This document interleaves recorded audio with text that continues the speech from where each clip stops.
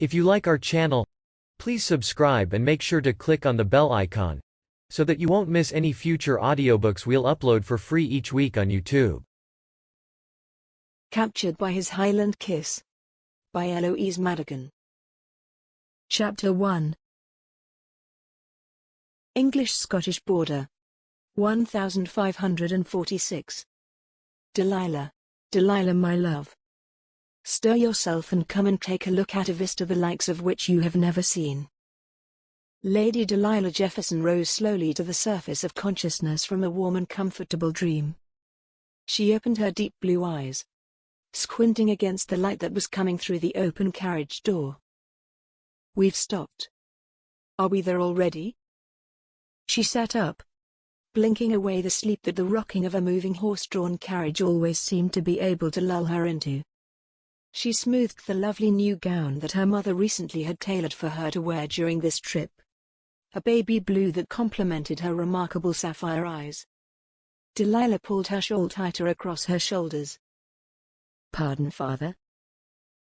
she said, drowsily. "What was it you said?"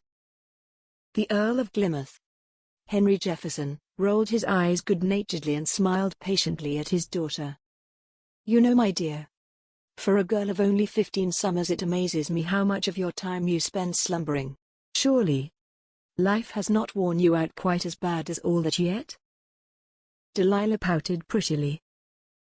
"I was in very deep thought, father," she replied, her tone colored with mock sternness, as if she couldn't believe that her father was accusing her of nodding off for the umpteenth time since they set off from their English estate. "Of course you were, my dear," her father said. "I do apologize." Delilah's father stood outside the carriage, silhouetted against the bright blue sky beyond. Over his shoulder a heavy grey cloud with gilded edges floated sedately into view. "I want you to see something," Lord Plymouth said. "What is it?" Delilah asked. "Something that is better experienced with one's own eyes than from another's lips," came the soft, regal voice of Delilah's mother, Mary, the Countess of Plymouth, from outside of the carriage. The Earl extended a kindly hand to his daughter and gave her a wink. He had the same sparkling sapphire eyes as Delilah. Delilah took her father's hand, and crouching slightly, exited the carriage and stepped out into a fresh and invigorating breeze. She shielded her eyes for a moment, and then gasped with wonder. The carriage and its half-dozen attending mounted guardsmen had stopped on the top of a high bluff of windswept grass. Worn, lichen-covered boulders lay scattered about the place, as if they had been carelessly tossed there by giants. The air was chill and fresh, and it felt to Delilah as if it had never been breathed before. So revitalizing did she find it. What had made her gasp in wonder, though, was the view that she had been greeted with on stepping out of the snug confines of the carriage. Standing as she was on the top of the ridgeline, the ground dropped away from her in one long, undulating hillside. The slope was carpeted in heather, a great waving, tossing sea of purple and lilac flowers that rippled and moved like liquid in the grip of the ceaseless breeze. Beyond this gorgeous sight, the slope eventually flattened out, running on into the brown and moss-colored grasslands of the Highland plains, which her father had so often described to her. "My goodness!" Delilah breathed softly. Her long, wavy blonde tresses whipped about her head like sunlight made solid, and she had to grasp her hair to stop it getting in her eyes and distracting her from the spectacular view. "God's country," she heard her father say from behind her. The gilt-edged clouds, heavy with potential rain, scudded across the sun and threw their shadows across the landscape. High above the heaths, but level with where the three Plymouths and their guards stood on the tall bluff, a golden eagle floated. "A harsh country in the winter, I don't doubt," Lady Plymouth said austerely, putting a gloved hand on Delilah's shoulder. "But, nonetheless, quite picturesque on a day like today." "Quite right, Mother," Delilah said. "I think it looks gorgeous." "Is that the MacConnair estate that I see down there, Henry?" the Countess asked her husband. Delilah followed her mother's pointing finger and saw what she was referring to. She had not seen the castle at first, situated as it was in front of a loch that was the same color as a pool of molten iron. But she saw it now. It sat upon a low and craggy hill, an imposing edifice that must command spectacular and unbroken views of the surrounding countryside. Around it, huddled like chicks about their mother hen, were the thatched roofs of a fair-sized village, the straw roofs blending pleasingly with the heather, grass, and bracken of the moorlands. Yes indeed, my dear. That is the seat of the MacConnair clan. It's quite a sight. Isn't it, Delilah? It's wonderful. The young woman enthused, like something out of a tale. Lord Glymouth chuckled delightedly. Like something out of a tale. Quite so, quite so. And we're only another 2 or so hours' ride from sitting in a seat that isn't continuously rocking and jolting. And this is the Lord. The Laird. Medea. Her father corrected her. The Laird, yes, well, is he the man whose birthday we have been invited to celebrate? That's right. I met Laird MacConnair many years ago now. I've told you that we're practically neighbors, haven't I? Delilah nodded. Her father had told her many tales about the Scottish lands that abutted the Earl of Glymouth's own. Henry had always had a soft spot for anything to do with the Scottish Highlands. When she had been a little girl, Delilah had listened avidly to her father's bedtime stories about Selkies, the blue men of the Minch, Shellycoats, and other creatures of Scottish legend. Yes, well, the Earl continued.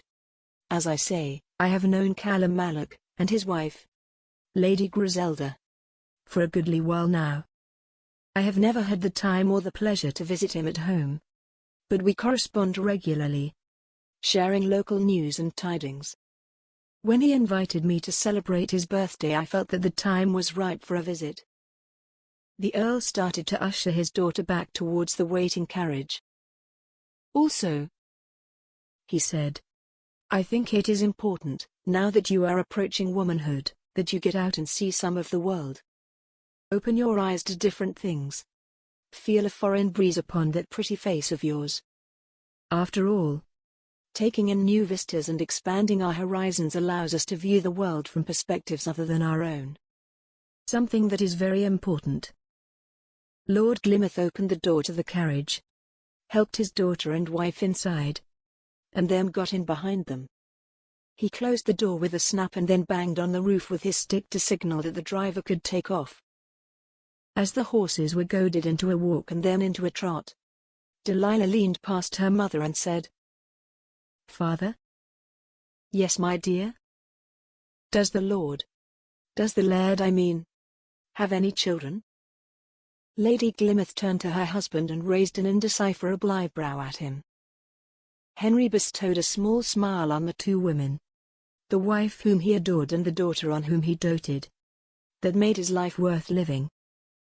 Why yes, Delilah, he said. He does, as a matter of fact. What are they like? Delilah asked. His only son is a couple of years older than you, I believe. Delilah tried to hide her disappointment. She was hoping that Laird MacConnair might have some daughters. She had been wondering whether Scottish young ladies might be wearing their clothing in a way that she could emulate when she got back to England, to show how travelled she was to her friends. Do you know much of him? She asked politely. The Laird's son is a strapping lad by all accounts, her father told her, his eyes sparkling as he exchanged a quick glance with Lady Glymouth. A young man who is viewed warmly by all who know him. You'll meet him yourself soon enough. Marcus, Griselda Malloch called from the bottom of the ornate staircase that swept from the central hall of the MacConnairs' castle up to the 2nd floor. Marcus. Drat that boy, grumbled Callum Malloch, Laird of the MacConnair clan, where he stood fussing with his sporran and gazing about as if he were willing his only son to appear. I swear I saw the lad neigh that long ago. Why can he nothing be simple with him, I ask ye?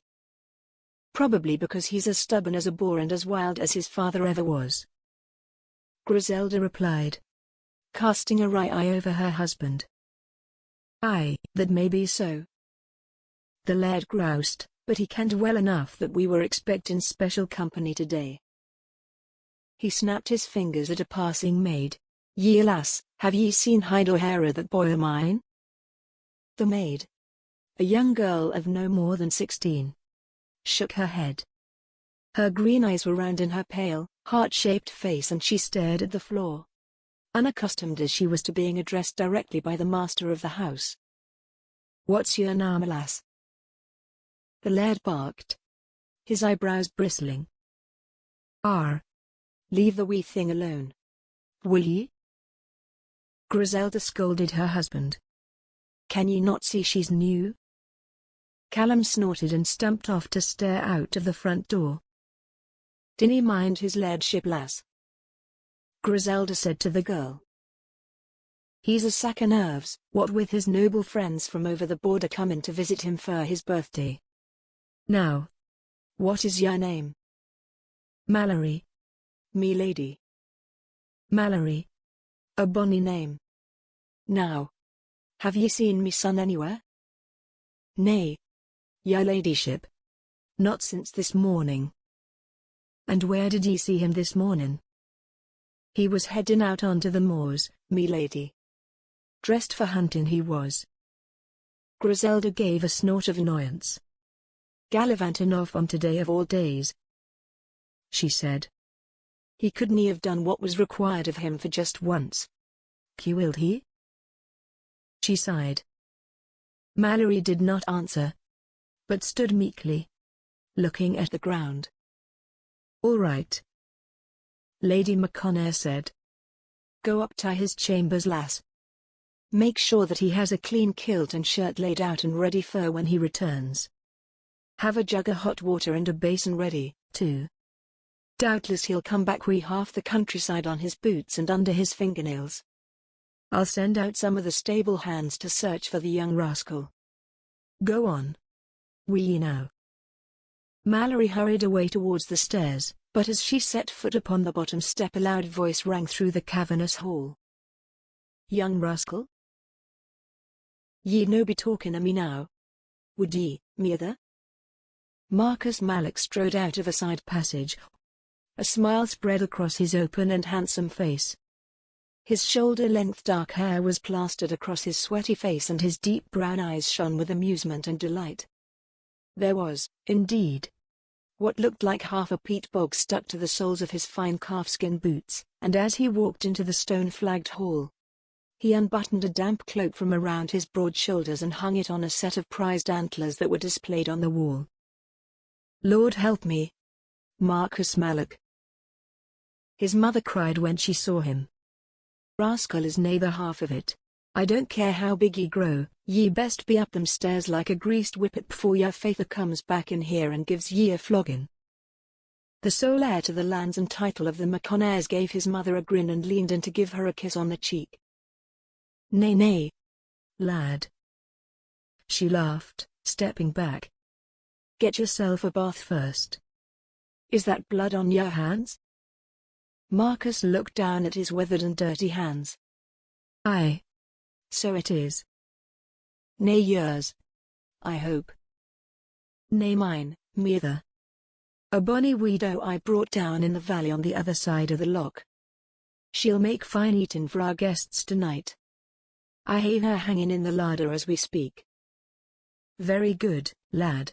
Now away with ye, and hurry up with your washing and robing. Your father's English guests are almost here. Marcus nodded, pulled off his fouled boots, and bounded up the stairs. He passed Mallory as he went, leaving her rooted to the spot as he brushed past, leaving only the manly smells of earth and blood and heather in his wake. The carriage pulled up outside the imposing estate of the MacConnair clan and Delilah disembarked behind her father and mother. She heard her father give an audible groan of relief at being freed of the cramped confines of the carriage. And Lady Glimmerthis, Henry, comport yourself, in an undertone. The castle was even more impressive from up close. It was a huge edifice that looked as if it had been carved out of the bones of the hills rather than erected. "Henry, me dear fellow," came a booming voice from under the lintel of the enormous oaken front door. Delilah cast her eyes down from the stone walls that loomed over her, and saw a tall, thick-set man with a red and ruddy face framed with auburn whiskers, striding towards the three Glymmiths. Behind him, a slightly less tall woman, dressed in a gorgeous green gown trimmed in silver, glided. "Laird MacConnair," the Earl of Glymouth replied, clapping his hands and walking out to meet the burly Scotsman. "Bardinny worry yourself with all that laird business," MacConnair said, waving a huge hand, one of the fingers of which Delilah noticed was missing. Lord Glymouth beamed. "Just as you say," he said. "May I introduce my wife, Mary?" "Lady Glymouth." "Mary. This is Callum, Laird of Clan MacConnair, and his wife Griselda, Lady MacConnair." "A pleasure to finally make your acquaintance, me lady," Callum said, taking Lady Glymouth's small, smooth hand in his large calloused one and kissing it. "I've heard nothing but praise about you from your husband." "Thank you so much for having us, Laird," Delilah's mother replied with a charming smile. "This," the Laird said, indicating the woman behind him, "is me wife, Griselda. Clan leader in all but title," he joked. He swept the three Glymmiths with a roguish grin as Lord Glymouth bent to kiss Griselda's hand. "And ye must be the daughter," Griselda said, her shrewd eyes swiveling towards Delilah and pinning her to the spot. Delilah curtsied. "Lady Delilah Jefferson, my lady," she said, attempting to meet the older woman's gaze. It was not easy. Very much, she imagined, like trying to stare down a she-wolf. It was not that the woman struck her as mean or spiteful, but it was clear to Delilah that here was a woman whom it would be hard to fool and dangerous to try. "Ye are the bonniest lass we've had taste in some time," Griselda said, a warm smile blooming across intelligent features.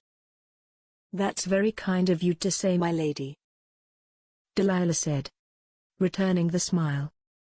Her eyes flicked over the MacConnairs' shoulders. "Where is the son?" She'd expected to see a slight, well-dressed young man somewhere, pampered and groomed and reserved in character, as all the noble young men she knew were. There was the sound of hurried footsteps scuffing across stone flags, a crash as of someone knocking over a chair in their haste, and then a young man stepped out from the shadows of the hall. "Sluggish as he is," the Laird said, his smile taking on a slightly fixed expression. "May I introduce Marcus Malloch, me son?" Delilah felt her lips part in astonishment. Marcus Malloch was as far removed from the usual pale, slightly built young nobles she was used to meeting as it was possible to be. The young Scot was almost as tall as the Laird, though where his father was a successful man settling comfortably into middle age, Marcus was clearly only just entering his prime.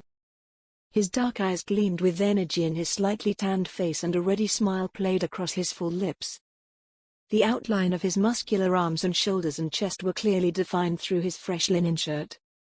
His legs were as sturdy and strong-looking as a couple of saplings.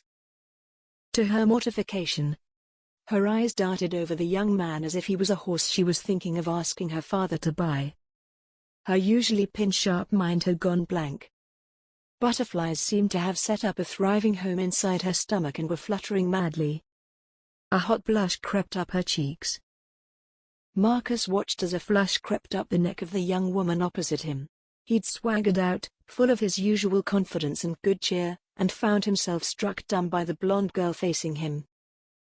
She was extraordinarily pretty, blonde-haired where the majority of lasses in his parts were raven or red-headed and blue-eyed. Her skin was pale and perfect as milk. Her features were delicate, but Marcus got the impression that there was a toughness underneath. It was like seeing an exquisitely crafted flower made of steel. Her eyes seemed to have struck the words from his mouth when she'd looked up at his approach. Bonny is too weak a word to describe this creature, he thought dazedly. He held out his hand, his manners taking over, and the girl took it. A year or so younger perhaps, he mused. And what might your name be, me lady? He asked. Lady Delilah. The girl replied. Lady Delilah Jefferson. And Marcus felt the name engrave itself upon his heart. Would ye care to take a walk around the grounds wi' me, Lady Delilah? He asked. Chapter 2. Delilah was amazed at how relaxed her parents had become all of a sudden. When it came to walking around with a relatively unknown young man, she'd always been chaperoned either by one of her own maids, or else by a man from the young man's household. However, this convention seemed to have been thrown to the bracing Highland winds for, all of a sudden, she found herself hurrying to keep up with the long strides of Marcus Malloch. Her mother had looked as if she was going to voice some sort of protest at the two young people going off together. But by that point, her father was deep in conversation with the laird and had been steered inside. Servants were rushing about, taking care of the Glymouth's baggage, whilst their armed escort had been directed by one of the laird's men to the stables and barracks. So, Marcus's pleasant voice spoke, startling her from her thoughts. Where would ye like me to take ye? Well, perhaps it might make sense for your lordship to ponder what a young Englishwoman new to this area might find most engrossing, she said, trying to hide how flustered she was feeling. She suddenly felt younger than she had in a long time. The young Scotsman laughed at this, a rich, full laugh that pulled Delilah's own mouth up at the corners. Aye. True words and prettily spoken, he said. Me apologies for being a lummox and nae thinking that. O' course, he would nae ken what there is to see in these parts. He glanced at her, noticing that she was struggling to match the pace he was setting. Man alive! Look at me striding out and causing ye to run to catch me up. He gestured at his legs. It's these long shanks o' mine. I apologize. No apology necessary, sir. And please, ye're free to call me Marcus if it pleases ye. May I call ye Delilah? Delilah blushed again and nodded. Marcus looked pleased at this. He smiled down at her, and she noticed that there was a slight darkening around his jaw where a beard was on the verge of setting in. She thought he would quite likely suit one, even though they were in fashion in English noble society. Do you ken how to handle a horse, Delilah? Marcus asked her after they'd walked a while in silence. I'm sorry? Can ye ride? Oh, yes I can ride, Delilah said. She plucked at her gown. Though I fear that I'm ill-attired for horseback. Marcus stopped and turned and cast his eye over her gown. He looked thoughtfully into her face. Delilah had never given much thought to romance, being only 15. But she couldn't deny the unfamiliar fluttering that Marcus sent through her stomach when he looked at her. He said, holding her bright blue eyes with his dark brown ones and giving her another one of those infectious smiles of his. I think we'll be able to work something out, if ye are willing. It was an ambiguous statement, but Delilah couldn't help trusting the self-possessed Highlander. Something about the young Scotsman inspired courage, made her want to show him that she wasn't the helpless little daughter of an English noble that he doubtless thought her. She tilted her chin and set her jaw. I'm willing, she said. A short time later Marcus was leading the daughter of the English Earl into the warm fustiness of the MacConnair stables. He led her along the rows of stalls, looking for a mare that he thought would suit her best. She's got fire in her, this lass. He walked down towards the back of the quiet building. She has fire, but that doesn't mean that she kens one end of a horse from another necessarily. He stopped outside of a stall and clicked his tongue at the beautiful grey mare standing inside and champing contentedly at some hay that had been strung up for her to nibble on. The horse looked up and stepped over to nuzzle at his outstretched hand. "This here's Fannin," he said to Delilah. "She's a fine old nag. I've known her ever since she was foaled when I was a little lad." Delilah came forward and held her hand out. Marcus was impressed that she waited for the horse to come to her, rather than force her touch on the beast. "What a lovely name you have," the girl said to the horse, stroking the velvet nose. "Aye. It means gentle breeze in Gaelic. Never has a horse suited her name more than this one." Marcus and Delilah stood quietly, their eyes flicking up now and again over Fannin's muzzle when they thought the other wasn't looking. "She does seem a fine animal," Delilah said to Marcus after a little while.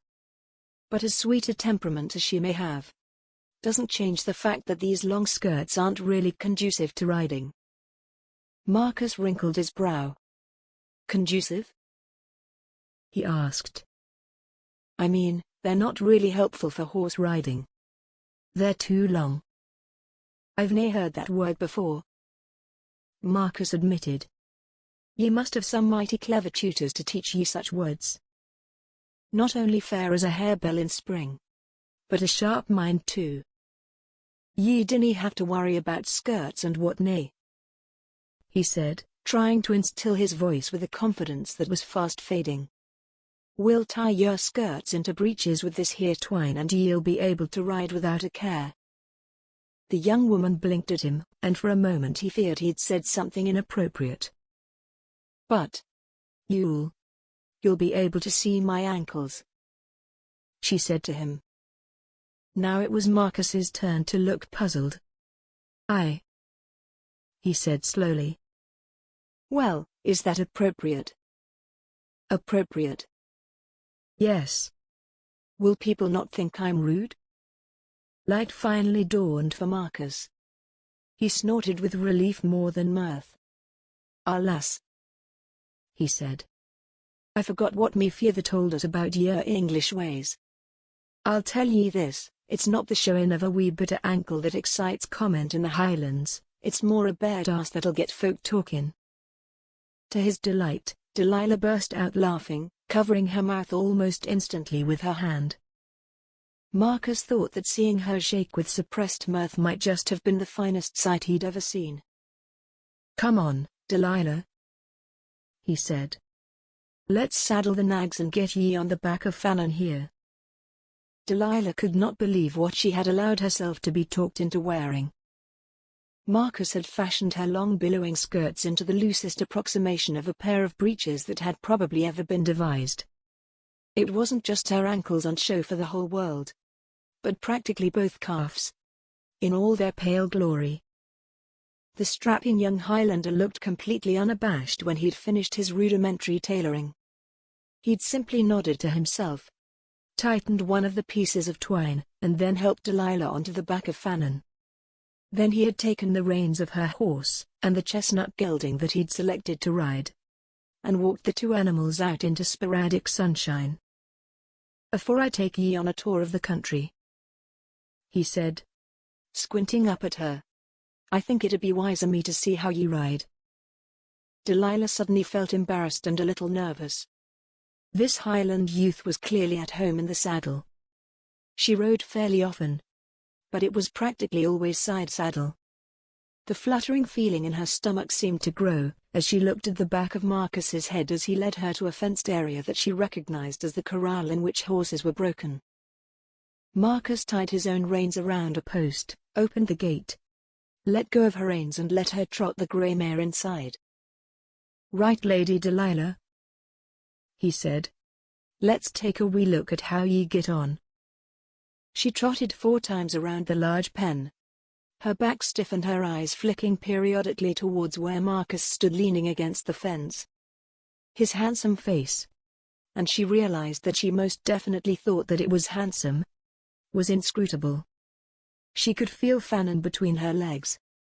Despite what Marcus had told her about the mare, the animal felt skittish, nervous. Eventually, Marcus walked out into the corral. Fannin came to a halt in front of him without him saying a word. I don't know why, but I have the feeling that Fannin hasn't taken to me quite like you thought she might," she said. Marcus extended his hand to her. "Hop down and I'll show you why she's a wee bit skittish," he said to her. Delilah dismounted and Marcus stood directly in front of her. "Now," he said, looking straight into her eyes, "I'm going to touch ye. With your permission."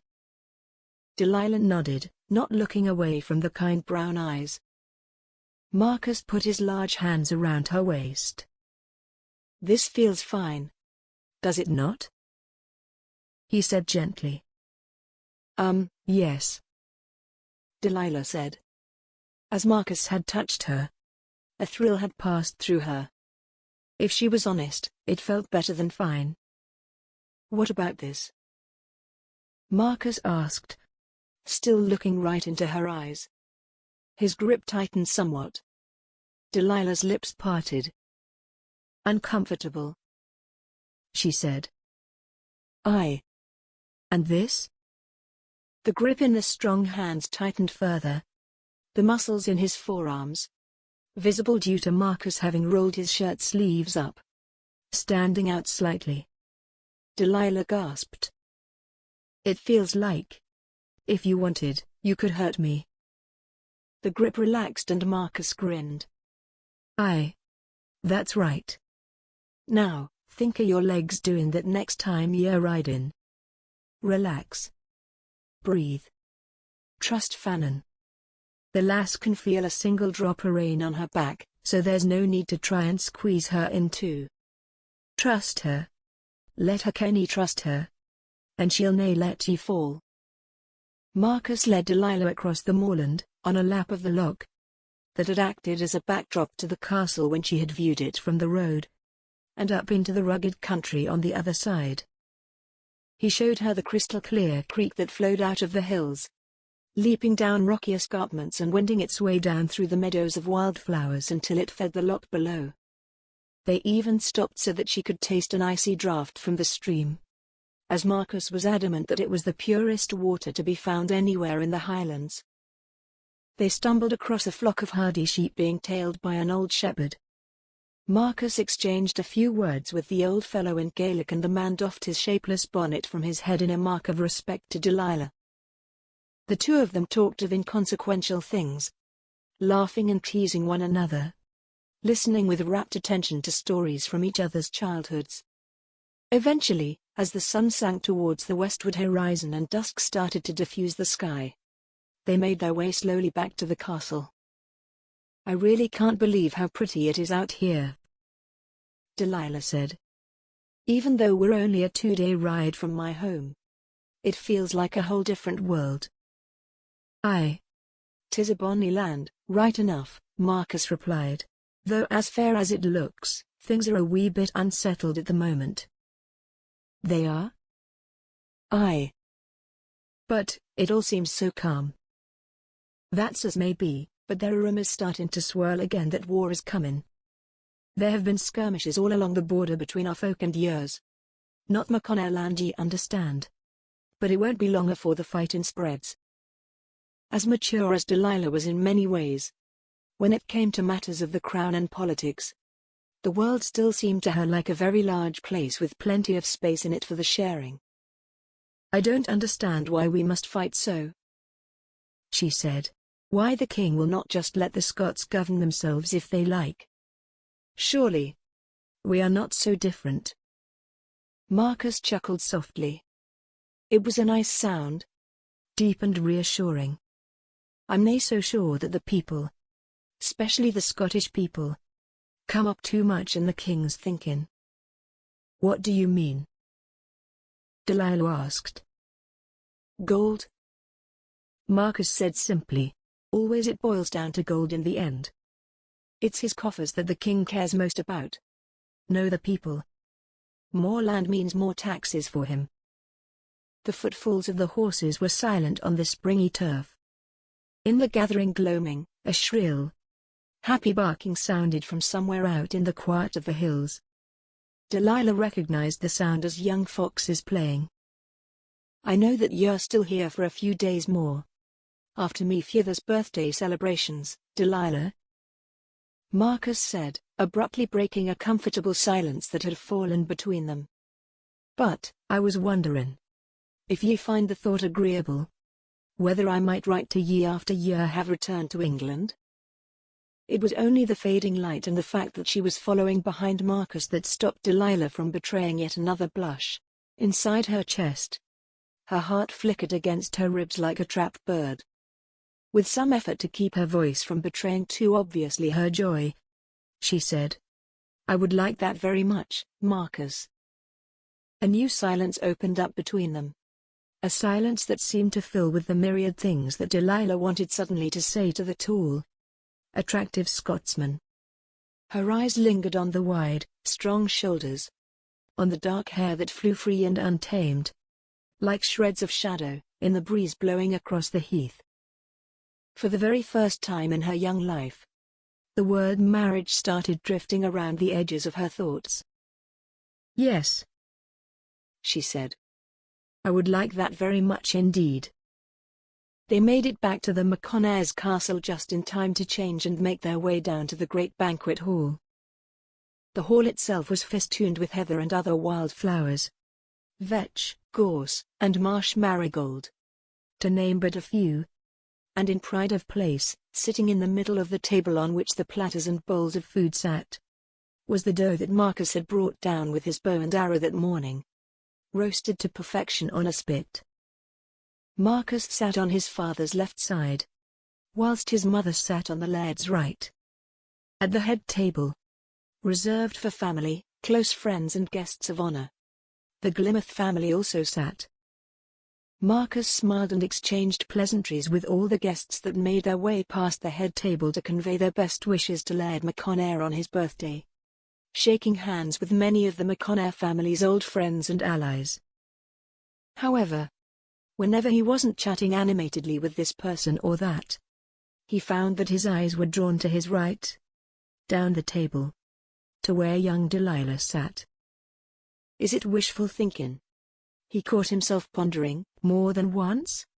Or do her eyes keep flitting this way, as mine stray to her? His gaze darted with the speed of a swallow once more to the blonde young woman at the other end of the table. And, a couple chairs along, Griselda smiled knowingly at her venison. Chapter 3.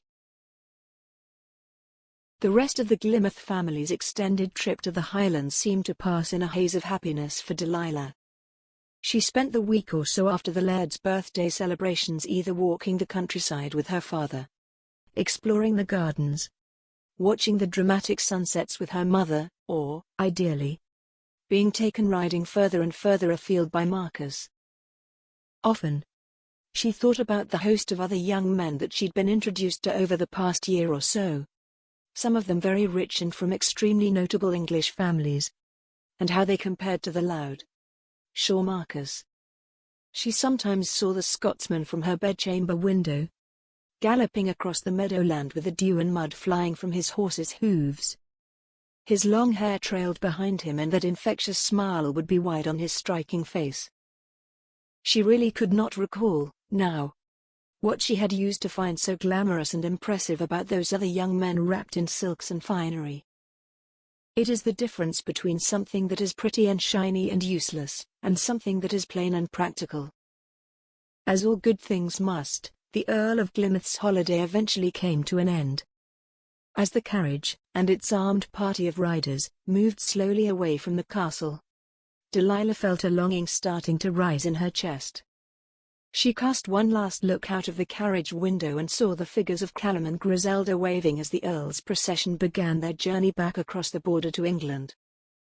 How can I feel like this? How can I miss that which I haven't even left yet? And where is Marcus? He should be here to see me. Us, off, surely? She looked at her hands, in the same way that she had done as a child. Why are you sitting like that, darling? Lady Glymouth asked her. What do you mean? Delilah said. You always used to fiddle with your hands like that when you were a little girl. When you were feeling guilty about having done something wrong, as I recall. You haven't been up to no good. Have you? No. I just. Do I feel guilty?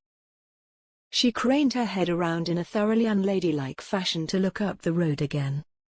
And there, sitting in the road, on the back of a huge black stallion that gleamed like onyx in the morning sun, was Marcus. As the carriage rounded a bend, the handsome Highlander raised his hand in farewell. A warm jolt of energy spread through Delilah's breast, flooding all the way to the ends of her fingers and toes. She smiled secretly to herself. I will see you again soon, she promised silently. Marcus had found it very odd that after Delilah, her family, and their escort had traveled out of sight, he found himself already composing his first letter to her in his head. He turned the black stallion away, intending to take the animal on a run to the stream that he'd taken Delilah to, when he happened to catch the eye of his mother. Griselda had given him one of her long, penetrative looks. A look that he and his father had come to recognize as meaning that the woman knew quite accurately what was playing out in their hearts, almost as if their feelings were written in woad across their foreheads. Over the following 3 months, he and Delilah exchanged almost weekly letters. This kept the MacConnair and Plymouth messengers more than a little busy, and it quickly became known to the inhabitants of the lands on either side of the border that there was an understanding of a sort between the two young people. They had started off reminiscing about Delilah's visit, she writing how much she had enjoyed it, he telling her all the other places he wished he'd been able to take her. Within weeks, though, the talk in the letters had turned to the expectations and dreams that the two of them had for the future, and Marcus found himself committing to paper the hope that his future might include seeing Delilah again. The surge of joy that he had felt when, after 5 anxious days, he had received her reply saying that she, too, hoped that they could spend some more time together, had convinced him more than anything that what he felt for her was something that he had never felt for anyone before. From that point on, the letters had taken on a very romantic turn, and Marcus had burned with impatience for Delilah's replies. And so, slowly, a young love blossomed across the border. Then, in the 3rd month since Delilah and her family had left, Marcus's father sent for his son on a cold and blustery autumn morning. On entering the laird's study, Marcus found Callum closeted with 3 of his most trusted military advisers. All 4 men were grim-faced, stern eyes glinting in the light of the fire burning in the stone hearth. "Lad." His father greeted him, clasping him by the shoulders. "Feyther," Marcus replied, bowing his head respectfully. "Lord kens, I love ye, lad," Laird MacConnair said, "and I wish heartily that I needn't call ye here. But times being as they are, I've nae much choice in the matter." Marcus said nothing, just stood with a straight back and watched his father with a steady eye. The 2 advisers were standing quiet in the corner. "It's war, lad," the laird said eventually. "As we feared. The skirmishes have escalated. The clans are being gathered to face the English, and the lairds are sending out their representatives to command their warriors." He gave a deep sigh. "It's time for ye to stand for the house of MacConnair, Marcus. Ye ken my meanin'?" "Aye. I ken well enough, feyther." "Good. I want ye to take that friend of yours along with ye.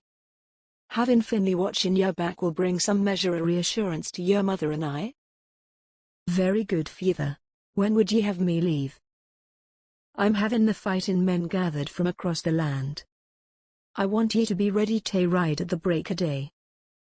"Dearest Delilah, I write to ye even as I pack my bag and don my great plaid to walk out the door and face whatever enemy lies in wait for me out there. To think that the call to arms should come so quickly and so decisively is something that I had not considered. And so I apologize for me letter being so rushed. The thought that I will shortly be risking my life to defend my homeland against men that hail from your side of the border is strange to me. That the contestation of an invisible line drawn on a map somewhere, should make men kill each other is a notion that I find very hard to grasp. It strikes me especially odd when I consider that the person I think most highly of in this world is now technically an enemy. I have to write now, but I will write ye as soon as I can. Only God knows what awaits me. But know this, that yours shall be the first face I see when I rise in the morning, and the last I see as I close me eyes at night. Forever yours, Marcus. Delilah clutched the letter to her. It had been a year since she had received it. She knew the words by heart, but still she was not tired of looking them over. It was more the fact that the words had been penned by Marcus's own hand, that the ink she ran her fingertips over had stained his fingers, too.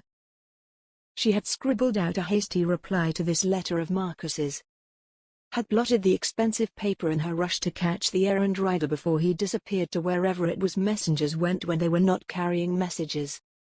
It had been a simple missive, comprised of a mere 3 words. I will wait.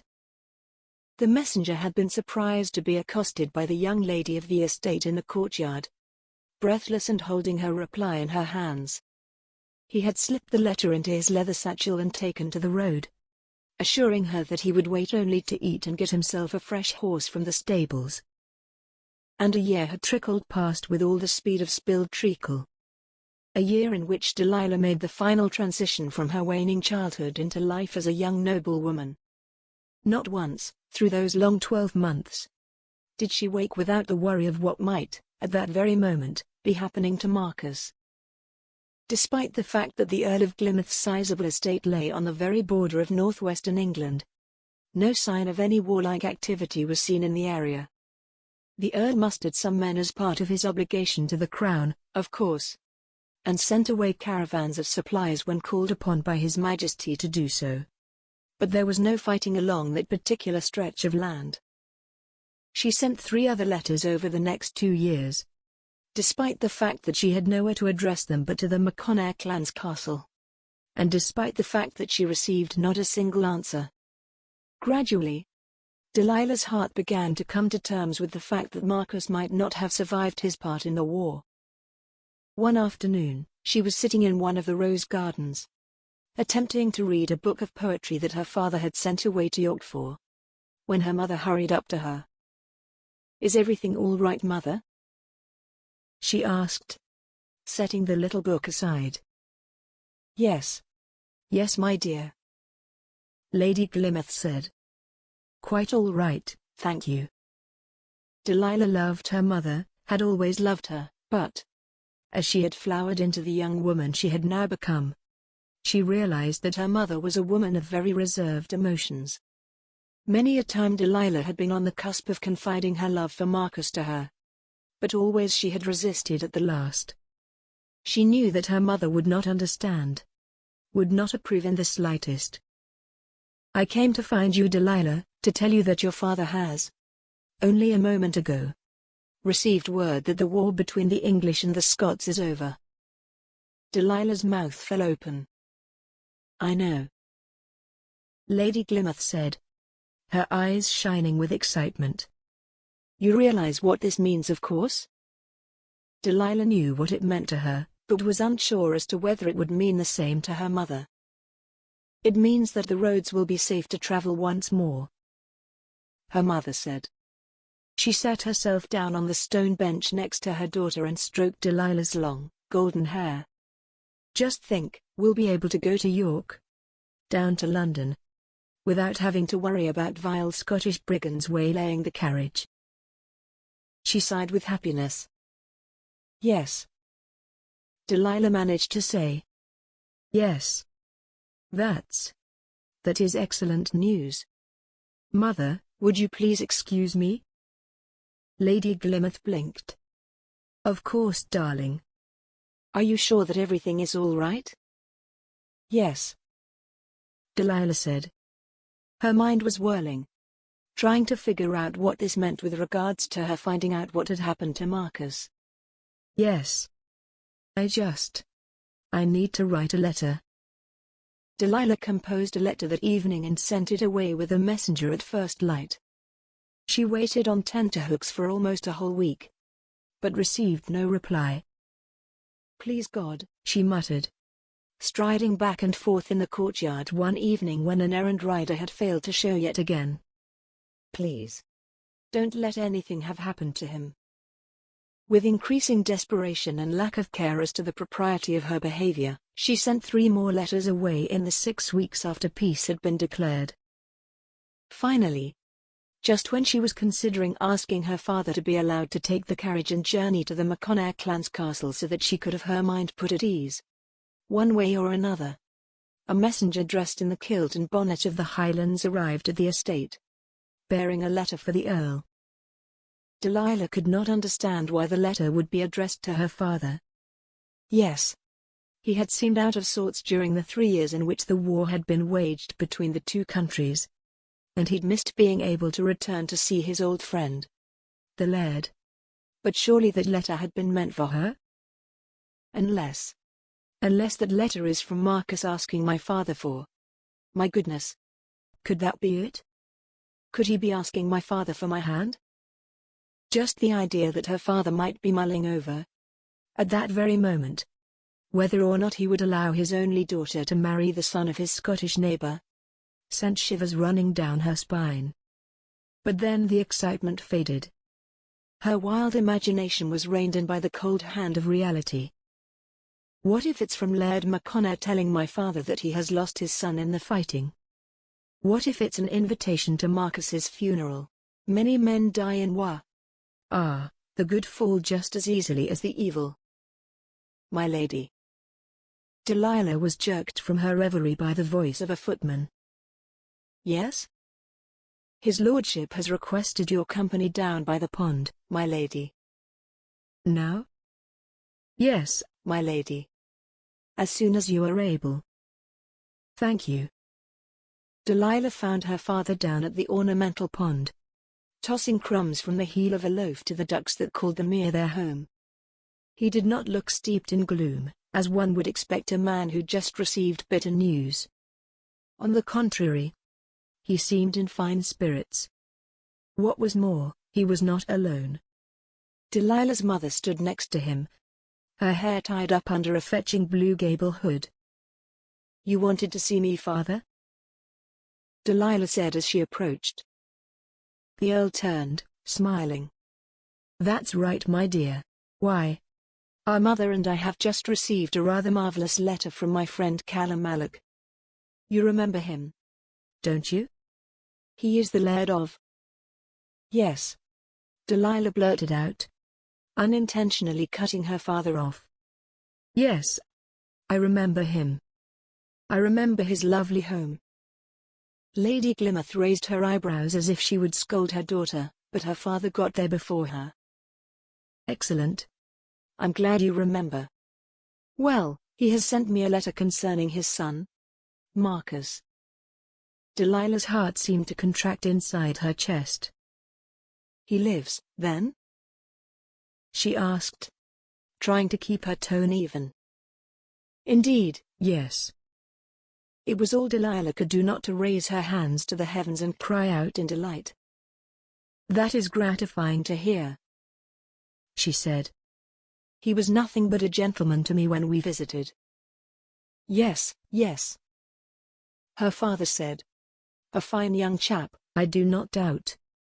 As I was saying, it is of him that the letter is concerned." The Earl of Glymouth beamed at his daughter and waved the letter in front of her. "The 3 of us have been invited to visit the MacConnairs' castle." Delilah's breath caught. "To discuss what?" "To celebrate the betrothal of Marcus and a fine and upstanding young woman from one of the neighboring clans." The world seemed to flicker and dim around Delilah. The birdsong faded from the air, the splashing of the hungry ducks dying away to be replaced by a dull buzzing. The color seemed to leach out of her surroundings. "Delilah? Delilah?" her mother said, recalling her from whatever hellish place she had just visited. "Sorry, what was that, mother?" she said through lips gone suddenly numb. I said. Isn't it wonderful that love should blossom out of the ashes of war? Won't it be nice to celebrate the joining of two hearts when so much has been torn apart these past 3 years? Delilah felt winded, felt as if she had just been clubbed over the head. She forced a smile that must have been more like a grimace, onto her face. "Oh, yes," she said. "How perfectly splendid. Are you all right, dear?" her mother asked her. "You've gone quite pale." "Yes, I'm fine. Just I think I'll go for a lie down. If that's all right with you?" "Of course, darling. You go and rest. And have a think about what color gown you'll want to have made for Marcus's wedding.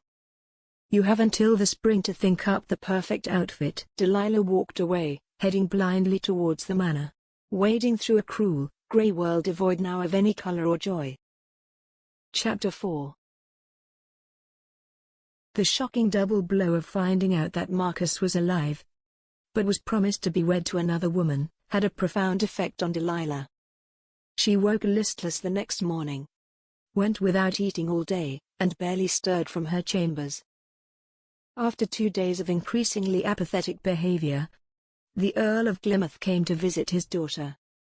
She looked pale and drawn to his eye, her usually lustrous blonde hair hanging limp about her pinched face. "My dear, you're ill," he said, matter-of-factly. Delilah gave him a wan smile. "Not ill exactly," she said. "But certainly I don't feel myself." Lord Plymouth nodded. He sat on the edge of his daughter's bed and regarded the young woman where she sat in the window seat, looking out at the rain-swept gardens. "Is there anything at all that you wish to tell me, Delilah?" he asked. Delilah looked up and saw that he was watching her with an intense shrewdness. "Like I said, father. Just feeling slightly out of sorts." Ever since I shared the news of the upcoming joining of the MacConnair boy and his betrothed, it seems that you have been shut away up here." Lord Plymouth's gaze was one of piercing concern.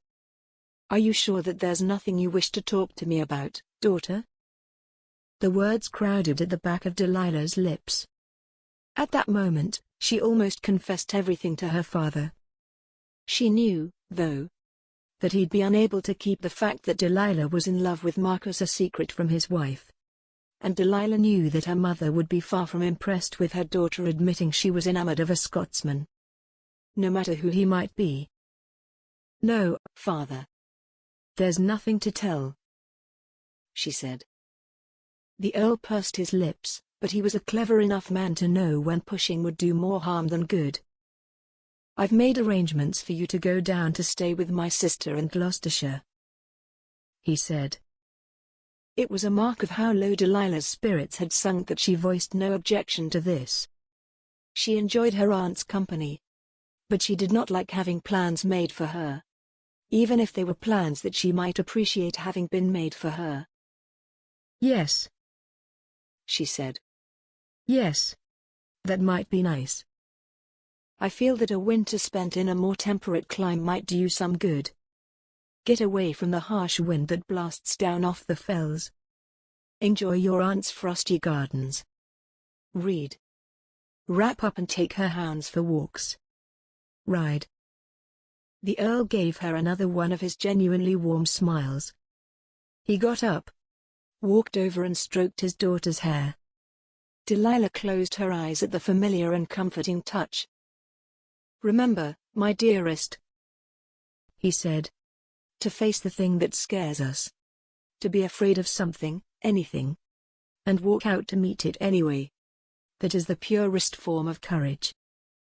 He left her then, closing the door softly behind himself, to sit and think and look out over the dismal gardens, as autumn grasped the world tighter in its fist. Delilah spent the best part of 7 months in the heart of green Gloucestershire countryside at her father's sister's residence. She spent much of her time brooding at first, walking without direction around the grounds with her aunt's 3 spaniels at her heels. After a while, though, her usual strong spirit returned. "I am young," I am young and clever and bold. And if Marcus Malloch is too much of a dolt to see it, then perhaps I have been spared in some way." So vehement was she in repeating this daily mantra, her heart began to believe it.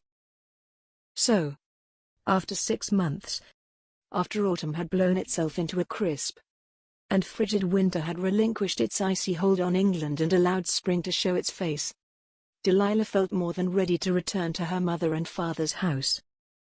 By the time she alighted from the carriage, walked along the familiar path that led to the grand front door of the Earl of Plymouth's manor, and had the door opened by one of their servants, she would have been hard-pressed to be in a sunnier disposition. That mood lasted until dinner that night. After she had seen her parents and all the mandatory hugs and kisses had been bestowed, Delilah went to her room to wash the road dust from herself in a nice hot bath. Afterwards, she went to meet her parents in the more intimate of the manor's 2 dining rooms. "Now," said Lady Plymouth, as soon as the servants had set down the roasted pheasant, potatoes, and greens, and vacated the room. "Now, I know you'll be wanting to rest after your long journey. But there's something that your father must tell you." "Oh yes," her father said. "I almost forgot.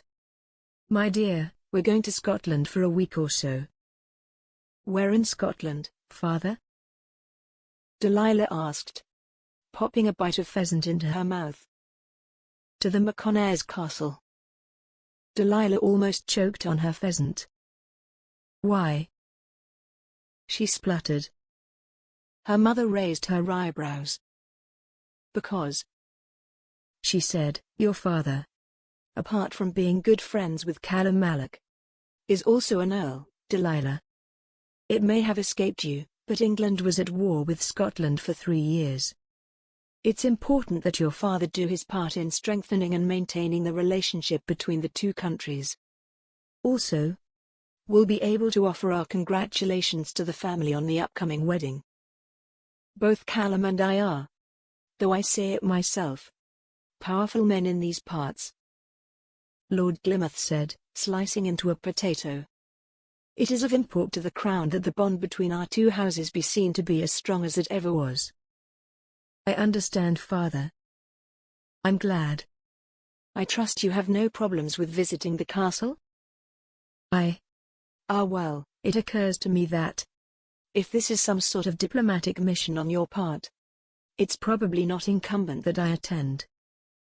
Her father opened his mouth to respond, but Lady Plymouth got there first. "I have already told Lady Griselda that she can expect all 3 of us. It's important that we present a united front, Delilah." Her mother took a sip of wine. "Honestly, from how lyrically you waxed about the MacConnairs' lands and home last time we were there, I'm surprised that you're not more eager to get there." Delilah made some more half-hearted attempts at getting out of the trip throughout the meal, but her mother was in one of her relentlessly stubborn moods. When the time came to push back their chairs and head into the drawing room, Delilah was in no doubt. She would be seeing Marcus Malloch whether she liked it or not. Marcus stood with his father and mother and watched the Plymouth carriage, along with its retinue of soldiers, make its way up from the village. His usually amiable face was set in a mask of impassiveness. It had been almost 4 years since he had last clapped eyes on Lady Delilah Jefferson.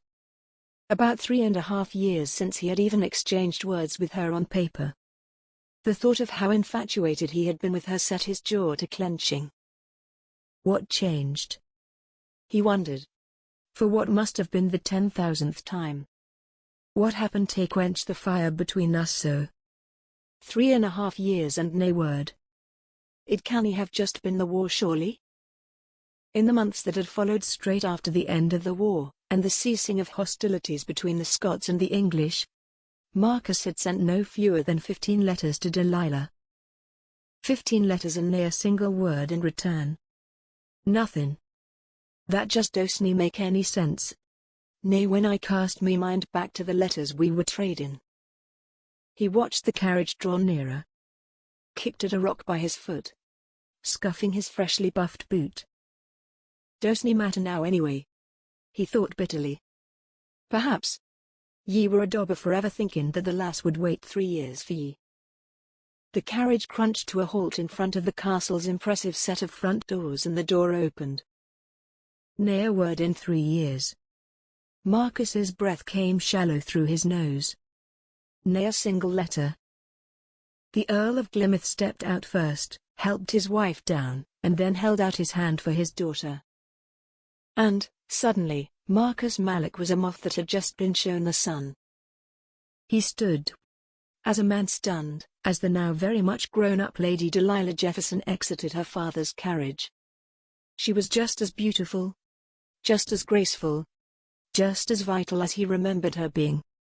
He watched, captivated, as her golden hair was caught by the perpetual, restless Highland breeze. Her face upturned to the sun. Lord, has there ever been a bonnier sight? Somehow, despite having to contend with the rush of all too familiar feelings that flooded his heart and brain in the space of an instant, Marcus managed to keep control over his facial expression. Incredibly, his broad and handsome face remained as cool and impassive as it had been whilst he watched the carriage approach. Perhaps it was the 3 years he had spent at war, commanding his father's warriors, and being careful that no hint of the constant fear and anxiety he felt inside should show on his countenance. For her part, Delilah stood smiling politely, as her mother and father exchanged pleasantries with the MacConnairs. Marcus could barely take his eyes from the gorgeous young woman opposite him. He drank her in hungrily. However, she didn't spare him a glance. Unless, perhaps, it was when he stepped forward to shake the hand of the Earl of Glymouth. Marcus thought then, that Delilah might have turned her gaze upon him. Once the welcoming formalities had been observed, the Laird stepped forward and said, "No doubt ye will be wanting to refresh yourselves after your long journey. I'll have my people escort ye to your rooms and we'll convene later on." Before Marcus could do or say anything, Delilah had thanked his father graciously and swept past him and into the hallway of the castle. The rest of the party broke up. Marcus was left standing in the sun, trying to swallow the resentment he felt, that the girl he'd fallen for 3 years previously had not only neglected to write to him once since he had been away, but was now coolly ignoring him. Chapter 5. It should have been a day spent sitting idly by the side of the loch, or catching up whilst riding over the heathland, had fate been kinder. Instead, it passed in a sort of whirl of gloom for Marcus. Barely a bloody glance, his mind kept saying to him, reminding him over and over again. Nay so much as a look. Marcus was not the sort of young man to sit uselessly and stew upon his troubles. Instead, as soon as the Glymouths had retired to the chambers that the Laird had made ready for them, he went to the stables to retrieve a horse and took off hunting. He always found deer stalking therapeutic, when it came to putting life's problems in perspective. A successful hunter had to quiet his mind to all else, if he wished to stalk with any real hope of success. A steady hand, a steady eye, and a steady heart were all essential if you wanted to make a clean kill. Despite his usual sanguine temperament, though, and the way in which stalking the wild Highland deer usually acted as a soothing balm to his fevered emotions, Marcus could not manage to get into a killing position the whole day. The image of Delilah exiting that carriage stuck like a perfect glass splinter in his mind. He could not dislodge it. Realized that he did not want to. He ruled the whole hunt as an exercise in futility when he slipped around a mound of granite boulders, and came within an easy arrow shot of a gorgeous red trophy stag. He was downwind of the creature and was able to draw a bead on it without it even noticing that he was there. He pulled the bowstring at his ear. If only Delilah was here to see this, I bet she'd love a glimpse of this fine beast. He saw her flawless face in his mind's eye. The shimmering flaxen hair. The eyes the color of glacial ice. The dimples that appeared when she smiled. By the time the vision had faded, the stag had gone. Delilah's day, though she tried to hide it from her parents, was spent in much the same state of distracted despondency. From the window of her room, She had watched Marcus lead a horse from the stables and take off over the fields, riding like a man trying to outrun something that he could not possibly hope to escape. Though she had done her best to conceal it on getting out of the carriage, she thought that the Highlander had looked extremely well. Indeed, she had thought that the intervening 4 years had been more than kind to him, turning an already attractive youth into the very epitome of rugged masculinity. She had managed to avoid his glance at the front door, but had stolen a look at him whilst he was greeting her parents. He was just as tall as he had been when last she'd seen him, but he had taken on more muscle in the shoulders and chest. Gone were the last vestiges of the gangly awkwardness of youth. The hardships of life on the road during the war seemed to have visibly hardened him in a most pleasing manner. His well-fitted clothes clung to his athletic body in a way that sent Delilah's imagination down seldom explored paths of yearning. Dinner that evening was a pleasant and boisterous affair. The Glimmerths were the guests of honor, but not the only ones invited to dine with the Laird. Delilah was quite aware of Marcus's movements out of the corner of her eye, and noticed that he seemed to be playing the part of the amiable host's son very well. However, she also observed that, when he wasn't talking or listening to others, his face seemed to fall into a natural scowl. "He's angry. But why? Surely not at me? Not after I wrote to him so often, pleading to know whether he was safe? Surely not after he was the one to agree to a betrothal with this clanswoman?" Delilah jabbed savagely at a quite blameless carrot on her platter. "That would be just like a male. To not only string me along down the garden path with his sweet words and promises, but to also try and rob me of the right to be the angry one."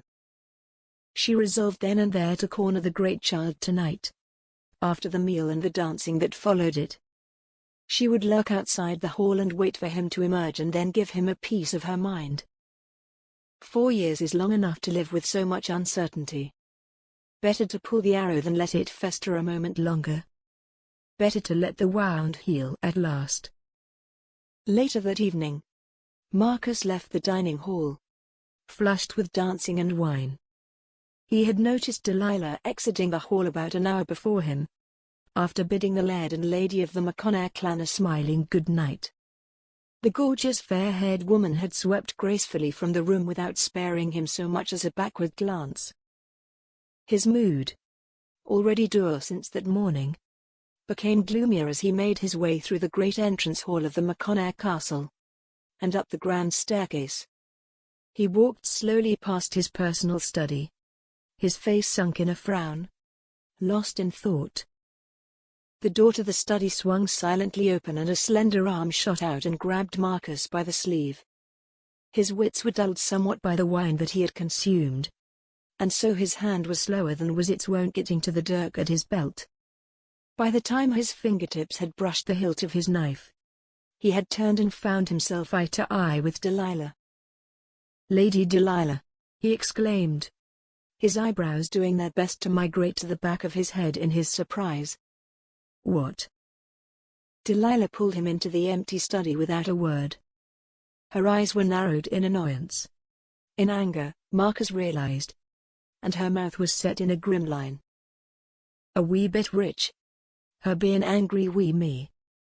She has nae been the one bein' snubbed for years. Just as me fear the grumbles. Even when the lasses are in the wrong, it's somehow the fault of the lads." His hunter's eyes adjusted quickly to the dimness of the study, lit as it was with a single candle. He took in the profile of the only woman to have occupied his thoughts whilst he had been away fighting against the English. God, she's only grown bonnier. His eyes flicked over the disgruntled face of Delilah as the girl closed the door softly behind him. Mentally, Marcus shook himself, reminded his traitorous mind that this woman had cast him out of her mind no sooner than he had crossed over into enemy territory. Even if she hadn't known specifically where he was, she could have at least written to the castle. That had been a bitter pill to swallow. To come home after 3 years away and find not a single missive awaiting him. At this thought, his face grew hard. "What do you mean by dragging me in here, Lady Delilah?" he asked, as the door clicked shut and the girl turned to face him. His back was to the feeble candlelight. He hoped he cast an impressive silhouette against the flickering light of the taper. "What do I mean by it?" Delilah replied. Her voice was low and soft, cold as the loch in midwinter. "What do you think I mean by it, Marcus Malloch?" She took a step out of the shadows of the edge of the room and into the light. Her face was stubbornly set, her eyes glittering with ire. Her hands balled into fists at her side. A little part of Marcus, the part of his brain that had imbibed more wine than was wise, perhaps, noted that she was possibly the most beautiful thing he had ever seen. Wrapped in the shadows of the room, Delilah's face seemed to glow like some sort of beacon of hope to him. In spite of his anger, he found himself wanting to take her in his arms, to run his hand through her shining hair. "Stop it, lad, ye promised I another," he scolded himself. Delilah let out an exasperated breath. "Is it so unreasonable," she said in a hissed whisper, "that a young lady should want some sort of explanation?" Marcus glowered.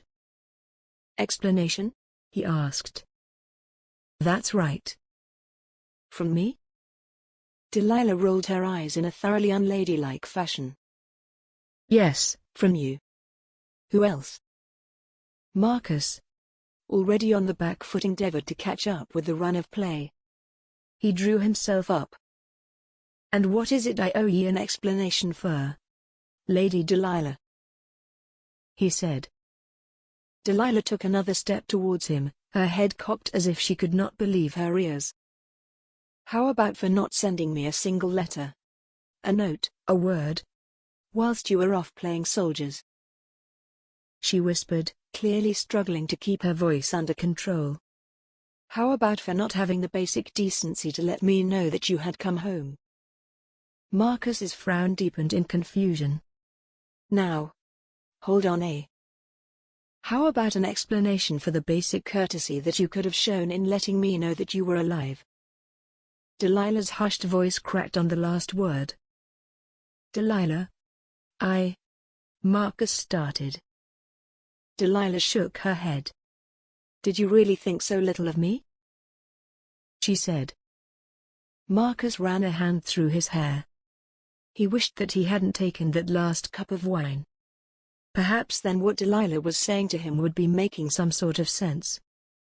But why didn't ye show me that ye cared then? Why would ye nae expect me to think that ye'd given me up?" "Given you up?" Delilah said. "Do not try and palm your callousness onto me. I did all I could to find out what happened to you." "Oh, I'm sure ye did," Marcus scoffed. "Asked a few your servants, I suppose? Kept ear to the ground for all 2 hours after I left, did ye?" Delilah's eyes narrowed further. "You selfish fool," she said. "How can you say such a thing as that? Surely, when you came home to find all those letters that I sent you, you might have had some clue as to how I felt. How I worried every single day that you were away." "Letters? What magical letters would these have been then, lass? Speaking of letters, I notice ye pretend as if the ones I sent ye as soon as I arrived back were never penned." Delilah looked at him. Her narrowed eyes opened a fraction. "Letters?" she asked. "Aye, letters. The same things that you seem to think ye've been sending me. Though I haven't seen a single one." "You haven't?" "Nay. Nae a one. One letter missing, well that might nae be nothing more than a mistake. But a whole flock of the things just vanishing. That makes me think that perhaps ye nae been entirely truthful wi' me." "I'm not being truthful with you," Delilah said, taking another step towards him. "You're the one speaking of imaginary letters too." The both of them stood in the center of the floor of the study, eyes hard as they stared at each other. Delilah's chest rose and fell in a thoroughly distracting manner. Marcus attempted to maintain his anger, whilst his mind raced through all that she had told him. I ken that I sent her those letters. I ken it. And if she's lyin' to me about sending letters of her own, then she missed her call in further stage. What has happened here? What is it that I'm nae seein'? Delilah sniffed. And Marcus saw that there were tears sparkling in the corners of those captivating blue eyes. It was almost more than he could do to stop himself reaching out to comfort her. Well, she said. The mystery of who wrote what and where all these letters flew off to is immaterial now. Is it not? How so? Marcus said gruffly. He had a feeling that he was not going to like what was coming next. Well, I know you're alive now. Don't I? Delilah said bitterly. Alive and well. And betrothed even. How splendid for you. Marcus's anger rose in his throat like bile. The injustice of her words stung him to sudden wrath. He closed the rest of the gap between them so that he stood looking down into her furious face.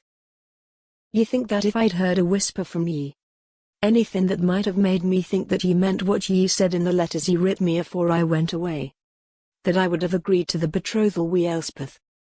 D'ye? Delilah's mouth twisted. So, she has a name, Elspeth. What? Elspeth Ewan. And how long did it take you to convince her that you loved her? Was she as naive as I was? Marcus shook his head and looked over Delilah's head for a second or two. His jaw worked whilst he tried to find the words to retort to this derogatory insinuation. Elspeth Ewan is a fine woman, he said, looking back down into Delilah's face. How nice for you, Delilah whispered. A single teardrop hung from the end of one eyelash. She's the daughter of the laird who owns the country to the west of my feathers. Our betrothal is a way to help unify our two clans. You poor boy, Delilah mocked. Forced to marry a Scottish lady against your will. The tear fell onto her cheek, tracked its way down to the corner of her mouth.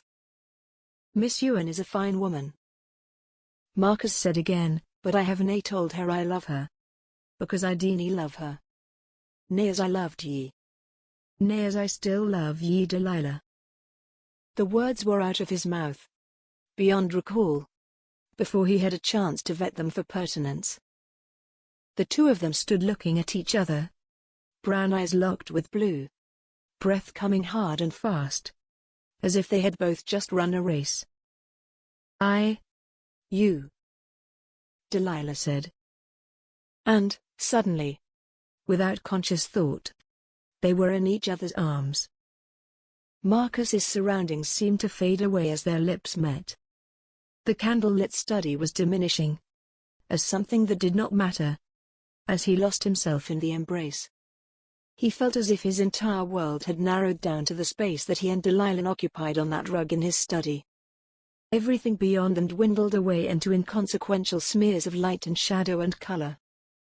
They kissed hungrily, passionately, heatedly.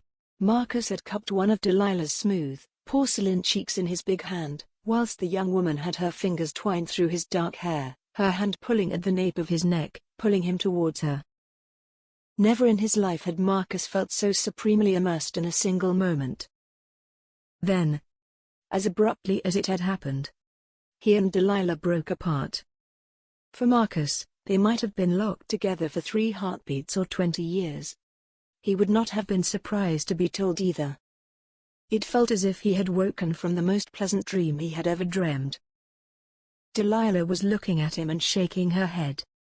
There were more tears on her face now, the tracks of which shone like quicksilver in the light of the guttering beeswax taper. I can't, she said in a quiet, broken voice. We can't. It's not right. You're betrothed to another. She glared at him through her tears. Her hands balled into fists, knuckles white, whilst Marcus searched his mind for a single thing to say. He was so frustrated with this girl and their situation that it took all his self-control not to storm from the room. I despise you, Marcus Malloch, she said, her voice shaking. There was still anger in her face, but it was tempered now with grief and longing. Her words lacked their previous conviction. Marcus opened his mouth to respond. To say what? That ye're still as hopeless in love we her as ye were the day ye parted from each other? He closed it again, his eyes searching hers pleadingly. Delilah closed her eyes, spun on her heel, and before he could so much as utter a word, she was gone. Chapter 6. The following morning, Delilah awoke early, before the sun.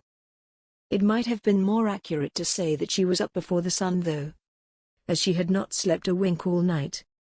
She had lain awake all through the chill night, her thoughts going over and over what Marcus had said to her, her mind replaying the kiss they had shared. She closed her eyes and sighed. She was exhausted, but peaceful sleep eluded her. She rose from her bed and sat on the chill window seat, wrapped in her blanket, staring out into the broadening dawn. He loved me. Says that he loves me still. But, if that is so, why then does he deny that he's seen a single one of the letters I sent here? Why does he persist in the lie that he wrote to me on his return? It makes no sense, and runs contrary to his nature. Her eyes were red and gritty from lack of sleep and weeping. Now that she was sitting on the window seat, she doubted she had the energy to move herself back to the bed, even though she had the deepest urge to curl up and sleep forever. She contemplated getting dressed and going for a walk in the dark gardens, but the thought of putting on her gown and shoes and tying up her hair seemed tasks that were far beyond her today. She felt hot and cold at the same time. A surge of weariness swept through her, from the soles of her feet to the tips of her hair. He loves me. Yet he is to marry another. Despair loomed over her like a wave. She staggered to the bed, tears leaking from the corners of her eyes. He is to marry another. He loves me. Marry another. The thoughts ran like poison through her weary brain, like ice water through her veins. And she fell into blackness. She awoke some time later. How much later she could not say. Perspiration dotted her forehead in perfect beads and her feather bed seemed to clutch her with soft, downy fingers. Delilah darling. She heard a voice say.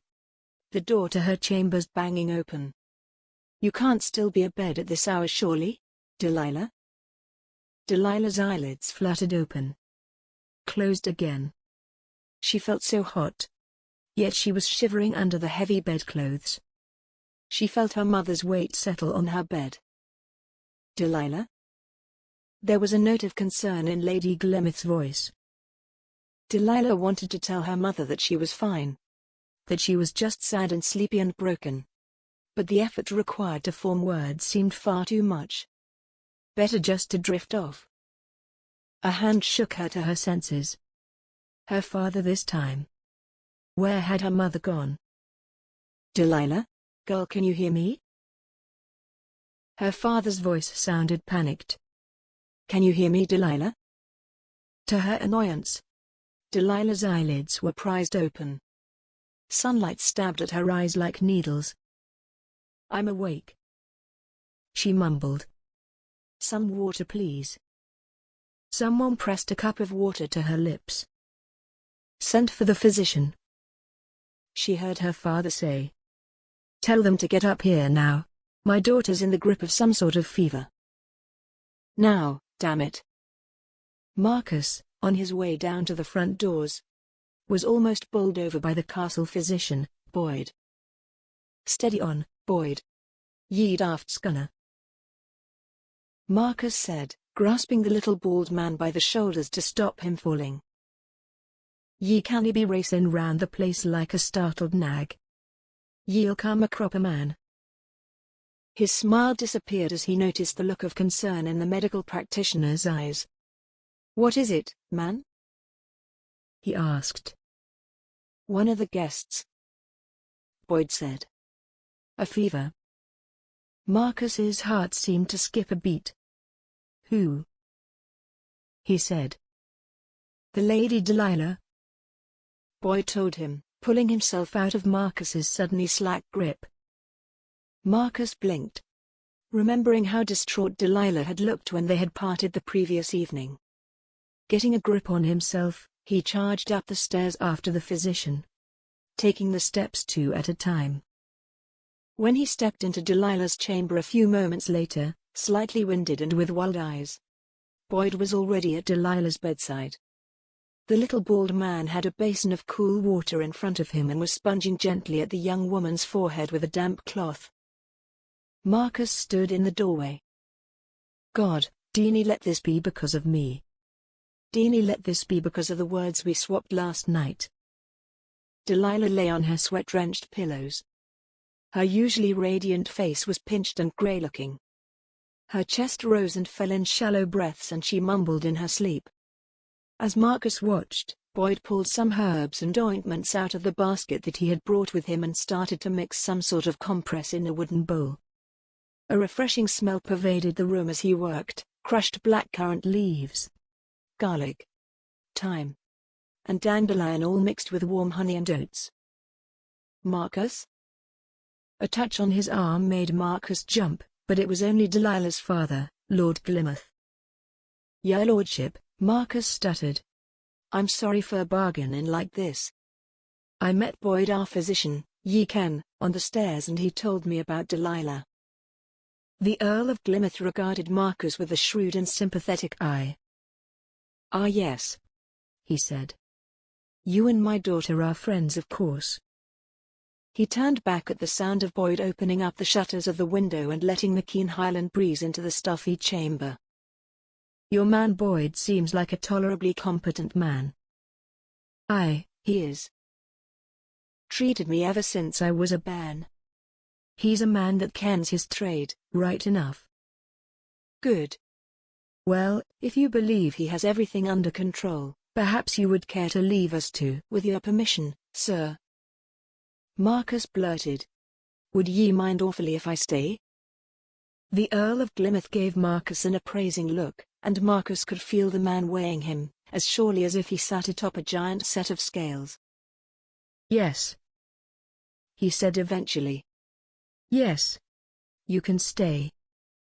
Delilah tossed and turned in her bed for 3 days, carried like a raft on a sea of delusions.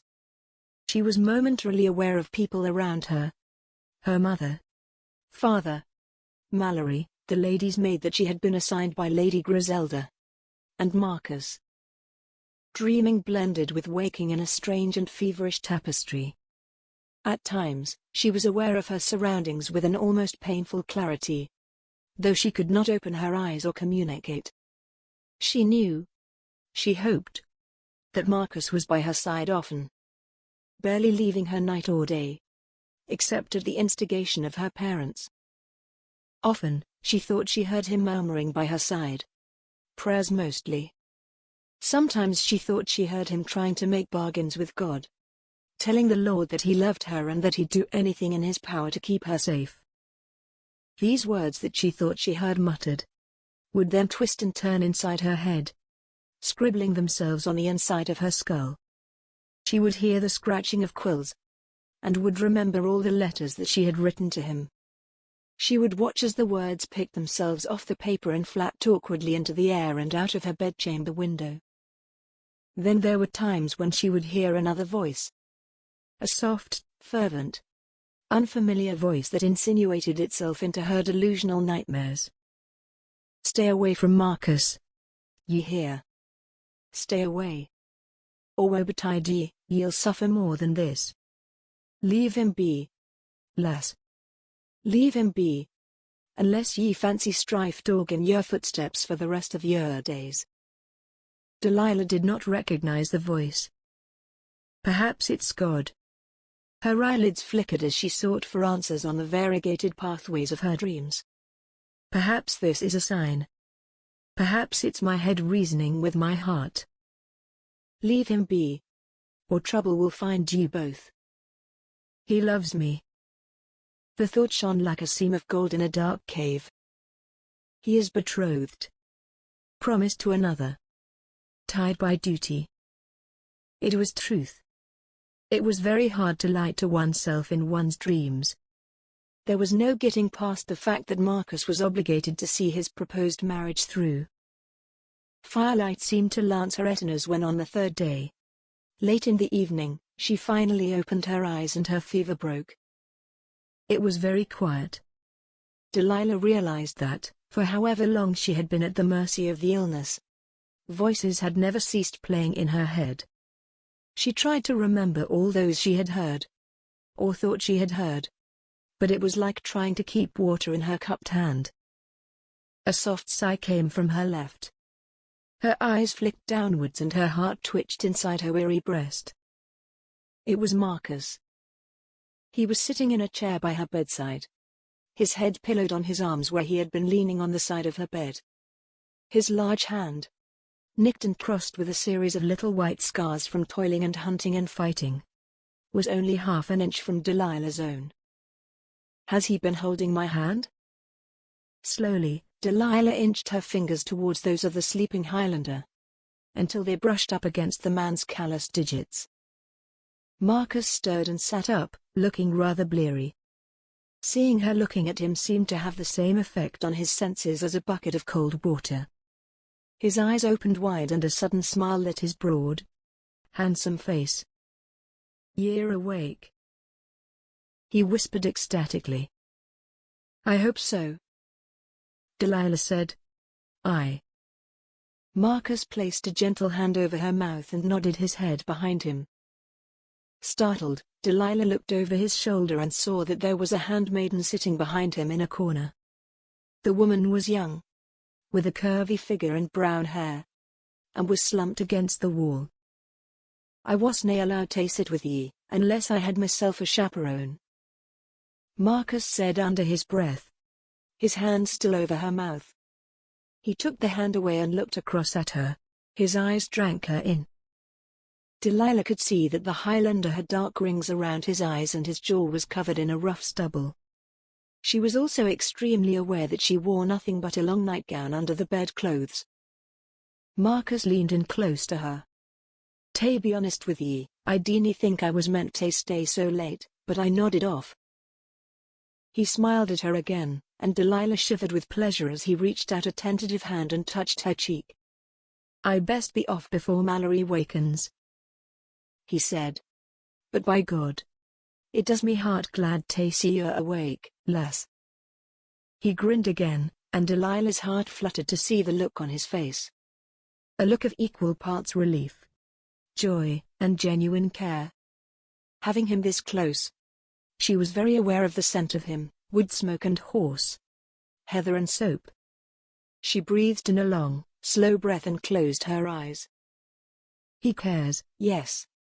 But any kind host would be glad to see their guest awake. Marcus's scent grew stronger, closer. The exquisite feather mattress sank under her. Then his lips were pressed against hers, a touch as light as rain at first, as if the Highlander was scared of hurting her.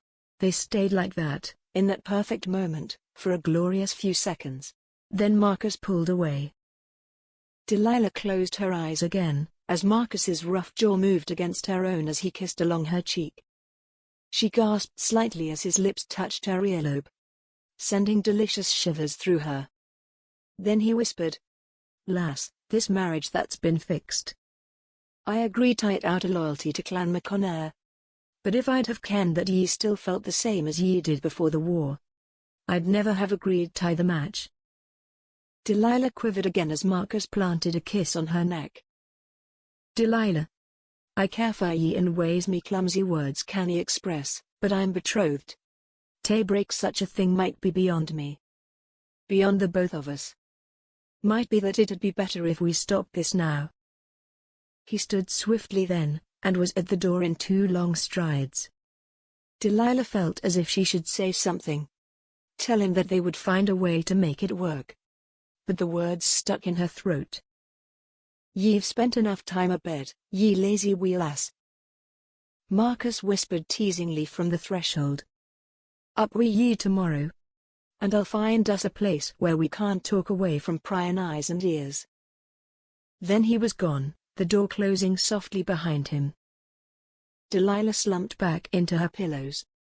Her face was aching from the smile that was spread across it. Her heart full to bursting with the joy of what had just happened. She touched a finger to her cheek, her neck, her lips. However, these feelings were tinged with a slight despair. Marcus was right. If they were honest, then they would have to reconcile themselves to the fact that nothing would probably ever come of this. The thought of a secret rendezvous with the Highlander the next day made it nigh on impossible for her to get back to sleep. The next week passed in a blur of happiness for Marcus and Delilah, albeit a happiness that had to be veiled whilst the two of them were in public. They rendezvoused in all sorts of unlikely places, just so that they could talk, hold hands, or gaze at each other for as long as they liked. Sometimes, if they dared, they would steal kisses from each other. Marcus would slip scraps of paper into Delilah's hand as he walked past her in the corridors, telling her the place and time to meet him.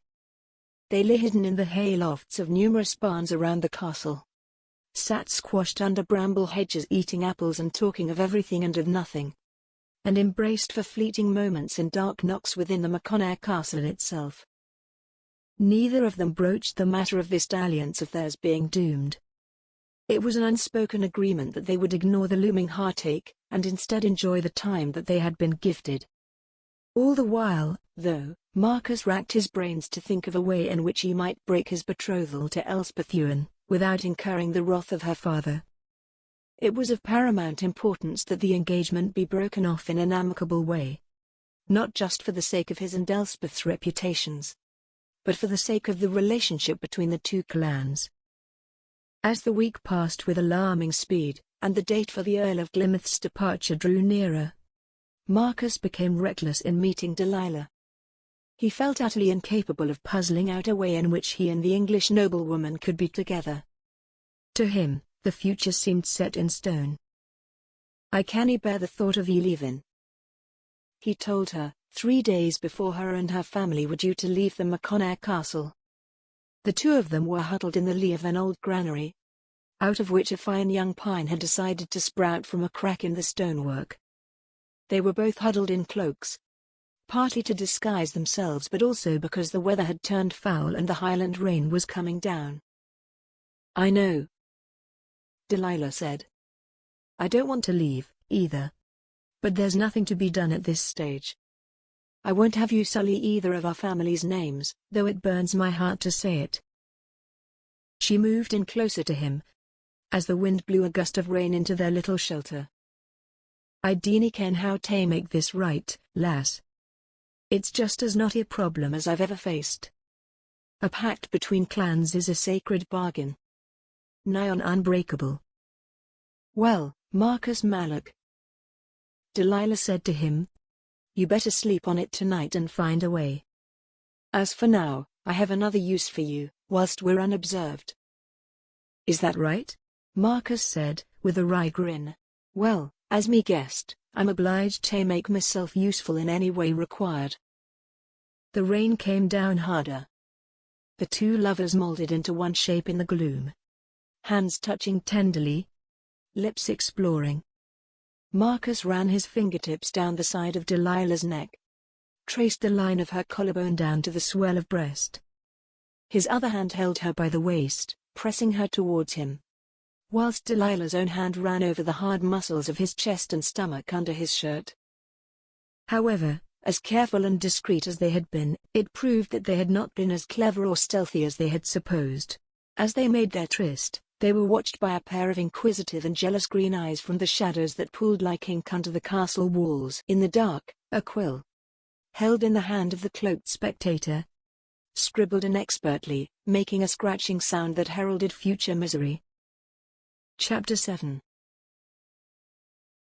On the morning that the Earl of Plymouth and his family were scheduled to depart, a page boy scurried into the stables where Marcus was just cinching the saddle girth of the horse he planned to take out on his morning ride. "Marcus," the boy said. "Eh?" "The Laird requests your presence in his chambers immediately." "Does the me faither ken that I'm about to go hunting?"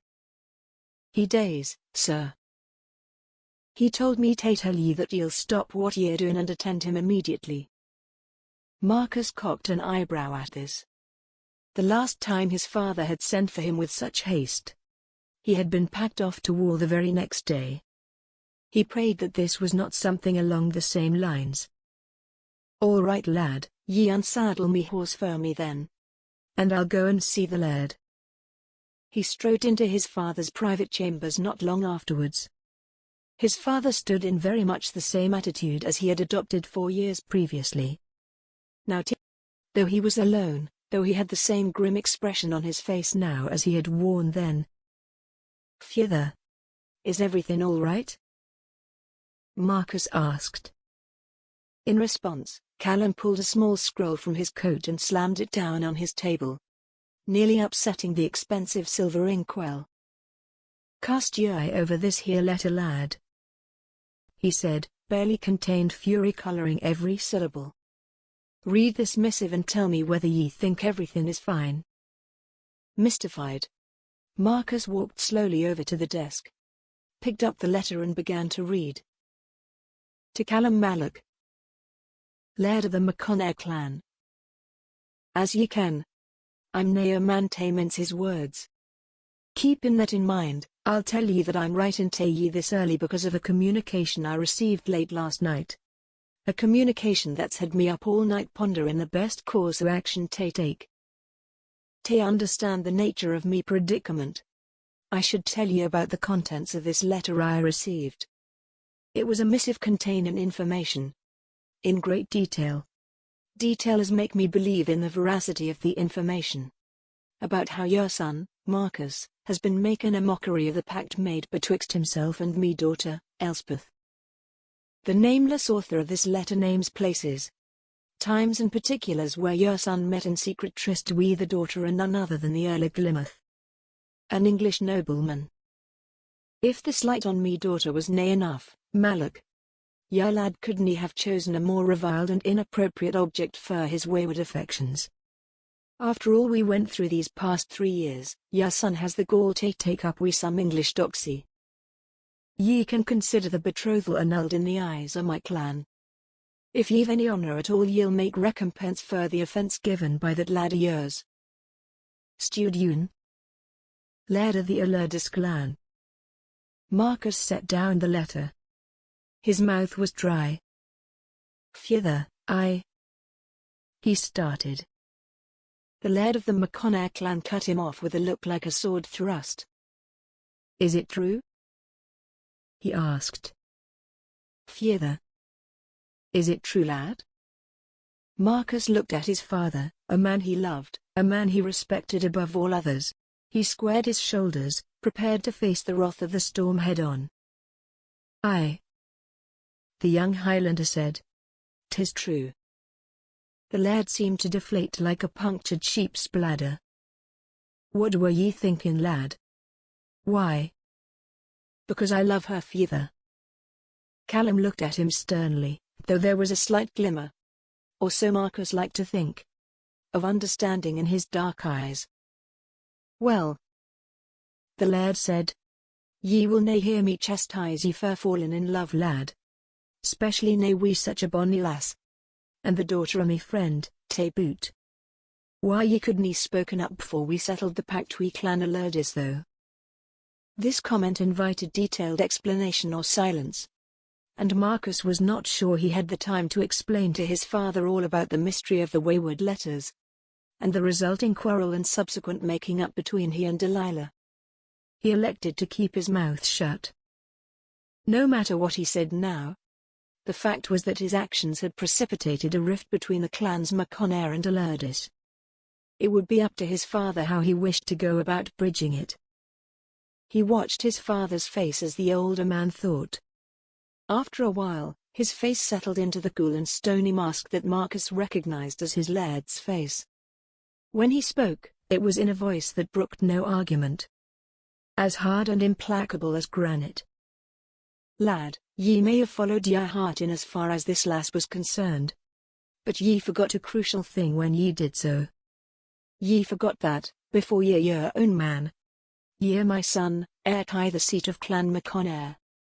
Your first duty is nae tie yourself, but tie the people of this land who look to ye for protection and guidance." At these words Marcus hung his head, for he felt them to be true. "Ye've tarnished the clan's name, lad," his father continued, "and it's going to take some mighty heavy spade work to dig it out of the mire." Marcus, blinking back tears of self-reproach and guilt, asked in a firm voice, "What do you require me to do to try and make amends for what I've done, feyther?" The laird regarded him grimly from under his craggy brows. "I'm sending ye away, son." Marcus swallowed. "But feyther, dinna interrupt me, boy," the laird roared, spit spraying from his bearded lips. The sudden outburst almost sending Marcus scurrying for the door as it used to when he was a little lad. "Ye stand there and ask me what ye can do to help clear up the mess that your actions have landed us in, and then have the gall to say, but—" Marcus shut his mouth with a snap. "Ye'll go hunting for a week," the laird said, his voice still thick with suppressed rage. "Winter's never far away in these parts, and ye'll do your part in stocking the game larder for the harsh times ahead." In the face of common sense, Marcus interjected quickly, "Feyther, may I at least say farewell to?" His father raised his hand to silence him. "God knows ye're trying me, lad," he said in a voice of venomous calm now. "Ye'll shut your trap until I finish, or ye'll find yourself on the business end of a wallop in the likes as ye've never had." Marcus shut his mouth again. "Ye'll leave us soon as we're done talking here," his father said. "Ye'll be escorted to your chambers by one of my personal guards, and ye'll pack a bag, choose a nag, and ride out. There'll be nae saying farewell to anyone but your mither. That is all, lad. Now, get out of me sight." Marcus made his way hurriedly to the door. "Marcus?" the laird said. Marcus turned to look at his irate father. The older man was looking at him with a blend of sympathy and frustration. "Ye'll learn that as a laird. Sometimes the head must rule the heart, lad." Delilah was in her parents' chamber when the messenger came from the laird asking her father for a private audience. The earl smiled, bid his daughter and wife goodbye, and followed the page from the room. "I wonder what that could be about," Lady Glimeth said, settling herself more comfortably in her chair by the fire and sipping from her cup of mulled cider. "It's lucky really, that your father was out of his robe at this time in the morning. He had the mind to take a morning constitutional around the grounds before breaking his fast." Delilah did not answer. Her mind was full and happy with the thought of meeting Marcus later that morning. They had arranged to rendezvous in a copse next to a little stone bridge that crossed a stream nearby. Marcus had said that he wanted to show her a natural garden in which all sorts of wild herbs grew. The Earl of Glimeth returned a little while later. He was tailed by a serving man bearing a platter of food, fresh brown bread, butter, honey, cold chicken, and some salted herring. Delilah buttered a piece of bread with her knife and took a bite, thinking that her father looked unusually pensive. "Is everything all right, father?" she asked, after the servant had departed with a courteous bow. Lord Glimeth looked up but did not answer. He gazed at Delilah with eyes that seemed to see right through her, all the way to the horizon. "You do seem in an odd mood, husband," Delilah's mother said. "Is all well with Laird MacConnair?" Lord Glimeth picked up a chicken breast, tore it in half and looked at it thoughtfully. Then he said, "I'm afraid that we must leave earlier today than planned, my dears. Straight after we have broken our fast, in fact." Delilah's head shot up at this and she almost choked on her bread and butter. "What? Why?" she asked. Lord Glimeth had a mouthful of chicken and did not answer. "This is awfully abrupt, Henry," his wife said. She took a mouthful of salted herring, closed her eyes in delight as she chewed. "I shall have to take a crate of these herring home with us. They're simply divine." "Father, why must we leave? Why so soon?" Delilah asked. Already her mind was reeling through the possibility of how she could eke out another day or so at the MacConnair castle. Another day or two with Marcus. The Earl subjected his daughter to a very penetrative, very knowing glance. "A matter of some urgency has arisen concerning Laird MacConnair and one of his neighbors, Laird Ewan." The piece of bread that Delilah had been fiddling with dropped from her fingers. "This matter necessitates us leaving as soon as we are able. My friend feels he will be unable to provide us with the attention that he would like whilst he deals with this diplomatic issue." Delilah's palms had gone very damp. She swallowed, trying to hitch a look of mildly annoyed inconvenience onto her face. "Really, father," she said, "that's most tiresome. I'd planned to take a walk around the countryside today." Negation. "Yes, well, unfortunately, the world does not revolve around your diversions, Delilah," the Earl snapped. "We must accommodate the Laird's wishes in this.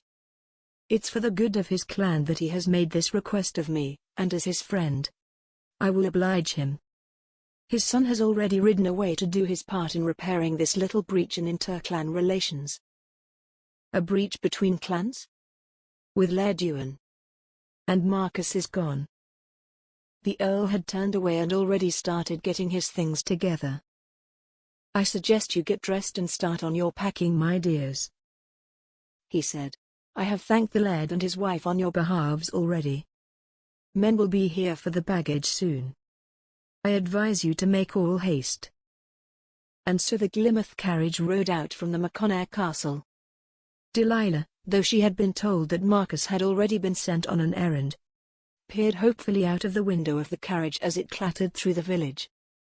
Her eyes flicked over the rugged and wind-swept moorland, hoping for a sign of a horse and a rider. But all she saw was the wind in the grass. Chapter 8. A few days after the Glimmerths had returned to England, Delilah was sitting in one of the drawing rooms, doing some needlework in the bright sunshine that was coming in through one of the large windows. She enjoyed needlework. The careful stitching of the needle and thread, the delicate unpicking of mistakes, and the way that the design formed slowly and patiently in front of her eyes, all these facets of it lent her an aspect of control that she did not feel in her day-to-day life. She had been making a lot of mistakes on this particular piece of embroidery. This was due to the fact that, whilst her fingers moved clumsily about the fabric of their own accord, her mind was thinking of Marcus.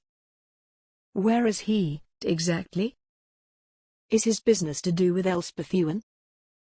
When will he return and when should I write to him? These questions and more flitted around her head like colourful caged songbirds, twittering constantly, never ceasing in their movements. It occurred to her that she was a woman grown and could write to anyone she pleased, whenever she liked. However, it also occurred to her that writing to a betrothed man less than a week after she had seen him would definitely be construed as wanton behavior by her mother. Perhaps, even now, Marcus is being married to this Elspeth Ewan. Perhaps, even as you sit here, they are sealing the holiest of bonds. These traitorous thoughts crystallized in Delilah's mind like frost. What would she do if the next thing she heard was that Marcus had taken a Highland bride? Chance and fate all pointed towards that being the most likely outcome. Delilah had just set down her woeful piece of embroidery and was of the mind that she might take some refreshment, when there was a knock on the door. "Come in," Delilah said.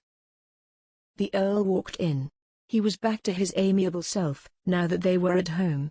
Delilah had endeavored to pry the specifics of the trouble between the MacConnair and Eloise clans one evening after her father had had a couple of glasses of port. Her father, however, had kept his silence. "I'm sorry to disturb you, darling," he said, sitting himself down in a chair. "Not at all," Delilah replied. "In fact, I was just about to ring for a little fruit and perhaps some blackcurrant leaf tea. If you'd care to join me?" "Thank you, no," her father said. He gave her a strained smile. Delilah, I wanted to have a brief discussion with you about your future. Delilah's hand paused by the bell. She sat back in her chair and clasped her hands in her lap. What about it? She asked. Well, you are of an age to be married now. Yes, I suppose I am, Delilah said. She tried to speak lightly, but a leaden feeling was settling in her stomach. Her father rubbed distractedly at his chin, his eyes moving about the room as if he might find words there that could help him express what was passing through his mind. Yes, well, you see, dear, there is something that I must tell you. Something that may come as a bit of a shock to you. Yes, Delilah said, unable to think of anything else to say. Well, dear, her father said. And Delilah got the definite sense that Lord Glymouth was steeling himself like a man walking out to the gallows. The thing is that, well, a gentleman of exquisite lineage has come to me asking for your hand in marriage. Delilah's heart seemed to stall in her chest, her blood congealing in her veins. And well, I've agreed to the betrothal, Lord Glymouth finished. He dabbed at a bead of perspiration that had sprung out on his forehead. Delilah sat like a stunned fish. She gaped silently. Her crystalline blue eyes felt as if they might bulge out of her head. She stammered incoherently for a moment or two and then said, "Who?" Her father let out a breath. Now that the actual breaking of the news had been done, he appeared to be a bit surer of himself. A man who was now standing on more solid ground. "He sounds a pleasant young man," he said, smiling ingratiatingly at his pale-faced daughter. "He's a viscount, don't you know? Viscount Kester. As I say, he is young.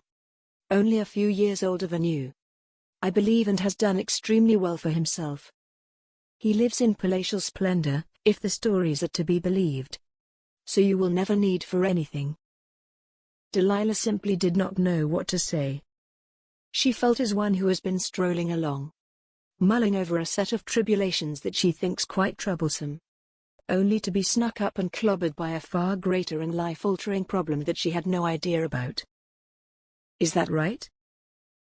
she said, faintly. The Earl looked at his daughter with a sort of apprehensive relief. Delilah could tell that, because she was not crying or screaming hysterically, her father was allowing himself to believe that his daughter was quite all right with this hideous scheme that he had thrust on her. "You understand me, do you, Delilah?" he asked. "Ah, yes. Yes, I understand. The Viscount Kester." "Yes." She felt as if she should be crying, raging, yelling and cursing and flinging herself at the man opposite her, who'd unthinkingly agreed to an arrangement that would quite possibly ruin her entire life. All she did, though, all she found herself capable of doing, was to sit bolt upright in her chair and stare at the opposite wall. The Viscount Kester.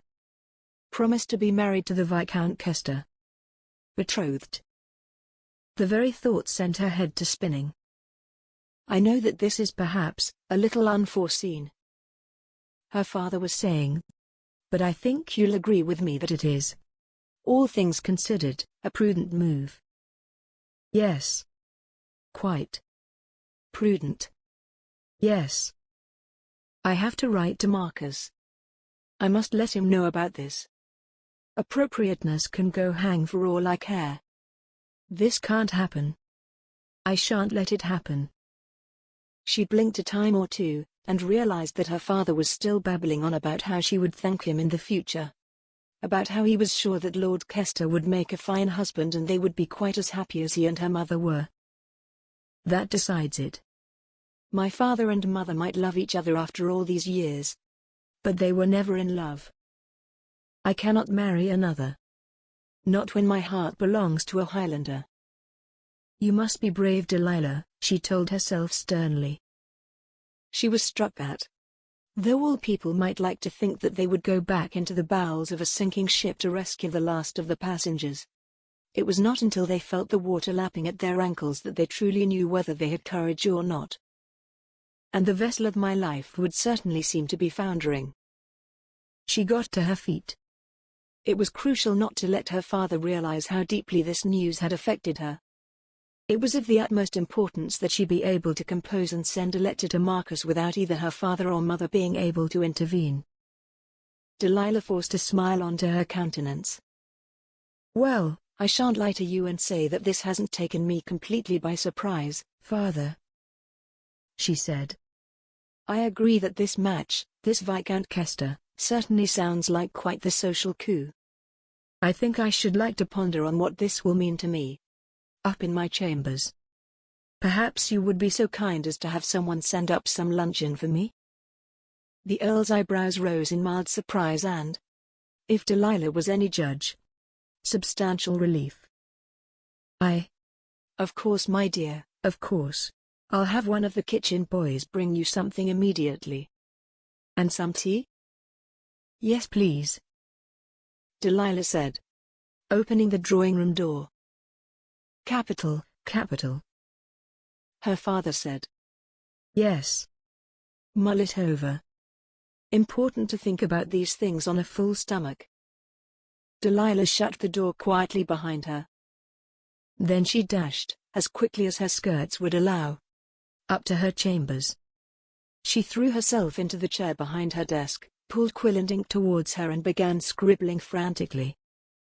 By the time that the page appeared with her meal, she had composed a letter in which all the details and information of her plight had been adequately, if not eloquently, put to paper. As the servant placed her lunch tray down, she sealed the letter with black wax and handed it over to him along with a copper coin. "I want this sent by rider to the MacConnair Castle post-haste," she said. "And I shall be watching for the rider leaving from this window. Understand?" "Yes, my lady," the boy said. "Excellent. Now, go." The boy disappeared through the door with the speed of a ferret down a rabbit hole. A few minutes later, Delilah watched as an errand rider galloped off, down a gravel road that led away from the Glymouth estate and out of sight. She could have no idea that the letter that left the manor of the Earl of Glymouth would not be the letter that made its way into the hand of Marcus Malloch. At evenfall, Marcus returned from his week-long exile with a black mood hanging like a storm cloud over his head and a gutted 8-point buck draped over the back of his horse. He met his father in the grand entrance hall of the castle. He had just had a week to dwell and brood on the way the laird had handled the situation that had caused so much trouble between the two neighboring clans. Whilst the rational part of his brain knew that his father had handled it as well as he was able, there was still some simmering resentment in Marcus's stomach, and it was with a slight stiffness that he shook the laird's hand. On getting upstairs to his chambers, Marcus kicked off his shoes and eyed with longing the steaming copper bath that awaited him by the fireplace. As he stripped off his shirt, revealing a muscled chest with a light thatch of blonde chest hair, a letter on his desk caught his eye. It was rolled into a loose scroll and sealed with green wax. It read, "Dearest Marcus, I must tell you that this affair of ours must finally conclude. You must go on your way and marry Lady Ewan of Clan Eloise, as befits one of your rank. As for me, I have fallen hopelessly in love with another. His name is George Adderley and he is the Viscount Kester. He is very wealthy and a more appropriate match for an English noblewoman than you could ever be. We are engaged to be married. I will always care for you, but I would view it as a kindness if you were to never contact me again. It is for the best, I am sure. Yours, Delilah." For a man who had spent the last week stewing and worrying and fretting over how Delilah would take his sudden disappearance, this was too much. After the confusion and heartache that they had gone through already, being on the receiving end of another nonsensical rebuttal was more than the young Highlander could bear. Marcus screwed the letter into a ball and threw it towards the fire that burned in the grate. It missed. His teeth ground together, his face set in a snarl of frustration. He picked up the letter and shoved it into his sporran. "Nay, nay, nay, nay. he growled to himself, as he tore off his travel-stained kilt and pulled on a fresh one. Nay, this can't be. He pulled a fresh shirt over his head and reached for his filthy shoes. Once he was clothed, he grabbed his tartan cloak, dirk, and broadsword and left the room. The bath, he left steaming and forgotten behind him. Dusk had well and truly fallen when he exited the castle via the door to the kitchens and went in search of his best friend and loyal companion, Finlay Henderson.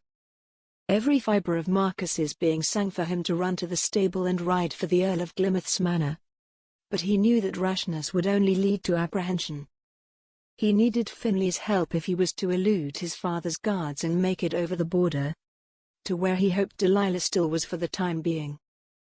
He found Finlay, as he knew he would, in his favourite tavern that stood down near the edge of the loch. The tavern was busy at this time in the evening, filled with labourers fresh in from the fields and pastures who had not yet made it home to their wives and suppers. Marcus made his way through the smoky interior. His hood and cloak pulled up, hunched slightly so that, hopefully, no one would recognize his tall figure. "Finn," he hissed, sitting down at a rough table next to his friend. Finlay jumped. He looked to be well into his cups, but he leaned forward when his eyes had a chance to bring Marcus into focus. "What do you?" he began. "I need your help, Finn," Marcus said in a low, fervent voice. "I need your help. I can't tell you what it's about right at this moment, but I need ye to come wi' me now." His best friend fixed him with a slightly cock-eyed look. Then he drained the horn cup he was drinking from and stood up. "Aye," he said, "all right then." With Finn scouting ahead for any sign of the Laird's men, the two friends rode out of the village and into the desolate Highlands. Marcus knew well that his father would have men watching him, making sure that he did not do anything silly now that he was back home. He also knew that he would be missed as soon as he did not show his face at the evening meal in the dining hall. Someone would be dispatched to his chambers and discover the unused bath and dirty clothes. And then the hunt would begin. With the wind rushing in his hair, Marcus hunched over his mount and rode for the border. Chapter 9. Marcus was all for forging the straightest path to the Earl of Glymouth's estate once they had gotten clear of his father's village. Finlay, however, stepped in and acted as the voice of reason when they reined in a few miles across country. "Nay, Marcus," he said, the rushing of the cool evening air having done much to dispel the whisky mist that had its hold on him when they had mounted. "Nay, ye'll never make it tie your lasses home galloping down the road as if the dead were after ye. Ye ken that as well as I. Will nae be long now before your faither sends a party o' men hunting for us." Marcus took a drink from his leather water skin, swallowed and cursed. "Aye, ye're right. I ken it well enough. What think ye, then? Over the rough country?" "Aye. 'Tis the only way we'll be able to make it tie the border without pursuit finding us. Through wood and briar and bog we'll have to go. Slower, but safer. But they ken where I'm off to, Finn." Finlay Henderson grinned, his teeth white in the light of the moon. "Ah, never fear, big lad," he said. "Your father might ken where you're off to, but if we head there cross country, he ken from which direction we'll approach this Earl's lands. And ye ken a good way to get to the manor, do ye?" Marcus asked. He turned his horse and started to lead it out into the wild moorlands, away from the line of the road. "Aye, I might just do," Finlay said, cagily. "And how do you come to know this secret way onto English lands, Mr. Henderson?" Marcus asked. "Ah, well, ye know I was a bit of a rascal in me younger days." "Still are, from what I hear." "True enough, perhaps. Let's just say that the Earl of Glymouth has some fine wild ptarmigan nesting on his land. Some good, fat grouse, too." Marcus laughed. "A fiend for the whiskey, and a poacher, too. What company I keep?" "Keep your horrid labels to yourself, Marcus Malloch," Finlay cried with mock hurt. He nudged his horse past Marcus's and said over his shoulder, "Now, ye try and keep up wi' me, and try no to get lost." Marcus snorted. "And ye try na to fall off your horse." "I'll dae me best. That's all a man can dae. Now, lead on. Your friend Finlay'll show ye the way to your lass, dinna ye worry about that." The morning after she had sent her urgent letter to Marcus, Delilah strolled out into the gardens to a spot where she habitually broke her fast on clement mornings. She was tailed by a serving woman who deposited the tray of breakfast things on an outside table and left Delilah to her thoughts. The sun was shining weakly in a freshly rain-washed sky. Dew dripped from the twiggy fingers of the trees and bushes. A couple of thrushes and a blackbird hopped about the lawns and dug out whatever it was that they broke their fasts on. Another morning. To the birds and the trees and the beasts in the woods it's a day just like any other. Yet to me it feels like the last page in the chapter of my youth. Delilah's head still felt as it was stuffed with feathers. Her thoughts were hard to grasp, hard to pin down. She was betrothed, but somehow it did not feel real. It felt as if that future was part of another person. She picked listlessly at a bit of ham on her platter. Looked unenthusiastically at an apple. "I wonder what I'll be having for breakfast once I'm Lady Kester." She wondered whether her letter had reached Marcus yet. If the messenger had ridden hard, he should have passed his missive over to the Laird's son at some time last night. Though she had expressed how urgent her note was, there was no guarantee that the errand rider would have pushed his mount to its limit. "Compose yourself. You shall not hear from him today. Best you think on what is to be done if you do not hear from him." But what was there to be done? As a woman, as a daughter, she had no power. A viscount had made a proposal of marriage to her father, and the earl had accepted. As far as Delilah could see, that was the end of the matter. The only faint gleam of hope, in an otherwise grey and uncertain future, was how Marcus would react to the news of her betrothal. Would he come and state his case? Would he try and fight for her hand? A romantic thought, certainly. But even if he arrived and pleaded with her father, what were the chances of her father giving in? On the one hand, he has a viscount of renowned wealth and business acumen. On the other, the son of a laird, already himself betrothed, who heads a rugged Highland clan. Which one presents the safer bet when it comes to a potential son-in-law? Delilah spent the rest of the morning drifting about the estate in a sort of preoccupied daze. Whilst she was gathering blooms in the flower garden with her mother, her father appeared at her elbow. "Delilah," the earl said in greeting, "regarding the news that I broke to you yesterday, of Viscount Kester's proposal?"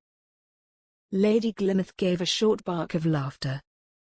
"I'm sure she recalls the moment well enough, Henry," she said, happily. "It's not every day that a young woman finds herself betrothed to a viscount." "Quite right, quite right," her father said. "Well, in regard to that, I have a surprise for you." "Another one?" "My goodness, father, my life seems comprised of nothing but surprises at the moment," Delilah replied, trying to keep the dread she felt from coloring her face or speech. "Yes, you are a very lucky young woman," her mother said, bestowing on Delilah one of her very rare, beaming smiles. "What is it, father?" Delilah asked. The earl smiled and said, in the tone of one telling another of a great treat in store, that the viscount intended to come and visit the Glimeth estate. The breath seemed to have been sucked from Delilah's lungs. "When?" she managed. "He arrives tomorrow morning. He writes to inform us that he hopes to make a stay of at least 2 days. More than enough time for the two of you to be acquainted." "Tomorrow?" Lady Glimeth shrilled. "But Henry, why didn't you tell me?" "I received the letter only a few moments ago, dear." The earl attempted to tell his wife. Lady Glymouth grabbed her daughter by the arm and started to tow her towards the house. She was suddenly all breathless bustle. She twittered away about new gowns and potential ways in which Delilah might want to wear her hair, the scents Delilah might want to try, and the jewelry she would let her borrow. "Mother, But Lady Glymouth was not listening. She was calling for the maids as she steered her daughter towards the house. "We must make sure that you're as pretty and presentable as possible for Lord Kester's arrival." "I thought Father had already agreed to the match," Delilah said. "Yes. But there's no harm in fortifying your position, my dear," her mother said patiently. "A man as eligible as the Viscount will no doubt have suitors flocking about him like sparrows around the seed bowl. Not to mention every nobleman with a daughter of marrying age." "Truly, you managed to conjure some remarkably romantic imagery, Mother." Delilah stood in one of her finest gowns, a luxurious emerald green gown that emphasized her golden hair and sapphire eyes, and watched as Viscount Kester's carriage crunched to a halt in front of Glymouth Manor. "Clearly," her mother said quietly, "the rumors of his lordship's wealth have not been overstated." The carriage was an extravagant confection of carved and gilded wood. Gold leaf gleamed from exquisitely engraved inlays. And when the door opened, Delilah saw that the interior was almost as well appointed as the Glymouth's drawing room. Viscount Kester, when he stepped from the confines of the carriage, was no less ostentatiously outfitted. He reminded Delilah of some sort of silken peacock. Once, not too long ago, she might have found such a display of wealth impressive. But that had been before she'd met Marcus. Now, Delilah found everything about the young Viscount just a bit gaudy, a symptom of a man that was, perhaps, not as confident as he would like to appear to the world. Underneath all the finery, Viscount Kester was a fairly ordinary-looking man. Neither ugly nor excessively handsome. He was cleanly shaved except for a pair of neat moustaches and a thin beard running down the center of his chin. His face was quite unreadable, a carefully blank canvas. And set into his face were eyes the pale greenish blue of blackbird eggs. The Earl of Glymouth descended the steps that led to the front door of the manor to greet their honored guest. "Lord Kester," the Earl said. "It's a pleasure to make your acquaintance in person." "Likewise, Lord Glymouth," the man replied in, to Delilah's ears at least, an overly unctuous and oily voice. "I can't thank you enough for your hospitality." "Think nothing of it, my lord." Those pale eyes flicked up over the Earl's shoulder and the Viscount smiled. It was a smile that was all teeth, and did not reach his eyes. Something inside Delilah shivered as she exchanged a fleeting glance with the young man. Rather as if she had been swimming and felt something cold and slimy brush past her feet. "And this must be your dear wife, Lady Glymouth," Viscount Kester said, taking the Countess' hand in his. "Indeed," the Earl said. "And this is my daughter, Lady Delilah Jefferson." "My lady," Lord Kester said, taking Delilah's gloved hand in his and bowing his head over it briefly. "The rumors of your beauty fall utterly short." Coming from any other man, Delilah may have taken that as a compliment. However, from Lord Chester, this comment was said with about the same amount of warmth as he might mention the weather. It was as if he learned it on his carriage ride north. Everything about him spoke of genuine gladness at visiting his betrothed at her home. Everything except those pale eyes of his. "Ah, but then I can play my part, too." She would make sure to be all smiles and good manners, but try and convey her utter abhorrence for this match through her eyes when she and the Viscount were together. If she could manage it, she would try and instill in him the same sort of chilly unease that he inspired in her. "That's very kind of you to say, my lord," she said, dipping into a brief curtsy. She returned his smile, trying to summon the Scottish cold into her blue gaze. The innocuous face regarded hers for a moment longer than etiquette normally dictated. "Shall we move inside, my lord?" the Earl of Glymouth ventured. "Perhaps, whilst your baggage is taken to the suites we've had prepared for you. You might care to come into the sitting room and take a drink of something or other? That would be most agreeable, Lord Kester said. The party moved into the house, the Earl and the Viscount walking ahead of the two ladies so that Lord Glymouth could inform Lord Kester on the history of the Glymouth estate. "What do you think, my dear?" the Countess asked her daughter quietly, as they entered one of the more ornate parlours ahead of the two men. The Earl and Lord Kester were staring out of a window in the hallway whilst Delilah's father expounded on the agricultural prospects of his land for the coming season.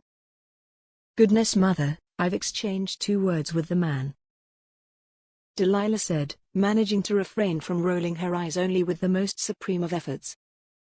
"I think he seems a nice young man," her mother said, very enthusiastically. "I'm not surprised, especially now that you've seen how wealthy the nice young man is." They passed a very respectful and entirely appropriate hour or so in the parlor, making inconsequential chit-chat as etiquette demanded. The Viscount was a man that was clearly at home in these sort of social situations. He had a certain grace and charm that Delilah's parents, especially her mother, found quite intoxicating. He appeared to be a quick study when it came to people, knowing exactly the sort of questions that would set Lord Glymouth's tongue to gabbling away, and judging the subjects that Lady Glymouth was most interested in.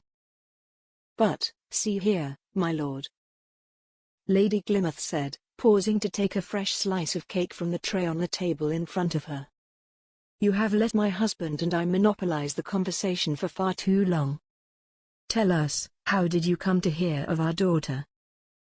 "Excuse her, my lord," the Earl cut in with a small smile. "It's rare that we get so distinguished a guest as yourself coming to visit us this far north." Turning to his wife, Lord Glymouth said, "Surely, how he came to hear of Lady Delilah, and why he came to ask me for her hand in marriage is something best discussed first amongst themselves, Mary."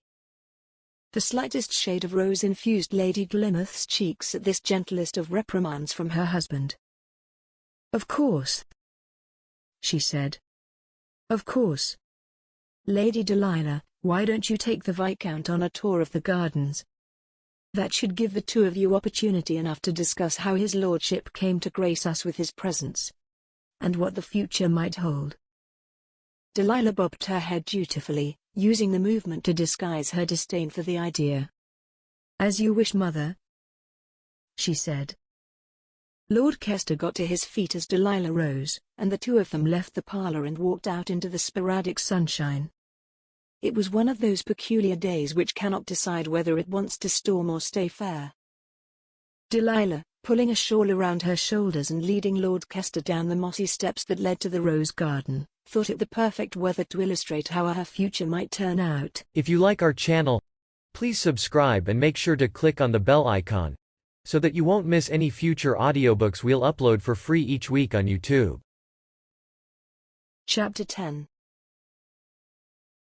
As soon as they were within the green coolness of the flower garden, Delilah felt a definite change in the atmosphere between herself and Lord Kester. Whilst the man had initially been polite but aloof, Delilah sensed a definite cool disdain creep into the young nobleman's manner. "So, my lord," Delilah said, as they strolled around a gorgeous display of pink eglantine roses, "do you enjoy flowers? Has your home in Kester extensive gardens?"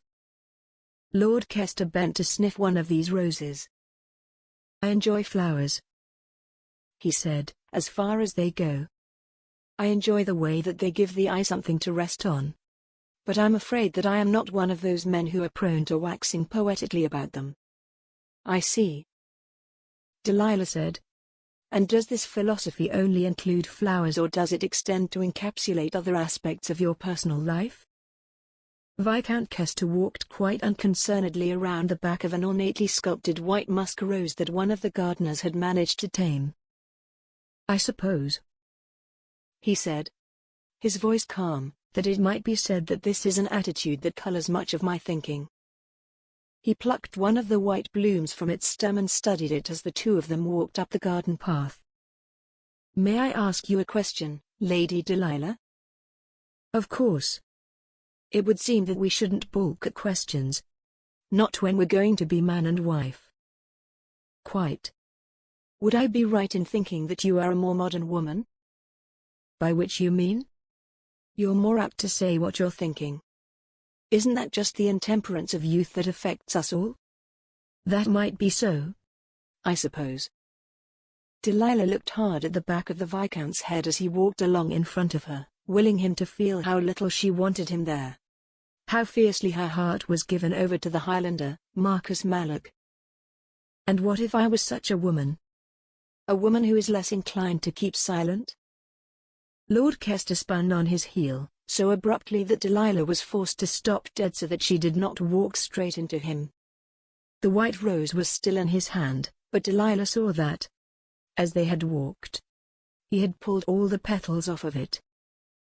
In that case, the Viscount said, I would say speak, and be not silent. I have neither the time nor the inclination to play these societal games. Despite her recently cultivated boldness, Delilah was taken aback by the forthrightness of Lord Kester. Gentlemen did not talk to ladies this way. I think it's clear that this man might be a noble, but he is no gentleman. If that is how you would have it, she said to him, making sure to stare into those strange, pale greenish eyes and to tilt her chin imperiously. She was the daughter of an earl after all. I would ask you, in plain terms, why it is that you asked my father for my hand. We have never spoken. Never even made each other's acquaintance before today. The nobility arrange such marriages all the time. The Viscount said, shrugging with an indifference that set a fire smouldering in Delilah's breast. Quite, she said. You, though, my lord, do not strike me as the sort of man to commit to a course without first weighing its gain and sacrifices minutely. The Viscount actually smiled at this, a leering smirk that was repulsive to witness. Well said. He chuckled. Well said, indeed. Yes, you're quite perceptive, which is not something that is accredited you when one looks into your reputation. Lord Kester dropped the remainder of the mulled rose to the ground. And that is what precipitated me into asking the Earl of Plymouth for your hand. Your reputation, Lady Delilah. My reputation? Yes. You see, my country estate and London home are both full of Italian paintings, French clothing, and English furniture. I have the finest examples of everything that I can afford, which is mostly everything. He snapped another rose head from the bush they had come to halt next to. It was a beautiful red damask rose. Delilah could smell its strong, heady perfume even 2 strides from Lord Kester. Like all those things, and like this rose, I want to have the finest wife to decorate my home. To compliment me when we walk out together. You were quite right. I do not do things unthinkingly.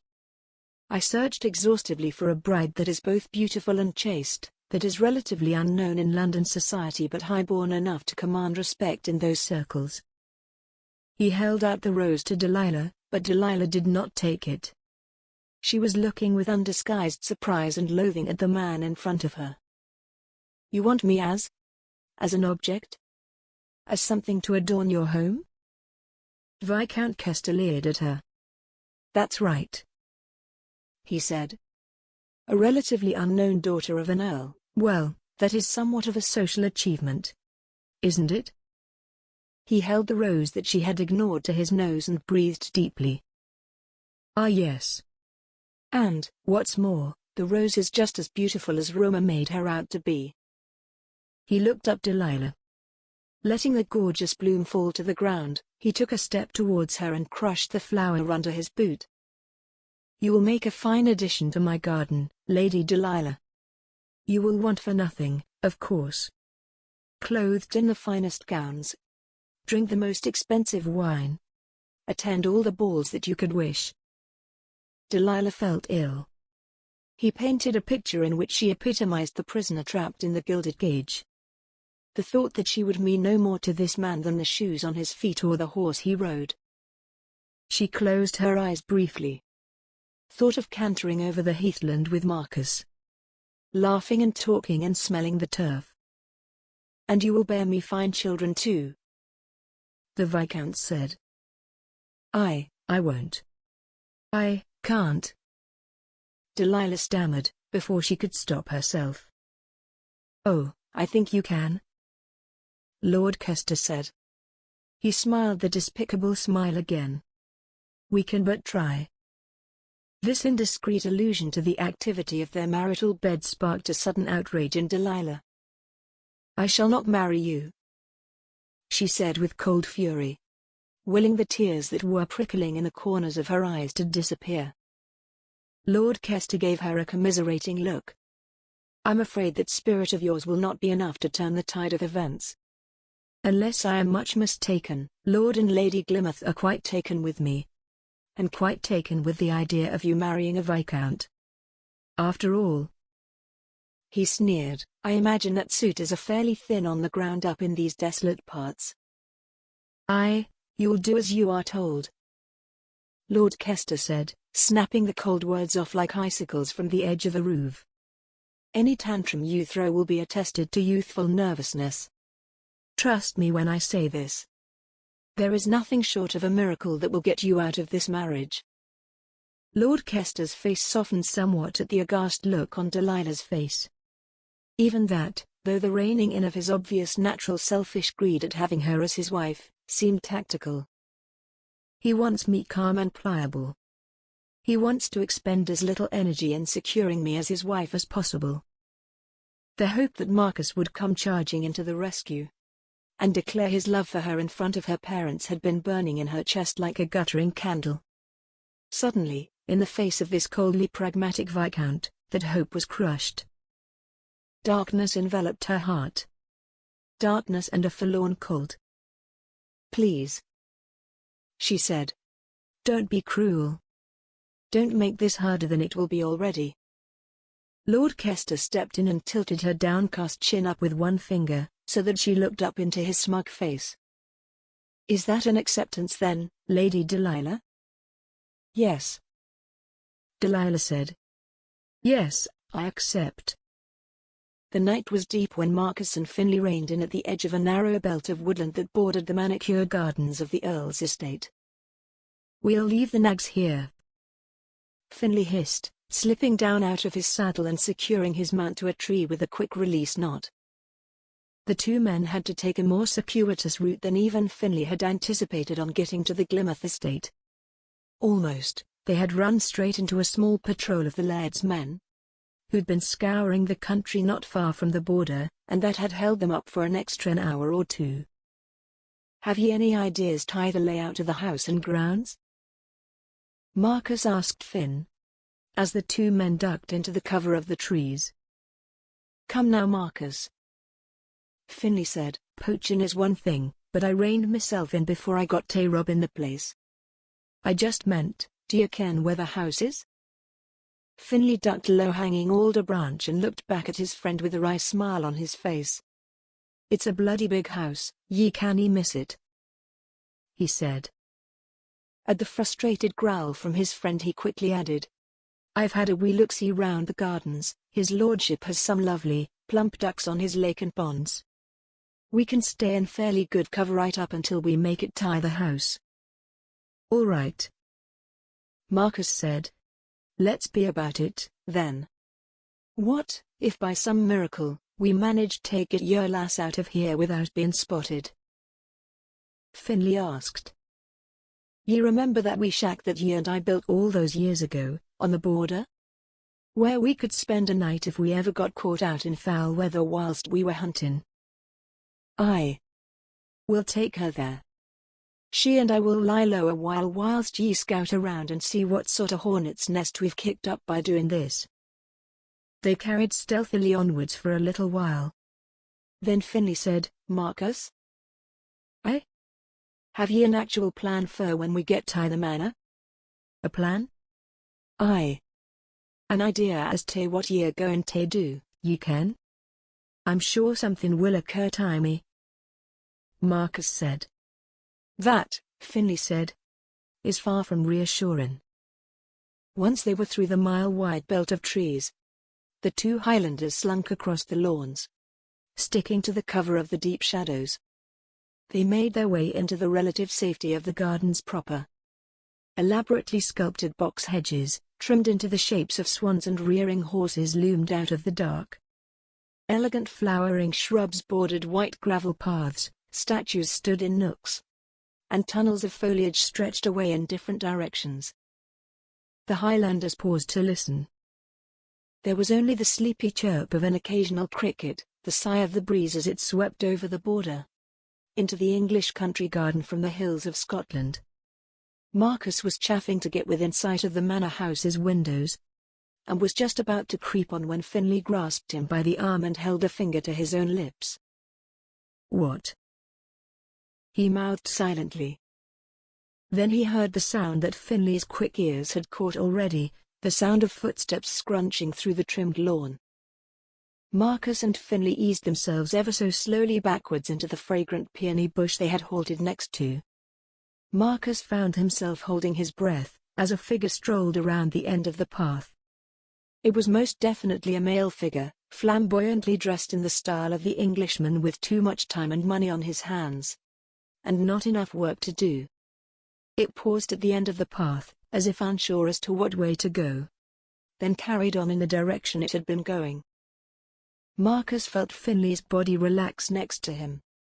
The two of them waited for a full minute, ears straining for any sound of the man returning, before they moved on. Marcus led the way now. He could see the silhouette of the grand manor house looming out of the dark in front of them. The steeply pitched gable roof and elaborate chimneys stood out against the starry sky, the decorative exposed beams just able to be discerned in the darkness. Most of the windows were shuttered, but here and there a glimmer of candle or firelight showed in a window in the impressive facade. The two Highlanders pulled up in the impenetrable inky shadows of a large, empty ornamental pond. The stone basin was deep and full of mouldering leaves, and the two of them slipped over the rim to crouch in the shadows cast by the statue of a gambling faun that stood in the middle of the pond. "Now to see if we can spot Delilah," Marcus breathed in his companion's ear. Finlay nodded, his sharp eyes already scanning the multitude of windows. Marcus was quite prepared to sit in that empty stone pond until dawn if necessary. But after only a few minutes' careful scanning back and forth, he gasped. "There she is," he said softly, jogging Finlay with his elbow. Perhaps it was the turbulence of his emotions of late that colored his vision so, but Marcus thought that Delilah looked even prettier than she'd ever looked, as she sat and gazed out at the night. Her face was lit by a single candle in a holder. Her chin rested on her hand. Frustration and confusion warred within the young Scotsman as he looked up at the English noblewoman. It might be nae more than wishful thinking, but she doesn't look like a lass giddy about the prospect of getting married. This comforting thought flared inside his heart briefly, before he remembered how incorrectly he had interpreted Delilah's actions and thoughts in the past. There could be no denying the meaning of that letter she had sent him. "Right," he whispered to Finlay. "Ye stay here." "Oh I'll stay here," his friend said. "And what is it ye'll be doing?" Marcus pointed at the trellising that covered parts of the wall, allowing roses and honeysuckle to climb up the face of the large country house. "I'm going up," he said. Finlay settled further back into the darkness that pooled at the bottom of the statue, much like a man might settle more comfortably into his seat when watching a group of mummers perform at a feast. His grin flashed in the gloom. "On we ye then," he said. Casting a wary eye left and right, Marcus sprinted from their hiding place and paused at the foot of the trellis that climbed up, past the second-floor window in which he had seen Delilah. "All right, lad," Marcus told himself, setting a cautious foot to the trellis. "Slow and steady. Ye'll get no points for a broken leg." Step by guarded step, the Highlander made his way up the side of the slumbering manor house. It seemed to take him hours to get to just below the level of Delilah's window. With infinite care, He raised his head a fraction so that he could peer into the room. There she was. The flaxen-haired, blue-eyed being that had captured his heart in her soft hand the moment he had laid eyes on her 4 years ago. A grin split his handsome face, and he momentarily forgot the spirit-crushing letter that had driven him out of Scotland in the dead of night. Over the border and up this trellis. He reached out to tap on the glass. There was a knock from inside the room and Delilah turned from facing the window. "Yes?" she called. Marcus ducked back out of sight, pressing himself close to the wisteria and peering with one eye into the room. The door to the bedchamber opened and the Earl of Glymouth stepped in. Marcus could not make out all of the brief conversation that took place between father and daughter. Snatches reached his ears through the wavy, uneven glass. "I fear he's not the man you believe," Delilah said. "Perhaps, just nerves, have me as an ornament." "Nonsense. If you could talk to him again." "Nothing more to say, my dear." Marcus watched as the Earl stroked his daughter's cheek and then retired from the room, closing the door behind him. Delilah stood staring at her bedchamber door for a moment. Then, with the air of someone carrying a great weight around her shoulders, she walked to her bed and sat heavily upon it. Feeling that no better opportunity was likely to present itself, Marcus tapped smartly on the window. Chapter 11. At first, Delilah thought that the tapping sound was her father knocking at her bedroom door again. "What more has he to say?" "He's as good as told me, in his kindly way, that my bed is made and now I must sleep in it." "Yes?" she called, willing some strength into her voice. Strength that she did not feel at all. There was no answer. The tapping continued. Delilah felt a stab of irritation. This was quickly smothered, however, by a surging rush of lethargic despondency that swept over her like the tide up a beach. Unable to summon the care necessary to answer the door, she flopped backwards onto her four-poster bed. The tapping ceased. "Good. Leave me in peace. Let me sleep. If God exists, he'll make sure I sleep for 1,000 years." There was a sharp crack as of splintering wood, and a sudden gust of wind blew into the room. It carried the perfume of the honeysuckle outside the window, and another smell. Wood smoke and hoarse and rich earth. It was a scent that was at once familiar and utterly impossible. Delilah sat bolt upright. Marcus Malloch hauled his muscular frame through the window and stood in the middle of her bedchamber. Delilah stood up slowly, her mouth slightly open in shock. The rugged Highlander brushed honeysuckle petals off his kilt, grinned sheepishly and said, "I couldn't wait forever for ye to get out of bed, lass." She ran to Marcus and threw her arms around his broad shoulders. The sight of his face, the scent of his clothes, the sound of his breathing was a combination that tore a sob of joy from her throat. She buried her face in his linen shirt, ran her hands through his thick, dark shoulder-length hair. "You came?" she whispered into his chest. "You came for me?" Gently, she felt Marcus push her back so that he held her at arm's length. Looking into his face, Delilah suddenly recognized that, as well as a delight that mirrored her own, there was also a sort of circumspect and inquiring cast to his eyes. I came, lass. O' course I came. When I received your letter, well, I could nae let ye go after that. Nay, after what happened last time." Delilah frowned. "Let me go?" she asked. "He's not here to help me?" She watched as Marcus fished in his sporran, pulled out a crumpled letter. "You're betrothed to be married, Delilah?" "Yes." The Highlander swallowed, as if each word caused him pain. "And ye're in love wi' this man?" Delilah blanched, felt the blood rush from her face. The very thought of feeling anything other than a disgust at a life spent with Viscount Kester made her feel faint. Why would you think I was in love with him?" she asked. A slight frown creased Marcus's attractive face. "Ye say so," he said, waving the bit of paper. "Ye say so in your letter." It was then that Delilah noticed that the flakes of sealing wax that still clung to the crinkled letter were green. The sealing wax she had used was the common black stuff, made from lampblack.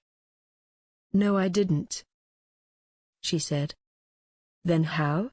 Let me see that note." Marcus handed over the message. A cursory glance was all that it took for Delilah to see what had happened. "This is not my letter," she said. "What?" "These are not my words." "But, the handwriting?" "A half-decent approximation of my own, especially if whoever did it wanted to convey a note scrawled in haste." Delilah watched the realization of what she was telling the young man break over Marcus's face. It was like watching the sun come out from behind a cloud. "Then, ye deeny love this Viscount?" Delilah shuddered. "No," she said. "I would rather spend my days as a spinster than attempt to love a man like that." All of a sudden, it seemed to Delilah that a new energy flowed through the commanding figure of the Highlander. He looked as if he had been suffused with purpose. There was a set to his jaw that Delilah could not remember seeing before. He was watching her closely. "It's one thing for me to spirit ye away under the nose of your parents. The thought of doing it does nie sit well wi' me. But to see ye afeard of this noble ye to marry." He shook his head. "I'll nae sit by and see ye carted off to a life of misery." Delilah felt hope swell so suddenly in her breast that she thought she might burst. Hand in hand with this hope, courage also sprang, tapped from a reserve that she did not know she contained. "But what can we do?" she asked. The thought of defying her parents, of robbing her mother and father of marrying their daughter off to a fabulously wealthy viscount, was a daunting one. "First things first, Delilah," Marcus said. "I think it'd be better if we were any place but here." Delilah giggled nervously. Never, in all her life, had she been in such a compromising position. "Having a wild Highland man scale the shrubbery and break into my bedchamber. I'd like to see Mother's face if I told her that at breakfast." "We can't go through the house," she whispered. "Mother or Father or any of the servants might see us." "Aye," Marcus replied, a slow and mischievous grin spreading over his face. "I was nae thinking about taking the stairs, lass," he said. Delilah looked at the window, with its splintered and broken frame. "You can't possibly mean—" I day. "Now, tie your skirts like we did when I took ye riding that day." "My skirts? Ye'll never get down that trellis wi' all that material flying about the place," Marcus said. "Now hurry." Delilah started to do as she was told, using some ribbons torn from two of her hats to tie her gown into rough breeches. "Have ye something warm to wear while we ride?" Marcus asked. Delilah pointed to a woolen mantle that she wore around herself in chillier weather. Marcus grabbed it, walked to the window and dropped it out. Delilah opened her mouth to protest, but Marcus raised a masterful hand and said, "Hurry." To her considerable wonder, Delilah found herself swinging her leg over the windowsill not 5 minutes later. "This is by far the most ludicrous thing I have ever done." Below her, Marcus was already almost on the ground. He had insisted on going first, telling her that he'd rather she fell on him rather than the other way around. She could see the logic in his words, knew that he had meant them to be reassuring. Somehow, though, they were not. Looking down between her legs, she was amazed to see how far away the ground looked. When you were climbing up a staircase, you gave absolutely no heed to the fact that you were actually ascending high into the air. But when you were hanging out of a window, this fact was dramatically brought home to you. Happily, by steeling herself, looking determinedly ahead and feeling her way with her feet, Delilah made it unscathed to the ground. A warmth spread through her as Marcus took her by the waist and lifted her bodily from the shrubbery and set her on the path. She was amazed at his strength, as he lifted her without any sign of a strain. Suddenly, a shadowy apparition rose from the stone fountain nearby. Delilah gasped and clutched at Marcus, but the Highlander patted her hand and whispered, "It's just Finn." The man slid over the rim of the fountain with the grace and silence of a fox. "Ye did it," he said quietly, sounding impressed. "Did ye doubt it?" Marcus asked. I did."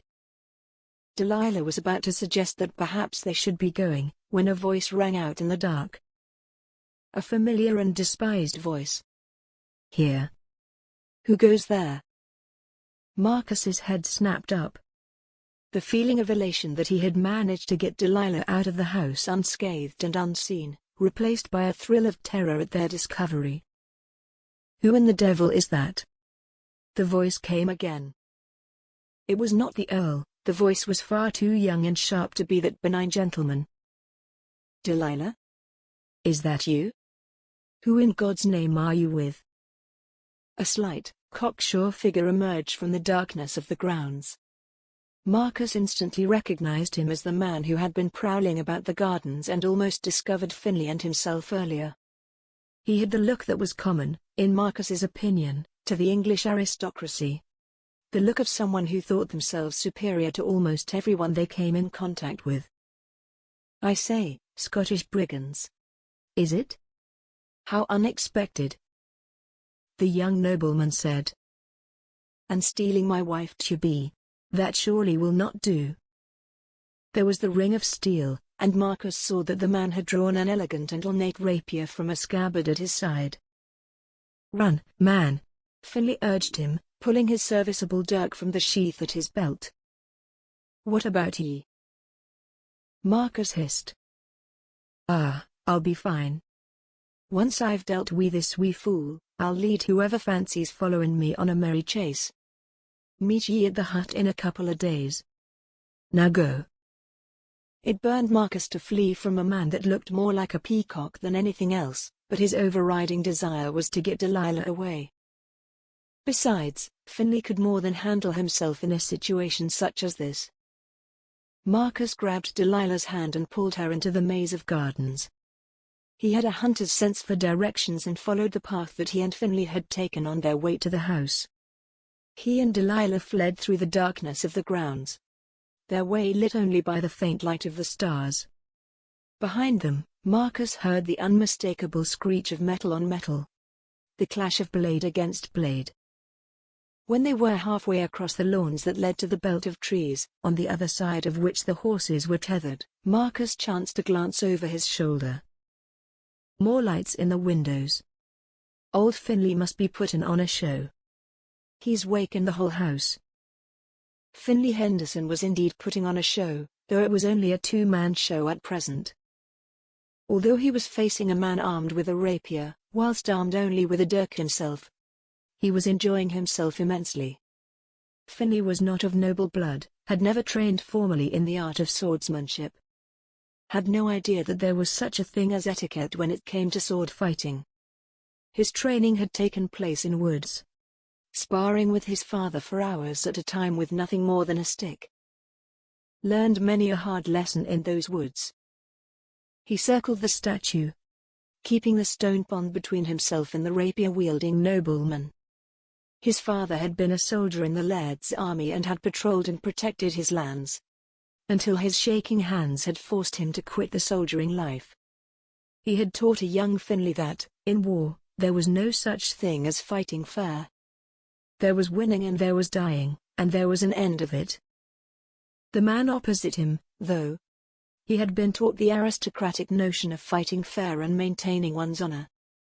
He held his weapon in an elaborate way with one hand, his other hand raised behind him as if he was about to start dancing. Finley feinted in and the man made a vicious swipe at him with his sword. Finley dodged the blow and lunged in with his dirk. He wasn't aiming to kill the man, just buy Marcus some time to get through the woods and onto his horse. "I'm going to spit you, my friend." the young nobleman said, flourishing his lovely shiny blade. Then I'm going to go after that friend of yours and get back what was promised me. What kind of man speaks of a woman as he would a sheep that he's bought? Me feyther always used to say that a man who's got breath for chin wagging in the middle of a scrap is nae fighting hard enough. Finlay replied pleasantly. The noble's lip curled. Well then, he said, to business. He cut furiously at Finlay, but the Scotsman hopped nimbly out of reach. He swiped at him again, and once more Finlay evaded him. With a snarl the man lunged in, and this time Finlay spun in close, knocking the rapier's blade away with his dagger, and grabbed the wrist of the man's sword hand in his own. Too easy, the man yelled, as Finlay twisted his wrist and dropped the sword. Finlay stepped in so that the two young men were nose to nose, and held his knife in front of the man's scared face.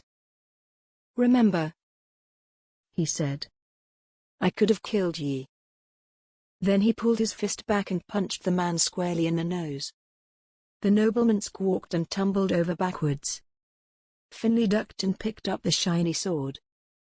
This'll make a fine letter opener, he said. I think I'll keep it, if ye deeny mind. Ye're nae good with it anyway. With a derisive laugh, the Scotsman sprang away into the darkness, leaving Viscount Kester on the ground, clutching his broken nose and calling for aid. Chapter 12. It was almost morning by the time Marcus reined in on the edge of a copse of Scots pine that lay at the bottom of a little dell. He helped Delilah down from his big horse and she staggered slightly as her feet touched the ground. I have ye, lass, he said, holding her close for a few moments. Gazing up into his face, Delilah could tell by the concerned look on his face that she must look as exhausted as she felt.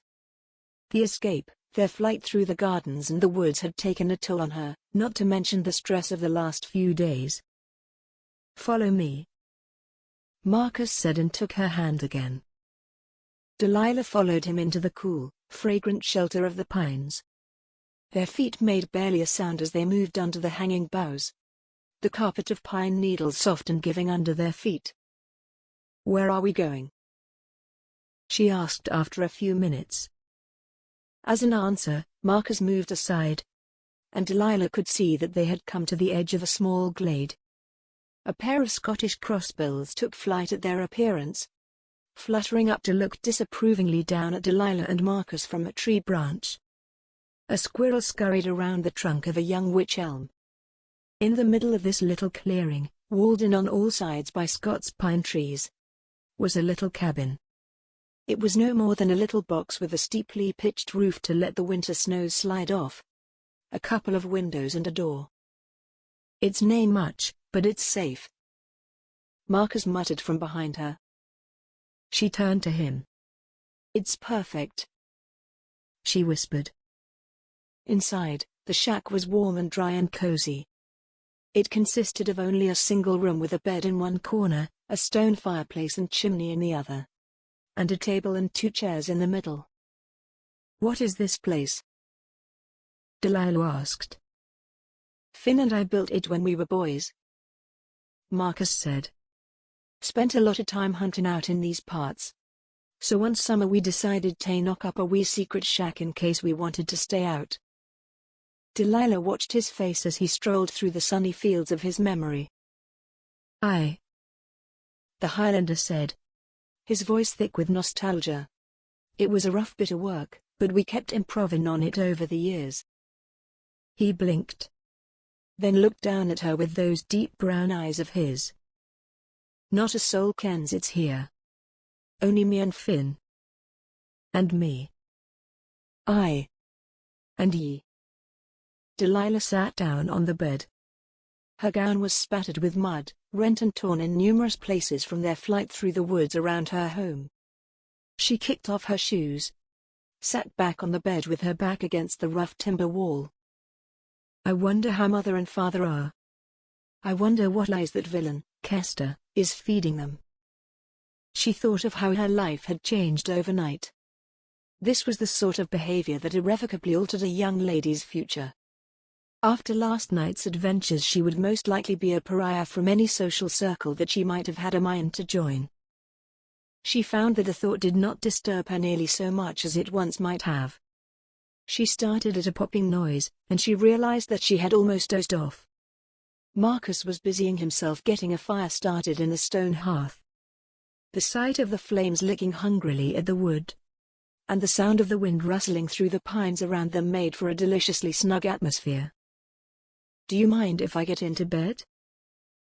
she asked. Marcus turned. "Nay lass, ye lie down." Delilah looked down at her ruined gown, at the mud that caked the hem and skirt. Would you mind helping me out of my gown?" she asked, her voice quavering only slightly. "Your gown?" Marcus asked. "Yes, my gown. It's covered in mud, you see." "Are ye sure Quite sure." She turned so that Marcus could get at the laces that fastened the gown at the back. She heard him step slowly towards her. Heard the rustle of his linen shirt as he raised his arms. Felt his warm breath tickling the top of her head. A slight tremor ran through her as his fingers brushed the nape of her neck. She smiled as he cursed softly to himself in Gaelic, fumbling with the delicate laces. The gown relaxed around her shoulders as he unfastened the knot. She felt his hands moving down her spine, picking at the laces so that the gown slowly relinquished its grip on her body. She felt him pause at the base of her spine, knew that he had reached the end of the road. Delilah realized that her heart was fluttering in her chest. Her breath came shallow through her nose. Her eyes were fixed, unseeing, on a knot on the timber wall in front of her, but all her senses were trained on the base of her spine, waiting to see what happened next. "You are brave. You are your own woman, free to make your own decisions. And this man has a good heart." With a shrug, the gown fell from her shoulders. She felt rather than heard Marcus's indrawn breath. She stood, clad only in her shift, her golden hair loose about her shoulders, her hands clasped in front of her to stop their shaking. Marcus moved so that he was right up behind her. His chest pressed against her shoulders, his lips buried in her hair. Delilah felt his hands slide shyly about her waist, and she smiled at the hesitance of his touch. She closed her eyes as she felt the prickle of his stubbly cheek against her smooth one. He kissed her neck and a soft moan escaped her. Encouraged by this, Delilah felt the Highlander's hands move up her body as he nibbled at her earlobe. She groaned again as they slid under her breasts, cupping them, the fingers running over her suddenly hardening nipples. Lost in the moment, Delilah leaned backwards, tilting her head so Marcus might kiss her lips. The Scotsman did so, grinding his crotch into her buttocks as he did so. A fire, the likes of which Delilah had never known, swept through her then. It was an animalistic need for closeness, for unity, to be a part of a whole. She turned, her eyes gleaming, all thought of sleep forgotten, though not of lying down. Marcus bent to her at the same time as she pulled his head down. They kissed long and deeply, their tongues exploring each other's mouths. The only sound was the crackling of the young fire and the occasional soft grunting moan. Marcus reached down whilst they kissed and ran his hands slowly up the back of Delilah's thighs, kneading her buttocks in his strong hands, circling her waist. Delilah gave a little gasp as Marcus's hands began to move inexorably south of her navel.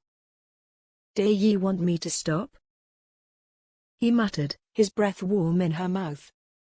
He bit her bottom lip softly, and said, "The later ye leave it, the harder it's going to be." Delilah laughed softly, shook her head and kissed him. Then her own hands moved shyly down to his groin. She was completely taken aback by the fiery hardness of him. Marcus groaned deep in his throat and ground himself into her, so that her legs hit the bed and she only stopped herself from falling by grabbing his bare backside under his kilt. Then his own calloused hands were under her shift, under her buttocks, and he lifted her clear onto the bed and lay her down. A natural rhythm started between them, a rocking that seemed to stem between their two bodies, set by neither of them. Delilah opened her thighs, and Marcus pushed into her, pressing his weight onto her. She could feel the heat between her own legs building, a furnace that seemed to be stoked to greater and greater passion by the Highlander as he moved against her. Marcus pulled away from her then. Kneeling on the bed, he pulled his shirt hastily over his head. It got stuck in his long hair and he cursed as Delilah helped him out of it. Eventually he got it off, and he knelt over her, his hair disheveled and all over his face. Delilah ran her hands over his lean, hard body, across the thickly muscled chest and taut stomach. She marveled at how strong he looked. Thought how unfair a fight between him and the Viscount would have been. Her passions flared up again and she pulled him down to her. With a sudden urgency, he pushed up her shift so that it was bunched under her arms. Delilah pulled it over her head the rest of the way. She had thought that she would feel awkward and insecure when this day finally came. Unable to meet the eye of the man whom she decided to share her bed with. This felt as natural as breathing. Her back arched as Marcus lay a trail of soft kisses down her chest, as light and soft as the kisses of a butterfly's wings against her skin, then circled one of her nipples with his lips and flicked gently at it with his tongue. Delilah groaned through clenched teeth, wrapped her legs about the Highlander's hips and pulled him into her. She felt the hot press of him against her, a slight resistance, and then he was inside of her. Filling her. Completing her. She cried out as she rode the crest of a wave that was neither pleasure nor pain but some strange, unexplored land that lay between the two.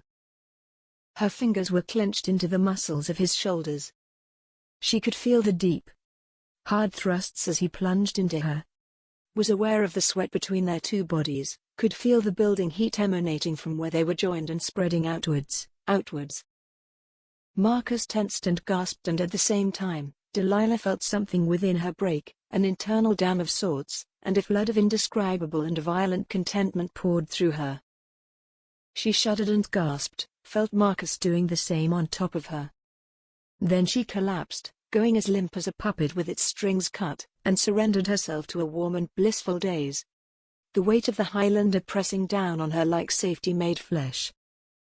The estate of the Earl of Glymouth resembled nothing so much as an anthill that had been stirred up with a stick. Servants rushed this way and that, whilst Lady Glymouth stood in the midst of them shrieking instructions on just where they should start looking for her kidnapped daughter. "Tell me again what occurred, my lord," the Earl asked Lord Kester. The young Viscount was looking far less composed this morning than he had the previous evening.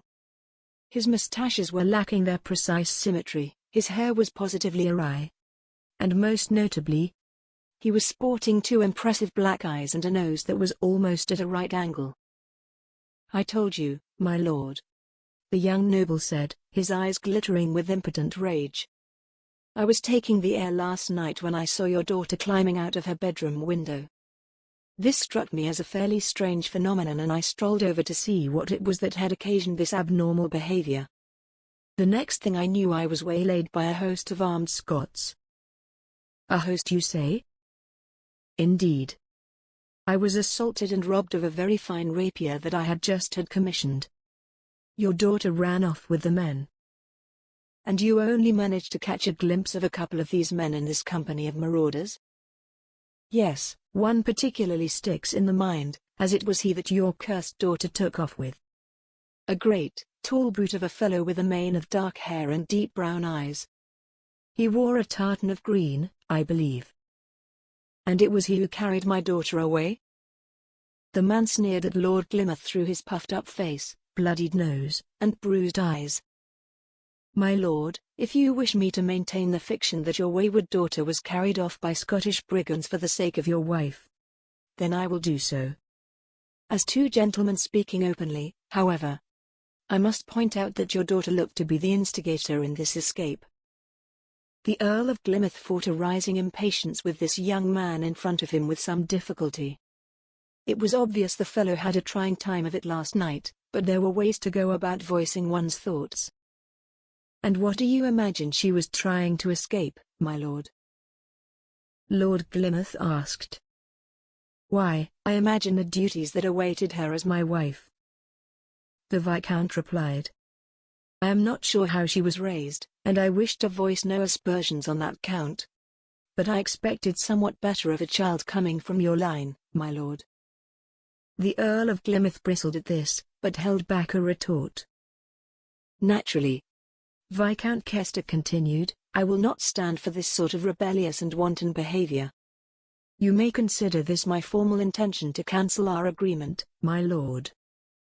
The Earl fixed the young nobleman with an unfriendly eye. Wanton behavior? He said. What else would one call it? The Viscount sniffed and winced. So the wedding is off? Indubitably. Very well. I will have your bags sent down and your carriage made ready. The Earl turned on his heel and walked up the steps towards the front door. My lord? Lord Kester called after him. The Earl turned and raised an inquiring eyebrow at the Viscount. If you could refrain from telling anyone of this unfortunate event. And Lord Kester waved vaguely at his face with his handkerchief. It would save me much embarrassment. The Earl gave the young man one of his enigmatic smiles. Oh, my lips are sealed, my lord. Of course, he said. I would not wish to sully your reputation. My thanks. I cannot vouch for the discretion of my staff, however. The Viscount's face darkened. You know what servants are like, my lord. The Earl said cheerfully. Who knows what humiliating tale your beating may have turned into once it has passed through the rumour mill. Leaving his wife to her flapping and panicking, and the loathsome Viscount to wait for his carriage, Lord Glymouth walked briskly inside, through a series of oak-panelled corridors, and into his comfortable office. The long love that in my thought doth harbour, and in mine heart doth keep his residence. Lord Glymouth muttered, as he closed the door to his study. Sir Thomas Wyatt had certainly got that right in his poem. The Long Love. He sat down in the worn chair, pulled ink and quill towards him, and began to compose an informal letter to his dear friend. Callum, my old friend, we like to think ourselves two shrewd and canny old men. Yet I have news concerning our two children that will no doubt show us both the error of this sentiment. Chapter 13. After he had struck down Viscount Kester with a sharp punch to the nose, Finlay had made his escape from the grounds of the Glymouth estate with relative ease. What with the darkness of the night, and the insistence of the embarrassed Viscount that he had been waylaid by a whole host of Highland marauders, the Earl's private guards were not overly zealous in their pursuit. Finlay made his way through the gardens like a hare, slipped into the belt of trees that ringed the estate, and made his way to where he and Marcus had left their horses. He was glad to see, when he arrived at the spot, that the laird's son and his lass had already departed. Stowing the stolen rapier in a rolled blanket tied to the back of his saddle, Finlay rode with haste for the castle of the MacConnair clan. Riding hard, Finlay made it back to the castle in excellent time. He knew that he had to sniff about for Marcus's sake, gather what news he could concerning how many men the laird may have sent out on his son's trail.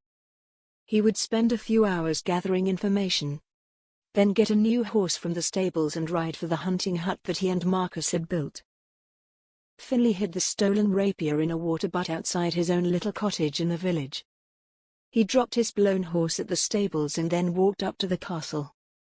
He knew many of the servants who worked there, had pursued a couple of the maids without much success. He walked through the fragrant kitchen garden of the castle keep, which backed onto the servants' entrance to the huge kitchens. As he approached, the door to the kitchens opened and a maid came out with a basket of freshly washed sheets. Finlay grinned. There were precious few people that knew more about what went on inside a castle than the maids. Mallory Lynch. Finlay hailed her, hitching his most charming smile onto his bearded face. Aren't ye a bonny sight for sore eyes? Mallory was a quiet, reserved maid, who had started at the castle about 5 years previously. Finlay had been unable to make much of her, but he had seen her making doe eyes in his direction when he had been walking about the place with Marcus and hoped that she might harbor a soft spot for him. "What do you want, Finley Henderson?" the green-eyed woman said, walking over. "Why, is it too much to ask for just a glimpse of that bonny face of yours?" "Fin Henderson, all the maids ken that ye're one of the biggest rascals on MacConnair lands," Mallory said. "What are ye after, skulking in his lairdship's kitchen gardens?" "Shite, ye see right through me, lass," Fin said, holding his arms out. "Clever as well as bonny. Ye'll have to let me take a walk with ye one of these days." Mallory cocked an eyebrow at him. "Worth a try, though I've never seen her pay any heed to any man, come to think of it." "Truth to tell, Mallory," Finley said, "I've just returned from hunting, and the laird's men are all over the roads. I was wondering if ye kenned what was afoot?" The curvy little maid gave him an appraising look from under her lashes. After a moment she said, "Go on and get yourself inside. There's a dram o' whiskey waiting for ye if ye behave yourself. I'll just hang this washing and join ye shortly." Finley could resist many a temptation, but the promise of a cup or two of whiskey in the presence of a female was not one of them.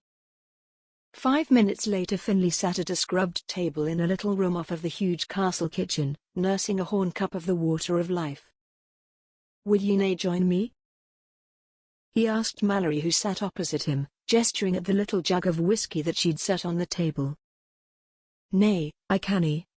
I've things still today," she said.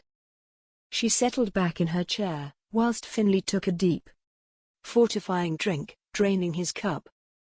Before he had set the vessel down, Mallory had leaned forward to refill it.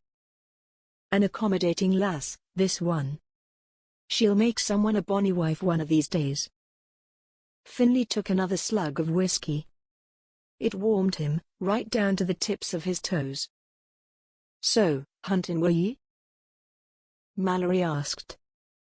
"Aye, who with?" "We no one. Just myself. The best company for a hunt." "And ye saw all the commotion on the roads, did ye?" "Aye, lass. Lots a come in and go in wi' the laird's soldiers." "Do ye ken what's got 'em all so riled up?" "They're looking for his lairdship's son." "For Marcus?" "Why's that, then?" Mallory leaned forward and topped up Finley's cup again. "No one is quite sure what the bother is," she said, "though it must be some to do as has got the laird sending his men hither and yon looking for Marcus." Finley took another swig of the fine, peaty liquor. He propped his feet on a spare chair and sighed contentedly. "And they haven't found out anything?" he asked casually. "Nay." "And you've heard nae rumours?" Mallory's eyes looked carefully into Finley's reddening face. "Only that it might have something to do wi' a lass. An earl's daughter, or some such thing." Finley choked on his whiskey, coughed and rattled the cup on the table to signify another refill if he may. Mallory obliged. "Earl's daughter?" he asked. "Those are the rumours, aye." Finley avoided her eye. "The laird will be glad you're back," Mallory said.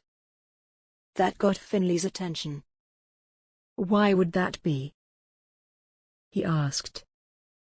"Well, ye're his best friend, are ye nae? If anyone kens where to find the lad it's ye."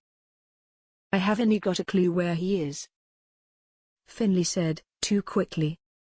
His tongue seemed to have got thicker and lazier in the last couple of minutes. He washed his mouth out with whiskey. Swallowed. "Come now, ye must ken where he might be," Mallory said, refilling his cup and patting his thigh. "Ye're practically brothers." Finley knocked back his drink, spilling some of the liquor down his chin. "Where's the harm in unburdening yourself a little?" "Well, look here, lass. It's nae business o' mine or yours if young Marcus Malloch wants to go off and rescue himself an earl's daughter." "Is it?" Finley, through the pleasant haze of the whiskey, wondered whether Mallory would be impressed with this juicy and tantalizing hint. He hoped she would. Indeed, it seemed to capture her imagination greatly. For the young maid leaned further forward. Pretty, in a sort of everyday, homely way, thought Finley as helped himself to another measure from the rapidly emptying jug. "So, it's true?" Mallory asked, green eyes wide. "He went off with the Earl's daughter?" Finley made a positive-sounding grunt from the depths of the cup. "How do you ken that he did?" Mallory asked, all eager interest to hear the tale. "Well," Finley slurred, tapping his noise conspiratorially, "I may have been there myself, but dinna tell anyone that. All right?" He sat back heavily in his chair. The room had taken on an agreeable blurry state and he felt warm and sleepy. "Ye saw it?" Mallory pressed. "Oh, aye. But, in that case, where's Marcus gone now?" "Ah," Finn said, his head tipping back, his eyes trying to bring the maid into focus. "That's a wee bit of a secret, ye see. Nae soul kens where mine and Marcus's hidden shack is. I bet it's somewhere right clever," Mallory said, placing her hand on his knee again, as she refilled his cup to the brim. Finley slurped at the whiskey. He was quite enjoying this attention. He wondered whether he had been right in thinking that Mallory held him in some regard. "Very clever lass," he said, managing to pat her hand on the second attempt. "Aye, a very safe and hidden nook to be sure. Why, 'tis nae far from where we here sit. In that copse o' Scots pine 4 valleys over, ye ken, but totally secret." Finley drained his cup and smacked his lips. His head nodded forward so that his chin rested upon his chest and he let loose a soft grunting snore. Mallory looked thoughtfully at the slumbering man. "I thought ye'd never get pished. Ye silly dobber," she said, softly. If Finley had still had his faculties about him, he would have seen the young serving woman dab a tear from the corner of one green eye. Then he would have seen her stand, walk to one of the drawers and pull from it a large and wicked knife. "Even after all me hard work, after I looked out for him these past 5 years, saw him grow into the man he is today. Grew into a woman right aside him, saw him and exchanged pleasantries wi' him almost every day.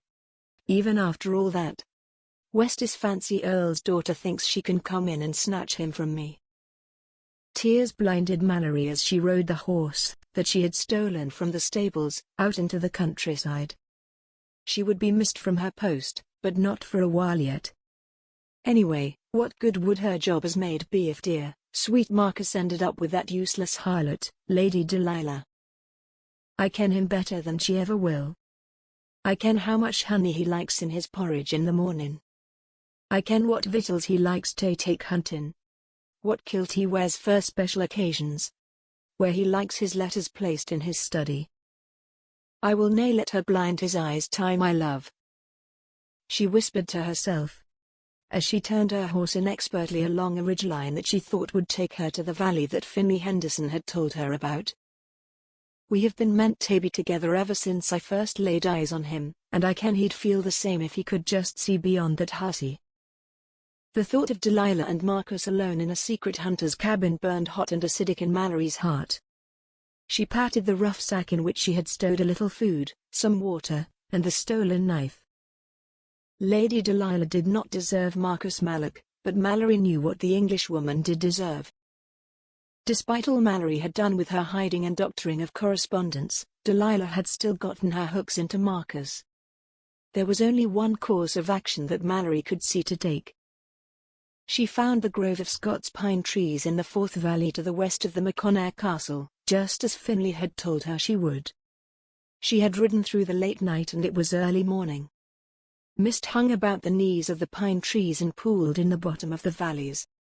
As she gazed about, 3 young fox cubs gamboled out of some tussock, rolling and playing as if with delight at the new day. Mallory looked down at the copse from where she sat chewing a piece of dried venison. Her horse cropped the grass nearby. She had watched from cover as Marcus had ridden away at first light, a bow and quiver of arrows over his shoulder, no doubt gone to hunt for breakfast. Somewhere down there sleeps that English wench. All alone. Mallory picked her way carefully down the side of the valley and into the trees. She padded cautiously through the dimness of the little wood, where the night seemed to have been relinquishing its hold grudgingly. It did not take long before she was peering around the trunk of a pine and into the clearing in which a rough, but quite serviceable hunting shack stood. The windows were shuttered, the door closed. A trickle of smoke wandered out of the little stone chimney and was quickly dispersed by the gentle breeze rustling through the branches. Mallory reached into her bag and pulled out the knife that she had filched from the kitchens. It glinted dully in the dim light of the new day and weighed heavy in her hand. She thought of all the times that she had cut through game and beef and fowls with knives like this. Will a person be so much different? Her hand was slightly clammy as she reached for the simple latch that secured the door. The one that held the knife trembled only slightly. She deserves it. She deserves this. The nobles get everything, live lives that us common folk can only dream of, and that's fine. As far as it goes. But I will nay let her steal Marcus from me. Her blood burned at the thought of the two of them together, and Mallory shoved the door open. Inside, directly in front of her, was a bed piled high with woolen blankets. There was a gown hung on the back of a homemade chair. A gown that would have been worth more than all the money Mallory had ever earned. Covered in grime and torn in places. There was a small mound in the bed, someone curled in blissful sleep. Long blonde hair, golden as wheat under a summer sun, cascaded across the pillows. Mallory closed the door with her foot, not taking her eyes off of the sleeping form of Lady Delilah. She latched it from the inside, wedged a chair against it. She placed her bag of provisions on the rickety table. The knife was held out in front of her, one side of the blade dark and flat, the other gleaming white in the light of the flickering fire. Best just to get it done. Avoid a struggle. Do what ye came to do. She approached the bed, her shoes scuffing across the uneven boards. When she was 5 paces from the sleeping woman she paused and took a deep breath. Nay, different than sticking a lamb, Mallory. 'Cept maybe a lamb is more innocent than this doxy. Her knuckles went white on the handle of the knife as she prepared to step forward. Then the huddled mound stirred under the bedclothes, became a person. Rather than just a pile of blankets. There was a groan. Lady Delilah rolled over with another little groaning sigh. The young woman was, though Mallory was loath to admit it, just as beautiful half asleep as she was dressed in her usual finery. She propped herself up on her elbow, clad only in her shift, and said sleepily, "What have you brought me for breakfast, my love?" "My love." Mallory's heart clenched in anguish, the knife drooping in her hand. The English noble rubbed the sleep out of her eyes with her fist, then opened them. The startling blue eyes, like a couple of bits of the purest ice, focused on the unfamiliar figure before her. Mallory saw the young woman's pale eyebrows contract into a frown.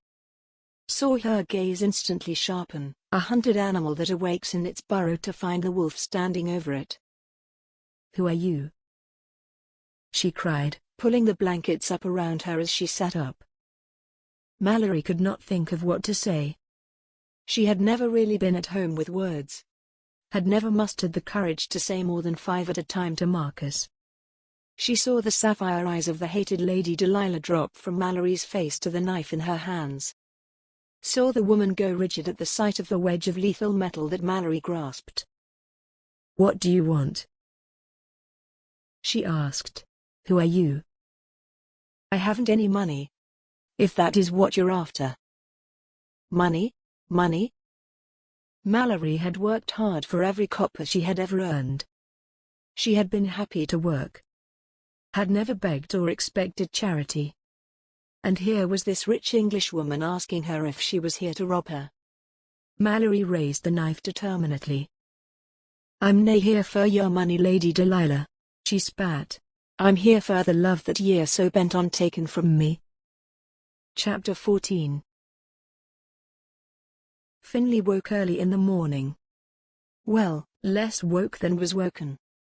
A forceful clout around the back of his head knocked him out of the chair that he had been so peacefully slumbering in and onto the hard flags of the floor. "What in the name of—" he started. He looked up and saw the imposing figure of MacConnair Castle's skilled and formidable cook, Mrs. Sweeney, looking down at him. Her meaty hand was raised and she looked more than ready to clobber him again. "What in the world are you doing down here, Finley Henderson?" she demanded in a voice that could have felled a tree. "Eh? Mrs. Sweeney, it's me. I know it's ye, you're delinquent. I want take in why I find ye in the servants' quarters at this time in the morning." Finley's eyes went wide, his incredible headache pushed to the back of his mind. "Morning?" he said. The commanding cook lowered her hand and rolled her eyes. "Aye, it's morning right enough. The sun's almost peeking her head over the edge of the world and that means it's time for me to get me bread in the oven." Finley scrambled to his feet. The memories of the preceding evening were clamoring for his attention. He had a horrible feeling that he'd done something extremely foolish. "Arse!" boomed Mrs. Sweeney, pointing a sausage-like finger at the empty jug and cup. "I see what drew ye here like a fly to shite. Whiskey." That word seemed to kick Finley's sluggish brain into life. It gave a feeble shudder and spat out a hazy recollection. "Whiskey," he muttered, rubbing his temples. "The maid, ye great dobber." "Mrs. Sweeney, where's Mallory?" "The maid. Have ye seen her?" The cook cast a disapproving eye over the dishevelled young man. "I dinna ken if I should tell ye. The state ye're in," she said in a voice loaded with as much threat as an incoming thunderstorm. "Is she bloody well here? Or nay, woman?" Finley demanded. He had just recollected what he had said to the young maid. She might get it into her head to tell the laird. To get some sort of reward. This outburst of his startled the cook. Everyone was used to seeing Marcus and the affable Finley strutting around the castle, as thick as thieves. It was rare, indeed, that Finley was ever seen in public in a black mood. "I haven't seen her, lad," the cook said, her stern demeanor evaporating under the scorching intensity of Finley's look. "What do you?" But Finley was already dashing for the door. He tore out of the keep, up the road, and into the stable.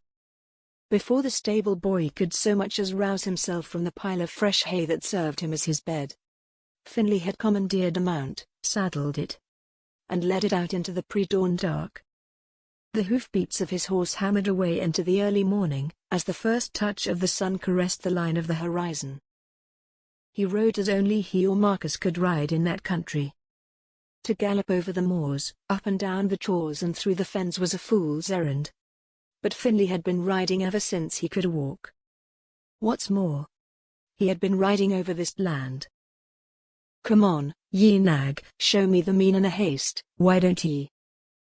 He urged his horse on, flying over the Highland turf like a phantom.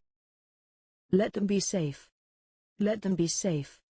Let them be safe."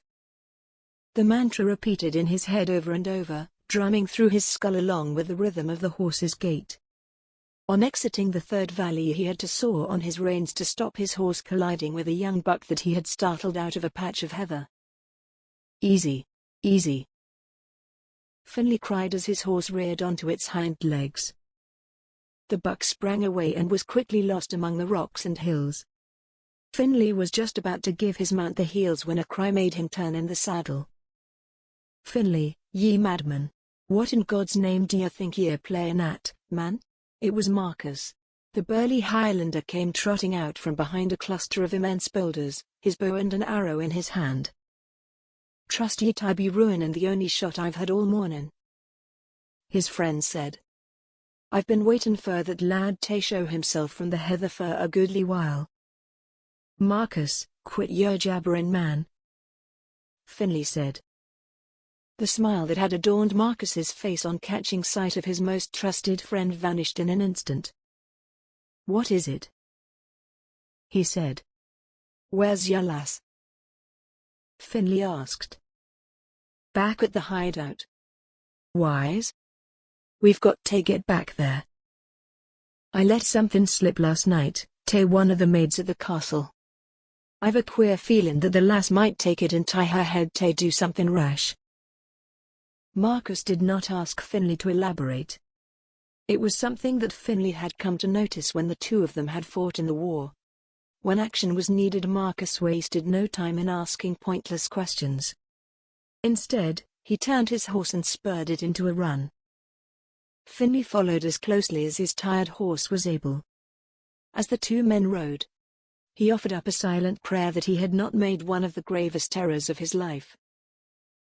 Delilah sat huddled in the corner of the bed, pressed up against the wall of the cabin, and stared at the knife in the hand of the other young woman. "Love?" she said. "What do you mean you're here for love?" Delilah had an inkling that she had met the young woman before. But where? At a ball? At a gathering at home? At the Laird's birthday? She cannot have been one of the ladies who came to visit me when I was down at my aunt's house, not with that accent. The young woman was pretty, with a voluptuous figure, neat brown hair, and big green eyes. Delilah jumped as the woman let out a little barking laugh. It was a laugh of little humor and much bitterness, the laugh of a woman who had precious little sunshine to light her life, Delilah thought. "Ye've no notion as to who I am, do ye?" the woman asked. Delilah swallowed. She must tread carefully here. She was discovering that there is very little in life that will clarify a woman's thinking, like staring into the face of someone holding a knife that they are considering sticking into you. Delilah opted for the truth. All in all, she had always found the truth less dangerous than a lie. "I know that we have met," she said, trying to keep her voice even. "But I fear I can't recall precisely where at this exact moment." She wasn't sure whether she was supposed to look away from people when she was in this sort of situation. In the same way that she wasn't meant to look animals in the eye that she didn't want to spook. However, her deeply ingrained manners would not let her break eye contact with the girl in front of her. "That doesn't surprise me," the woman said with another bitter laugh. "Would you like to tell me?" The woman shook her head. "It doesn't matter," she said. Delilah nodded. Terror had seized her tongue at this pronouncement. "Why doesn't it matter? Oh God, does she really mean to kill me? Could you tell me what I've done?" she managed in a small voice. "Done? Why it is that you want to? Why is it that you are here?" Instead of answering directly, the young woman suddenly burst out. "Why could ye nae have just left him alone? A lady the likes o' ye could have pick a gentleman from all across the country, and ye had to pick Marcus." Delilah had squashed herself back into her corner at this sudden outpouring. "Marcus?" she stuttered. "You're here because I have stolen Marcus from you? Then you must be, are you Elspeth Ewan?" The young woman gave a great racking sob, and it was then that Delilah realized how distraught the woman really was. She was walking a tightrope which spanned full-blown hysterics. "Nay, I'm nae lady," she screamed. "I'm a maid at the castle. Mallory Lynch's me name. I saw ye every day when ye came to visit." With a rush, realization poured through Delilah's brain. The young woman had been at the laird's feast. She had served Delilah food, poured her wine. She remembered the quiet maid who had helped her with her hair in the evenings, who had fetched her breakfast when she wanted to eat in her rooms, who had sat sleeping behind Marcus when Delilah had woken from her fever. My God, she acted as a chaperone. And all the while she was desperately in love with the very man that she was tasked to serve. Delilah's heart was suddenly wrung with pity. How hard that must have been. "Ah, I see in your face that you remember me now," Mallory hissed, her face screwed up in scorn. "Yes," Delilah said. "Yes, I remember now. I'm sorry." I had no idea that I loved Marcus," shrieked Mallory. "Why would ye? I doubt ye gave me any mind at all. All us servant folk are just a type of moving furniture to ye." Delilah hunched her knees to her body as Mallory slashed wildly at the air with her knife, using it to emphasize her points. "Might come as some surprise to the likes of ye. But us small folk feel, too. We laugh and cry and love. Just ye rich folk in your silks and jewels." "I understand that," Delilah said in a placating voice. "But I had no idea that you felt like this. I would never intentionally hurt you, anyone, in this way. Is killing me really how you want this to end? Do you think that will make everything all right?" Delilah knelt up in the bed, her arms extended in a pacifying gesture. "This isn't the way to deal with this, Mallory," she said. As she looked into Mallory's grief-stricken face, watched the tears track down her full cheeks, Delilah saw something go out of the green eyes. They seemed to cloud over in despair. "I've tried every other way I can," the young maid said in a dead voice. You have?" Delilah faltered. I tried to talk ye out of it whilst ye walked in your fever," Mallory said. Delilah remembered the female voice then, a voice that, at the time, she thought might be her subconscious. "Stay away from Marcus, ye hear? Stay away. Or woe betide ye, ye'll suffer more than this. Leave him be, lass. Leave him be. Unless ye fancy strife dogging your footsteps for the rest of your days. Ye see, me lady," Mallory said, her voice quiet, decided and defeated. "This is the only way left to me." Delilah's eyes widened, and she let out a wordless gasp. Mallory stepped forward. The knife glittered and flashed as she raised it above her head. "Please no," Delilah cried. And the door to the cabin exploded inwards. Marcus stood in the opening, in the wreckage of the door that he had just kicked off its hinges. He gazed with disbelieving eyes at the tableau in front of him. Delilah on her knees in bed and over her another woman standing with a large knife in her hand. "Is that my maid? Mallory?" he cried out in disbelief. The sound of her name coming from his lips seemed to hit Mallory like a dart. She staggered back a pace or two. "What are ye doing?" Marcus said, stepping over the threshold and into the room. Behind him came Finley. Mallory did not answer. "Marcus," Delilah began. "Shut your mouth, harlot," Mallory screamed. Her eyes were popping from her head and she was breathing hard. "Mallory," Marcus said, in the tone of voice he adopted when he was trying to calm a horse he was in the midst of breaking.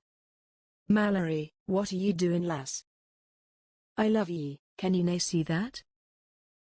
Mallory choked, tears streaming down her face. "I'm doing this so that we can be together. Why d'ye think I hid all those letters? I did nae wanted to come to this." "That was ye? The letters that I never received? That was ye?" "Of course it was me, Marcus," Mallory said, her green eyes shining with tears and hysteria. "Someone had to stop ye getting involved with this English trollop." Marcus was taking slow steps towards Mallory, his arms held out to show he had nothing on him. "So, ye hid me letters?" "Aye." "And penned the fake one?" Mallory nodded. "And now ye mean to take Lady Delilah's life?" Mallory bit her lip. "'Tis the only way to help ye. Lass, this way is nae going to help anyone. Can ye nae see that?" Mallory gulped. The knife wavered in her raised hand. Marcus was only a few strides from Mallory and Delilah. He could feel that tension in the air that he felt when he was hunting. It was that tautness that suffused an atmosphere, when life hung precariously in the balance. There was a pregnant pause in which the futures of these people entwined as closely as futures can. Then, Mallory gave a heart-rending scream of furious anguish and lunged at Delilah. At the same time, Marcus leapt forward, his tall frame covering the remaining distance between the two women in one great bound. Finley also moved, vaulting over the little table in his attempt to get at Mallory. The knife came down. A flash of metal. Blood, vivid red against dark wood, spurted up the wall. There was a scream from Delilah.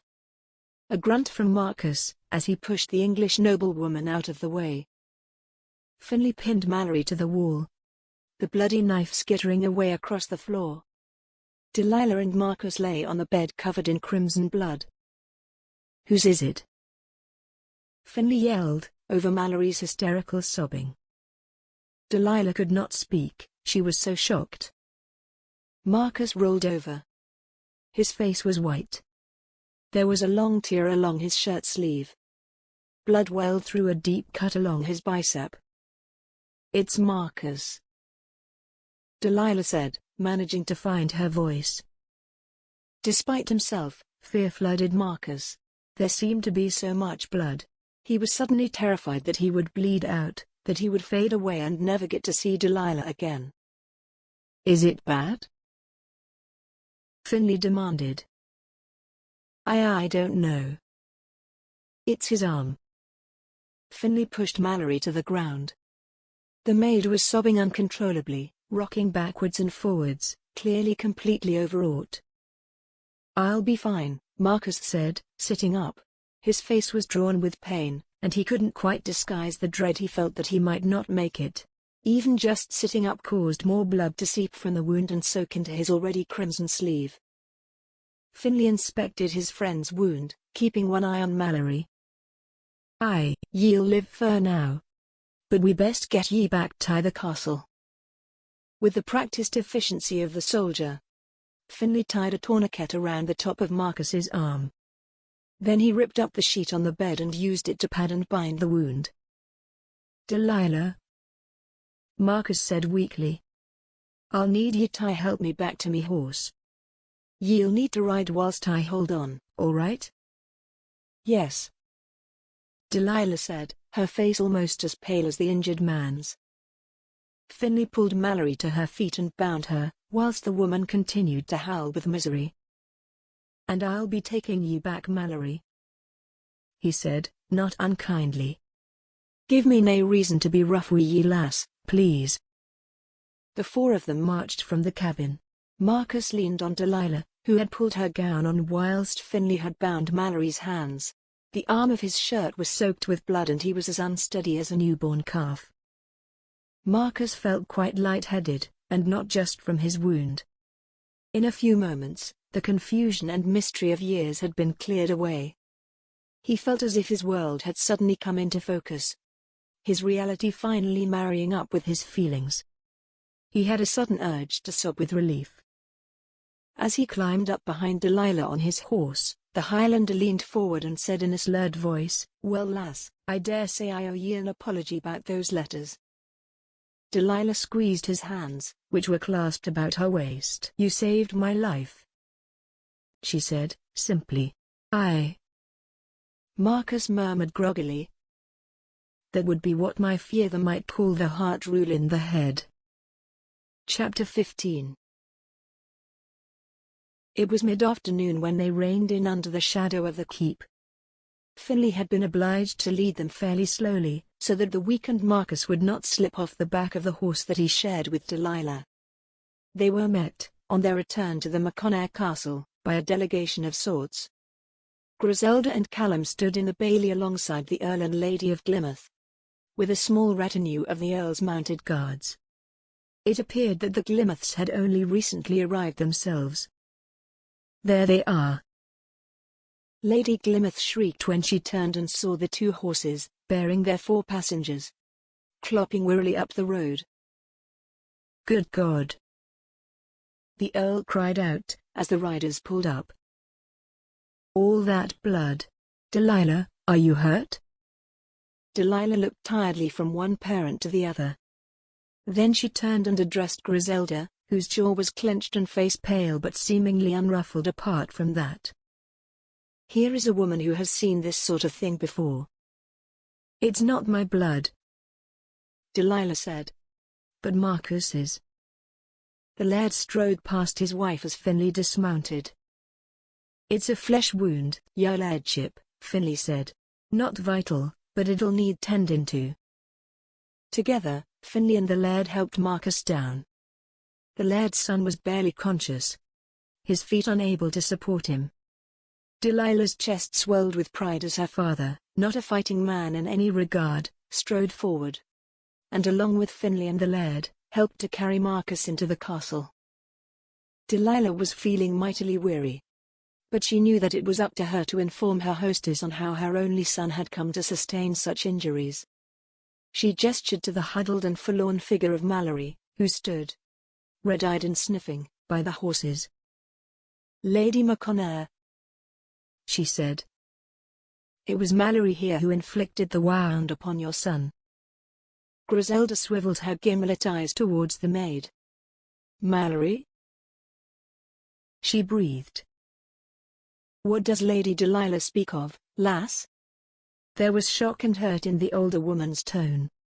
Fresh tears began to leak down Mallory's anguished face. "My lady," she began. "Allow me to tell the tale, my lady," Delilah said firmly. "In the meantime, may I suggest that Mallory is put somewhere safe under guard? She has been through quite an ordeal, but it was not malice that drove her." "Aye, so be it," Griselda said. She motioned to a couple of her own men standing nearby. "You two escort Mallory Lynch to one of the guest rooms. Lock her in, but make sure that she has water for washing and some food and water. I best hear this tale afore passing any sort of judgment." The two kilted guardsmen took Mallory firmly by the arms and marched her into the castle. Delilah could not help but feel a pang of guilt and pity at seeing her go. Regardless of birth or station, she's just a poor young woman whose love went so many years unknown and unrequited. It's enough to move any heart. "Now, lass," Griselda said to her, putting an arm around her shoulders. "Let's get ye inside and washed and dressed. And then ye can regale your mother and I with exactly what in the world ye two foolish young folk have been up to." Delilah frowned as they moved towards the great hall of Castle MacConnair. "Washed and dressed?" she asked, vaguely. "Darling," her mother said, slipping an arm through Delilah's own. "You're covered in mud and drenched with blood. It looks like you've been towed through a battlefield by a runaway horse. Let's get you clean. The story will keep a little longer." And so, after a luxurious bath in front of a roaring fire, Delilah sat down with Lady MacConnair and her mother and told them the entire tale. She did not begin the story the night that Marcus came and spirited her away from the Earl's house. Rather, she started 4 years previously, when she had first laid eyes upon the heir to the MacConnair clan. The two older women listened with rapt attention as she laid out the story before them, stitching and fitting each square into place like the portion of an elaborate tapestry. It was a tapestry that even Delilah herself could only now begin to see in its entirety, as she inserted the segments that had been hidden from Marcus and herself, right up until Mallory had confessed to the part that she had played. Both women gasped at the right moments, murmured and smiled as Delilah spoke. The fire burned lower and fresh wood was added. Neither Griselda or Lady Glimmerth interrupted, though when Delilah explained how she had tied her skirts into trews and climbed out of her bedroom window and down the side of the manor, her mother exclaimed, "Delilah, really?" Though she could see her mother was shocked at some of her behavior, Delilah was also inclined to think that she was also, somewhat, impressed, though she doubted she would ever willingly admit it. When the tale had wound itself down to the hunter's cabin and the confrontation with Mallory, Griselda sat back in her chair and sighed. "Ah, the poor lass," she said, running a finger around the rim of her cup of mulled cider. "Poor lass?" exclaimed Lady Glymouth. "That criminal stabbed your son." "Aye, that she did," Griselda said. Her shrewd eyes fastened themselves on Delilah's, looked into her face with the same deep regard as they had 4 years ago when Delilah had first met the Lady MacConnair. "But my son seems to have a knack for inflaming such passions in the fairer sex. Isn't that right, lass?" Delilah felt the blush that infused her face had probably spread all the way to the tips of her freshly washed blonde hair. "He is a fine man, he said, trying to avoid her mother's eye. "I have come to think most highly of him. He saved my life." "Got himself stabbed playing the hero, ye mean?" "Aye, that's Marcus right enough. Always been a reckless lad, even as a boy." Griselda's eyes had not left Delilah's burning, crimson face. "Might be that ye've the temperament to bank that fire in him." Delilah looked up. Out of the corner of her eye she saw her mother look sharply at Griselda. "What do you mean?" Delilah asked. Instead of answering, Griselda fired another question back at her with a forthright bluntness that Delilah was starting to recognize as the Highland way. "Do you love him, lass?" "Really, Lady Griselda?" Lady Glymouth said. "Is that really a pro?" "Yes," Delilah said. The 3 women sat in silence for a moment. Outside, the window shutters were rattled by a gust of wind bringing rain with it from across the hills. You do?" her mother asked her. Delilah turned to face her. "Yes, I do, mother." Lady Glymouth opened her mouth as if she was going to say something in protestation, but before she could, Delilah reached over and put a hand over her mother's own hand. "I love him, mother. That's the truth. I loved him even when I thought I hated him. When I thought that he hated me. I have loved him ever since we first met. Through fair weather and storms. I do not know what else I can say to you." Griselda smiled. "Ah, ye've the look about ye that I felt I had when I was your age and met the Laird. His parents were dead set against our union." And here the Scotswoman turned to the Earl of Glymouth's wife. "But, sometimes, less harm is done by going with the stream than fighting the current." For once in her life, Lady Glymouth seemed at a loss for words. Eventually, she managed to say, "But, your son, he is betrothed to the daughter of another laird." Griselda waved a deprecating hand. "Bah, ye ken what lads are like, Mary, full of bluster. Ye give me a wee bit of time to talk to his lairdship and we'll see what can or canny be done." "Lady Griselda?" Delilah asked, trying to temper the sudden hope that had burgeoned inside of her on hearing Griselda's words. "What will happen to Mallory?" Griselda's face grew grave. "That will be up to his lairdship to decide, lass," she said. "It's a serious thing she did, ye ken. Attempting to take your life, and almost killing the laird's only son. Well, we'll have to see what happens." Marcus spent 3 days abed. Delilah was not allowed to see him on the first and second days. As he was sleeping, Boyd, the castle's physician, spent the first day cleaning, stitching, and spreading a pungent poultice over the knife wound. After this, he declared that Marcus was to be left to rest and that only the immediate family and himself should be allowed access to him, as he had lost a lot of blood and was weak.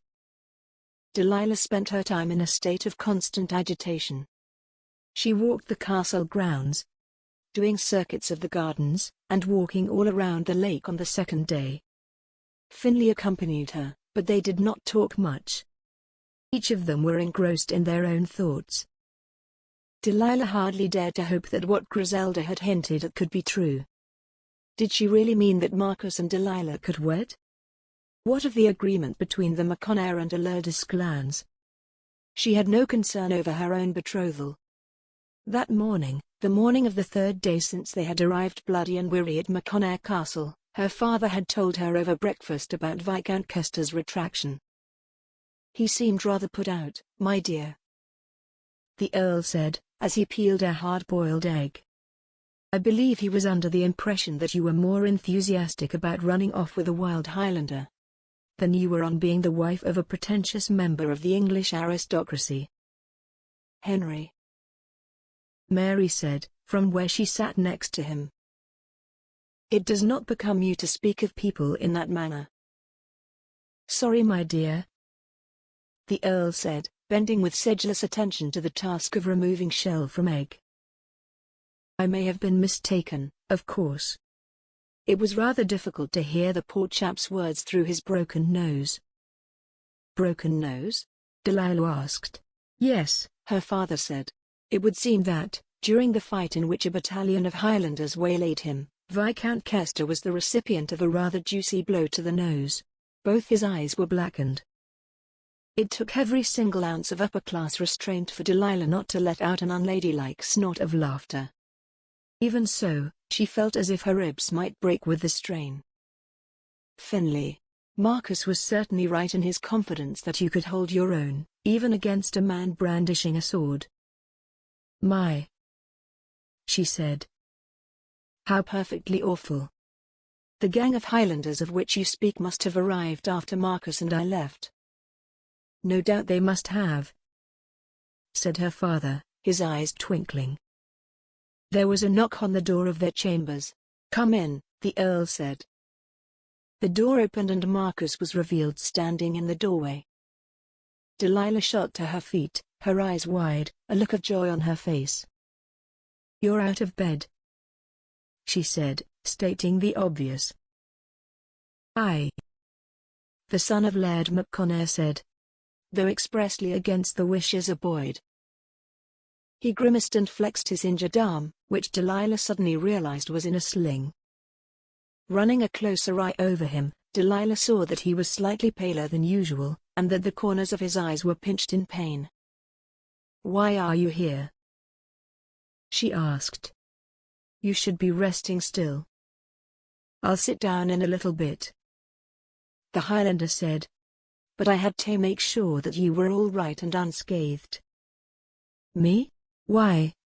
You were the one who was stabbed." "Aye, but I ken what it's like to see something like that for the first time. To be quite honest, Marcus, my only thoughts have been of you." She blushed, suddenly quite aware of her parents sitting only a few steps behind her. As if in answer to her thoughts, her father said, "Delilah, would you mind leaving your mother and I to our breakfast? We have some matters to discuss that are best done in private." Turning, Delilah saw that her mother was holding out her shawl to her, a small smile on her lips. "Marcus looks as if he could do with a little fresh air, my dear," she said. "Why not sit with him a while and look over the loch?" Delilah curtsied, took the shawl and said, "Thank you, mother." Lady Glymouth nodded and her smile took on a knowing edge. They did not spend long in the grounds. Marcus was still weak and soon made his excuses to leave. Delilah watched him hobbling slowly away. She was quite aware that, despite the uncertainty of her future hanging over her head like a cloud, she felt happier than she could ever remember feeling. She looked at the loch, gleaming like a dull metal puddle in the moody light, then back at the broad back of the retreating Marcus. She found that he was standing there, gazing at her. "What are you looking at, Marcus?" she teased gently. The corners of Marcus's mouth twitched upwards. "Just ye," he said. "Just ye." It was not until another 2 days had passed that Marcus was able to rejoin the evening meal in the great banqueting hall of the MacConnair clan's castle. To celebrate his return to health, the Laird held a feast and invited all the lairds of the neighbouring clans, including the Eloises, to attend. Delilah could understand the Laird's jubilation that his son had passed through his ordeal with only a hefty scar to show for it, but wondered whether having the Eloise clan there was a wise diplomatic decision. Everyone behaved themselves, however. And even though she was seated at the other end of the head table to Marcus, she could see that her beloved Highlander was back to his old high spirits. She watched him as he conversed with his fellow clansmen, spending much of his time messing about and jesting with Finlay. The only slight thing to mar Delilah's enjoyment of the feast was when a pretty, auburn-headed young woman left her place at the side of a man who had been pointed out to Delilah as being the Laird of the Eloise clan, and went to talk to Marcus. "Is that Elspeth Ewan? The woman who Marcus spurned when he chose to ride to me?" The two of them conversed for a good few minutes before the young woman sat back down smiling, leaving Marcus looking thoughtful. At the end of the feast, Callum rose to his feet and banged his metal goblet on the table to call order to the merry proceedings. "Lairds and ladies," he said, "and all ye other fine folk, thank ye mightily for coming to this wee celebratory feast o' mine." There was cheering and clapping at this. "Ye ken from my invitations that I have asked ye here to celebrate me son, Marcus, returning back to health after a brush-wee disaster." More applause. "Aye aye. Thank ye," the Laird said, to quiet the clapping. "But, mighty fine news as that is, it is nae the only reason that ye have been gathered here this eve." He looked around the suddenly expectant and hushed hall.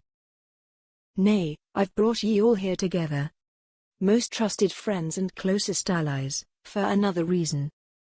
That purpose is to rejoice at the news that Marcus has also recently been betrothed to be married." There was a stunned silence. Then the hall burst into long and loud applause. Cups and goblets and knives were clashed and rattled on the tables.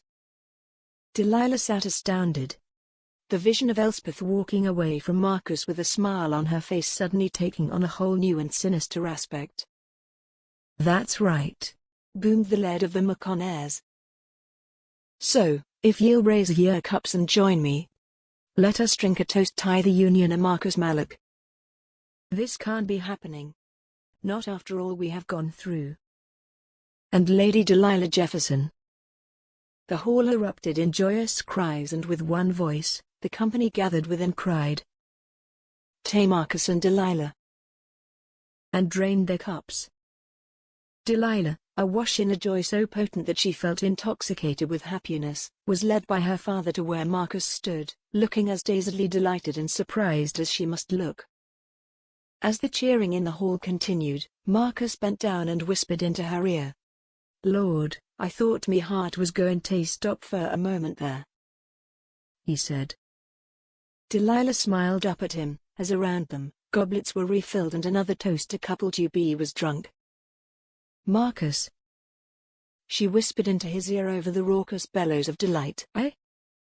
"What about Elspeth? I saw her talking to you before." She was smiling. "Oh, aye," Marcus said. "She was smiling because she told me that her father and mine had come to an agreement about she and I, and between the clans MacConnair and Eloise." "An agreement? We are no longer betrothed to one another. Instead she is to be wed to another brave MacConnair clan member, one that, so she tells me, she's been fond of for years." "Who?" Delilah asked. Marcus grinned with pure happiness. "Finlay," he said. Delilah laughed. "Does she know what she can expect with that rascal?" Marcus winked at her. "She'll ken soon enough." Chapter 16. The wedding between Marcus Malloch and Lady Delilah Jefferson was a wonderful affair. It took place out in the open air, amongst the wind and the heather, under a blue Highland sky that behaved itself remarkably well. Delilah was dressed in a gorgeous velvet gown of deep blue. It was a color that her mother had told her symbolized purity. This caused Delilah, when her mind, as it often did, returned to that steamy night in the cabin, to feel a slight twinge of guilty unease. She reasoned with herself that, seeing as she was marrying the one man that she had lain with, God probably wouldn't cast too harsh a glance on her. With both Delilah and Marcus in their finery, the ceremony took place and the vows were spoken down by the shores of the loch. The water shone like burnished iron, and only the sleek forms of a family of otters disturbed the perfect, glassy stillness. On the banks, horn grebes chattered excitedly. When the priest asked the couple whether there were any transgressions that might prohibit them from being wed, the two of them barely glanced at each other. Under the great dome of heaven, surrounded by the wind and the grass and the water, her father had said to her when she had asked him whether he didn't mind his only daughter getting married outside of the church. "I told you when I first brought you here, that this was God's country. The Highland countryside is as magnificent a chapel as there ever was, my dear." Delilah stood on Marcus's left. Eve was born of Adam's left rib after all, as tradition dictated. The sun shone down, slicing its way out of the fluffy clouds that sailed sedately by over the heads of the large congregation. Whilst the vows were spoken and the rings exchanged, Delilah chanced to glance over at her mother. Lady Glimmerth's usually austere face was creased with joy. Tear tracks glimmered on her cheeks, and she looked happier than Delilah had seen her look in as long as she could remember. Delilah, not being of a Scottish clan, was unable to furnish Marcus with a strip of her clan tartan to tie the knot with his. Instead, he simply laid a strip of his plaid on her arm. Not wanting to do the thing half-heartedly, Delilah, much to the delight and approval of the Scottish guests, had brought with her a strip of velvet used in the making of her gown, and she entwined this with the MacConnair tartan. This elicited an emphatic cheer. At the conclusion of the ceremony, after Marcus and Delilah had been declared husband and wife, the congregation burst into hearty applause. Then, the entire party was led by a pipe band around to a set of pavilions that had been erected on the shores of the loch. It was here that the wedding feast was to be held, and the guests all gathered around the tables that had been taken from the hall and set to their meal with gusto. They revelled far into the night. The continuous eating and drinking was backed by a procession of minstrels, singers, and other local musicians. Delilah and Marcus led the dancing with their first Highland reel. This was, luckily, something that Griselda had taught her, and Delilah was happy with the way that she conducted herself. The dancing and feasting continued as the sun went down in the west and stars glimmered forth. The clouds departed entirely, the wind dropped, and soon the wedding party was taking place under a sky that looked like a cloth of the deepest sable festooned with diamonds. Taking advantage of a brief respite in the reeling, Delilah and Marcus walked down to the edge of the loch to get away from the heat and noise of the pavilions. "This," Delilah said, with perfect truth, "is the most fantastic night of my life, Mr. Malloch." Marcus leaned down and kissed her tenderly on the mouth. Delilah basked in the rightness of it, in the fact that they didn't need to hide how they felt about each other anymore. "I," Marcus said, the stars reflecting in the deep brown eyes. "Well, I'm glad you like it, Mrs. Malloch." They looked at each other for a long while, simply drinking in the sight of one another. A sudden question popped into Delilah's head at that moment, quite unexpectedly. She realized that she had been fretting about this for some time, though she had not really thought that there was much she could do about it. "Marcus," she said, stroking her Highland husband's strong jaw, "what will happen to Mallory?" Marcus raised his eyebrow at this. Subconsciously, he raised his hand to his tender, stitched arm. "Our wedding day, and ye have thoughts to spare for the woman that would slice me up like a roasting joint?" he asked, a wry smile playing about his lips. "I'm sorry. I feel sorry for her. In a way." Delilah cleared her throat and looked out over the water of the loch. "I'm sorry. We don't have to talk about it." Marcus turned his face back so that she faced him. There was wonder in his face. "Ye've nae reason to apologize for asking me that, Delilah. I was just taken aback, is all. Taken that I've a wife who can feel pity and compassion for a woman that tried to stick her husband." He smiled at her. "Ye've the greatest heart of anyone I've ever met." They kissed and for a while nothing else mattered. When they broke apart, Delilah slapped him playfully on the chest and said, "Don't try and distract me from my question. What will her fate be?" "Dinna worry yourself on that score, lass. It's already been resolved. It has? Aye. Me fear the exiled her from MacConnair lands we a pouch o' coins. He said to me that love, more than hate, is an unpredictable force o' nature. That it makes folk do strange things. He said that he didn't think Mallory was an evil lass. Just lonely and sad. I hope she finds someone to hold her and treat her kindly. Delilah said, softly. Speaking of being treated kindly, Marcus said with one of his infectious grins. Perhaps ye'd fancy taking a wee peek at your new chambers? Delilah gazed at Marcus from under long lashes. Why, husband, whatever do you mean by that? Skin hissed against skin as Marcus ran his hands up Delilah's thighs. Her naked body turned to bronze in the light of the fire in the grate of their chambers. Her golden tresses fell about his face, tickling at his cheeks and eyelids and ears as they kissed. His wife's breasts brushed against his chest as she straddled him, her soft groaning making his blood sing in his ears. Marcus gasped as, without warning, Delilah settled herself upon him, and began to move with an instinctive rhythm. Her hands moved across the hard muscles of his chest, nails running down his stomach as he looked on with awe at the woman atop him. This is what's meant by two people being joined as one. This completeness. This wholeness. A wave of lust enveloped him, a hot, red mist in which he and Delilah were the only real things. He picked his wife up as easily as if she weighed nothing at all, spun her over and lay her back down. He kissed down in between her breasts, down her stomach, across her hips too. Delilah cried out, clutched at the bed covers. Below them, out in the night, wedding celebrations continued. Bagpipes and flutes suffused the night with their melodies. The dancers cried out as they spun and twirled.